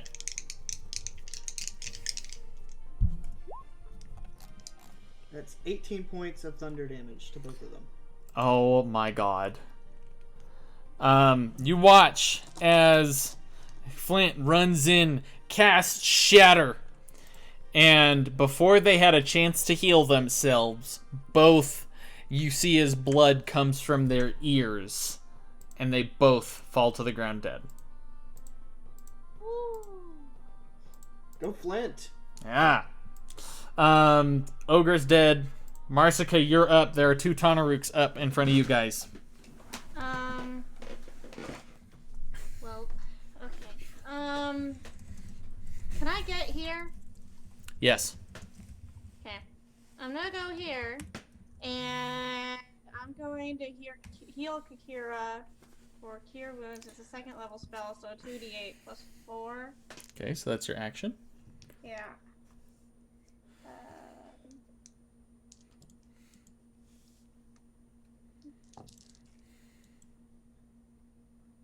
I feel like me okay, and Clobar are the only 2 so- people without cure wounds. Yeah, all of you guys, there is so much healing capability in this party, and everybody has magic. Hold on. Yep. Awesome. 17 points of healing. All right. Health, not damage. Health. Like 17 points of not damage. 17 thing- points of not damage. Of not damage. Okay. And then for my bonus action, she's going to switch back to her bow. Okay. Cool. Now, your unit is the archers. They may make a strike against the Red Fang Bat Rider. Oh yeah. Yes. Yes. They should. Did you make them do the Forandora thing to get advantage yet? Because if you didn't, you should do that. Yes, I meant to do. Yes. Okay, so I would like to make them do the Forandora because I forgot this is the last enemy. So they're gonna do the Forandora. Okay. What do we got? Aha! Dirty 20. That hits. What is? Okay. Go ahead and make me a power check. Toughness 12.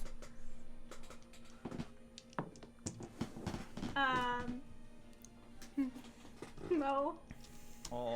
Oh, don't make it. No. All right. The Bat Rider, though taking some damage, is still some hits, is still standing. Damn it. We come back over to this battle. We are now to. Don't shoot high enough. Yeah, seriously. Siga, you're up. All right. And Kikira, how are you doing on health, by the way? Better. Clobar's on Better, deck. If I don't get hit, I'll be okay. but if you do, Like But- I Be can pretty. heal myself more. He gets a turn before So they you get to should- come back around, so you're You fine. should attack. okay. That's all I wanted to know. I'll be okay. Okay, so Siga's gonna kind of get up behind the hyenas a little bit, Okay. just so he's nice and close.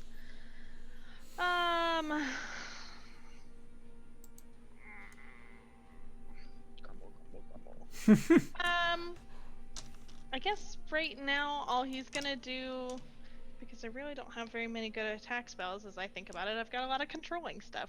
Badass.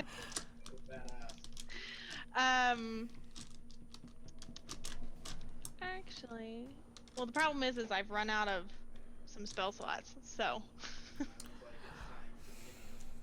What's going on, Siga? you're not wrong. Sorry. Okay, I had That's to okay. back up plan it. Yeah, Siga's gonna wild shape. Okay. What are you turning into? Turn into a fucking giant hyena? Probably, yeah. You know. Sure, why not? Let's just Alright. do it, just because you said so, and I have time to think about it. So yeah. Sounds good. Is your wyvern going to attack the bat rider? Yes. Okay, go Most ahead and make me an definitely. attack check. Ah, fuck. No. It's a 6. All right, the bat rider still lives.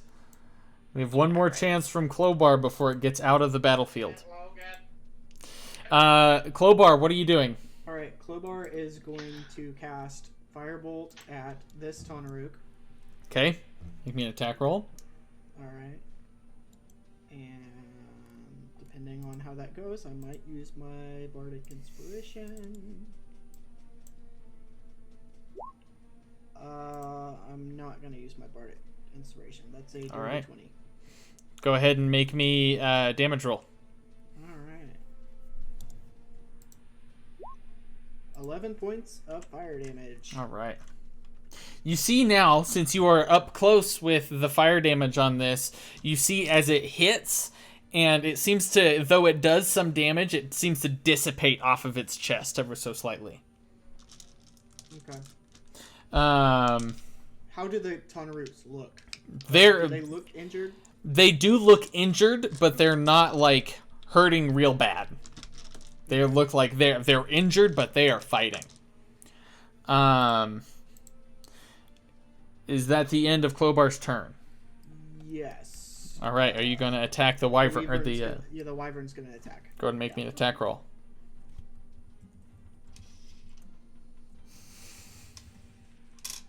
Come Do the stuff and on. things.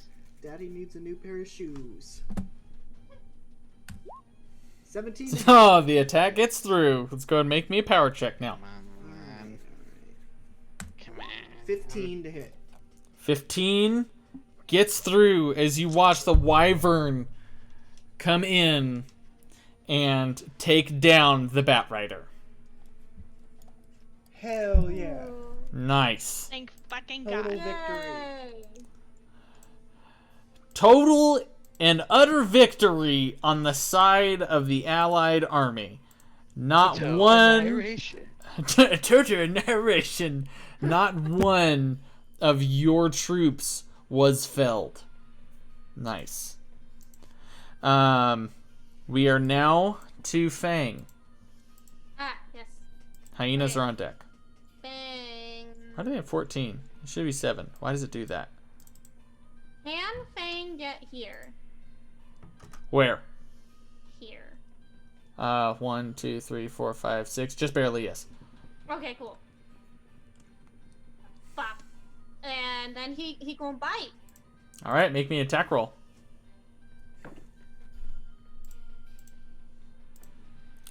I forgot to do this. 17 plus some stuff. 17 plus. Wait, when did they die? They haven't been doing anything, so they are dead from the spike growth.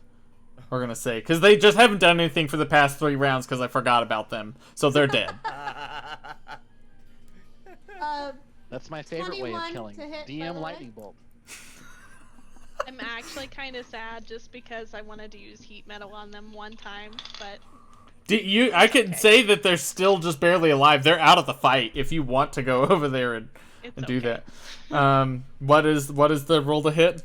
21. 21 does hit.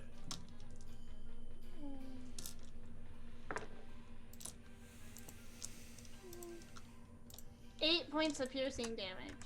All right, makes a strength check. Oh yeah, it's fine. It stays up. It's a little frustrated with Fang right now. You've definitely got its attention though. The hyenas.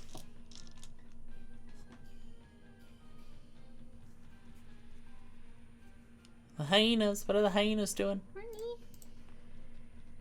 sorry, I was yelling at David. That's okay. That is acceptable. Sounds about right. Yeah, what's new, right? Hyenas are doing bites. Bites. Okay, make me attack roll on which ones? The 2 Tauntauruks that are right in front of them each. One each? Okay. Yeah. So hyena on the top gets a 24 to hit. Yep, that hits. Okay. And then his damage is 12. Okay. And then that Tauntauruc is going to come back around and swing his great sword at that hyena. That will hit. That's going to be 12 points of slashing damage. Okay. That's fine. Alright, and then the second hyena. Oh, I forgot to do the reaction against Fang. He would have done that on that guy since he's no longer slowed. Oh. So he's going to do his reaction against Fang. That will hit. That's going to be 14 points of slashing damage against Fang.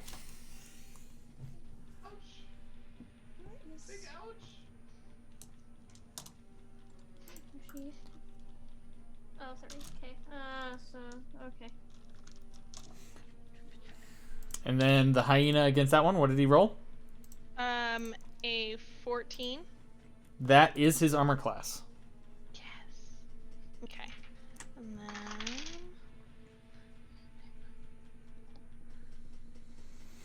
And 14 points of piercing damage. Nice. For that one. These things It's are a fighting good down fight. to the... Alright, Kakira, you're up. We're gonna bring the tombstone in here, and we're gonna whack the Tauntauruc in the back of the head. We're gonna bring the tombstone in here. Go ahead and make me an attack roll. 27. Yep, that hits. Goddamn. What is he hitting? Oh, do they take damage from the, is Spirit Guardian still up? Yes. Okay. What is the, Because it's not the start of their turn. if you have Spirit Guardians up, you can't have, Spiritual Weapon up, because it's concentration. Spiritual weapon is not concentration. What? Okay, cool. That's right. What? One of them, yeah, it would have happened on their turn, which just happened. So go ahead and, can you roll that damage, please? Oh, yes, I can. One of them succeeded, one of them failed. Okay. 11. Okay, so that guy, do that. -5. Okay, cool. These guys are looking pretty hurt. And then, then I'll roll for the damage. The damage for the other one. Yep. The spiritual weapon.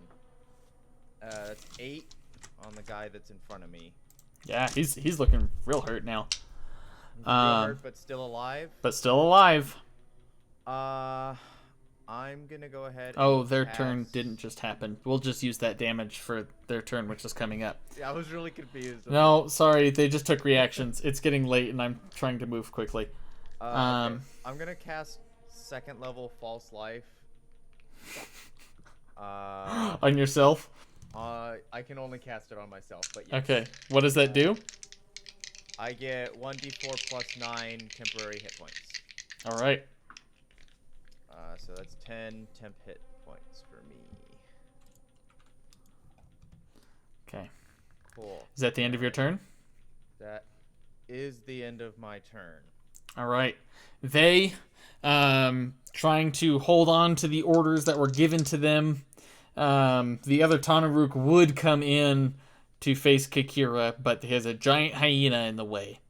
So it's going to make its first strike against Fang. What's Fang's armor class? 16. That will miss. That was 3 plus 7. How is Fang's and armor then- class higher than the hyenas? Yeah. Because Fang's fast. Then the Tanaruk is going to try and come in to bite the hyena. That will also miss. All right, here we go. I know how this is going now. The Tanaruk is then going to... The other one is going to strike Kikira with the great sword. That will hit. That is going to be 11 points of slashing damage. And then it's going to reach in with its bite attack at Kikira. Oh my god. That was almost a crit. That's a 19. Oh. Hits. Thank And goodness he it is wasn't a crit. going to deal 7 points of piercing damage from that. That's their turn. Calvio, you're up. I am gonna come at her Okay. and do the smack. All right. I'm assuming I get sneak attack damage Yep. because there's like a million people Yep. behind me. Okay. So many. Okay, don't fail me now. 14 is the armor dirty class. 20. That hits. So I get 2d6 and then a d8 plus 4. Lots of damage. 6, 10, 11, 15 points of damage. All right. This Tanaruk looks like he is on death's door. Well, he's about to be dead because I'm smacking him again. All right. 22 to hit. Oh, yeah. Remind me again how sneak attack works on this one. Do I? Do it You've again? only used it. You only get it once per turn. One time. Yeah, I just want to Yep. make sure. And this is a d6 plus 5. That is 11 points of damage. How do you want to do this? So, seeing Kikira get the shit beat out of her, Calvio's gonna be like, God damn it, and like run around this tree, and Kikira just sees like the point of the swords, like both of them just like come through the chest of this Tanaruk. Nice. And I'm assuming at this point your infantry begins to show up at the edge of this battlefield. Correct. And they just see all these bodies. They see all these bodies, and they are starting to make short work of the ogre that is up at the northern part. Was there an ogre up there? Yeah, there's an ogre up there that's like they're like keeping watch on a perimeter. His perception check. Yeah, his perception check is sucked this entire time. Terrible. Awful. Didn't even notice. Yep. Flint, you're up. All right, Flint is gonna yell for the Fire Forge, and he's gonna charge forward over here and attack Okay. his Tanaruk with his longsword with both hands.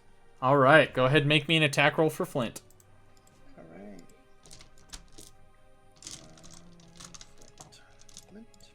Flinty.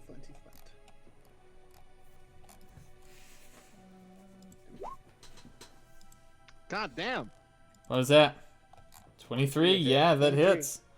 Roll for damage. All right. So let's see what Flint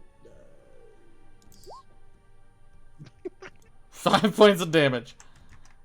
Nice. Wait, Oh, wait, you did roll to attack again. Click on the longsword button in the chat. There's a longsword button. Yeah, so go into the chat. You see the longsword word should okay, I see highlight. it now. Yeah, now he does 6 so points that of would damage. be 8 because he did it with both hands. Oh, okay. Cool. Doop. And so, as the Tarnaruk's reaction, he's going to swing back around to attack Flint. That will hit.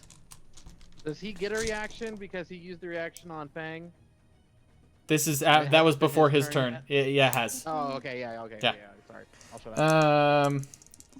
Now that is going to deal 11 points of slashing damage to Flint.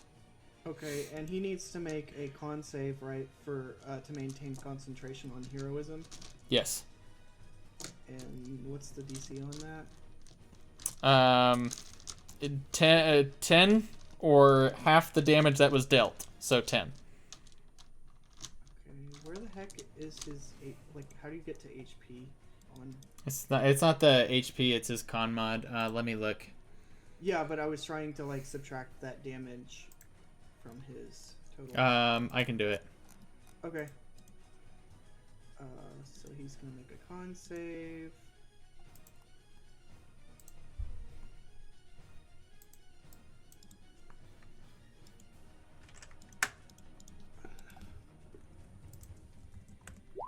Oh yeah, he fails it. Heroism. All right. Heroism is dropped. Ogres are mostly dead. Marsica's up. How's this thing looking? He's looking pretty hurt. This is the last enemy, right? Yep, this is the last one standing. Alright. She's, let's back her up a little bit. No, I'll leave her there. It's fine. Doesn't matter. She is going to, first of all, bonus action, move the Hunter's Mark from Dead Ogre to that guy. Okay. And then, she's going to pick up her bow, and she's going to respond with the, swift death to you who have wronged me. Haha, you're doing the extra damage. Yeah. I'm gonna kill it. Make me an attack roll. Yeah, attack roll. 23 to hit. Yep. Definitely hits. Which means it does a whole shit ton of damage. Oh, come here. What do I do? Okay, 3d6 extra on top of everything. So, 1d8 plus 5. Okay. And then I've got to do the d6 for the... Cool. Then I do 3 more. 2, 3. All the dice. 6. Okay, so. Oops. Okay. 6, 3, 18, 2, 27, 30. Oh, shit. Okay, 27. 32 points of damage all together. How do you want to do this? Okay, let's say it was like a quick action thing, you know, where it was just like, bam, bam. Uh-huh. One arrow just goes straight through like an eyeball, and the next one like goes through its neck. All right.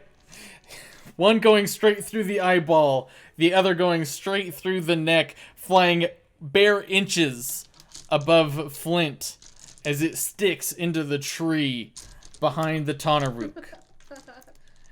The battlefield is quiet.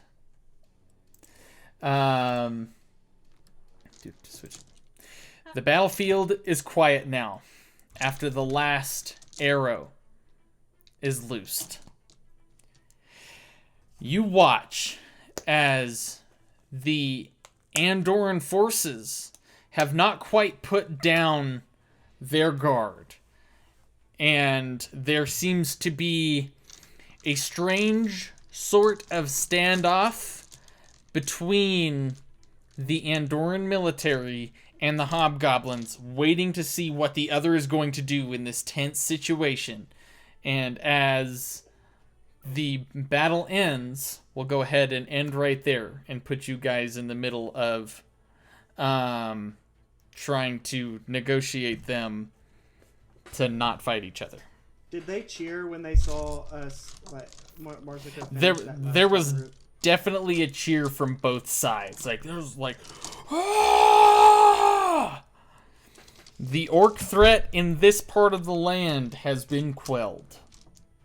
You guys have now reached level 6. We won't get that until we get another long rest. Yeah, until you get a long rest. But once you get a long rest, we'll go ahead and level up. You guys will be able to, just for sake of ease, so we don't have to do that during next session, go ahead and level your characters up. I do not think there's going to be combat happening, because you guys set up them to be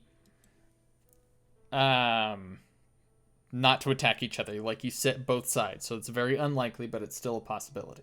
But you are set in the middle of this negotiation situation. You get to navigate the tension between the Hobgoblins and the Andorrans, possibly to broker further peace. So, really good job. That was an incredible, that was an incredible battle, even though we weren't even in the middle of it. Yeah, all around the side of you guys. Yeah, around all of you guys, this battle was happening, and in the combined forces of the Andorrans and the Hobgoblins, they obliterated the enemy. So there's definitely a certain feeling happening right now. But with that, we'll go ahead and end the stream there. Nice. Cool. Thank you all for watching. Really appreciate it.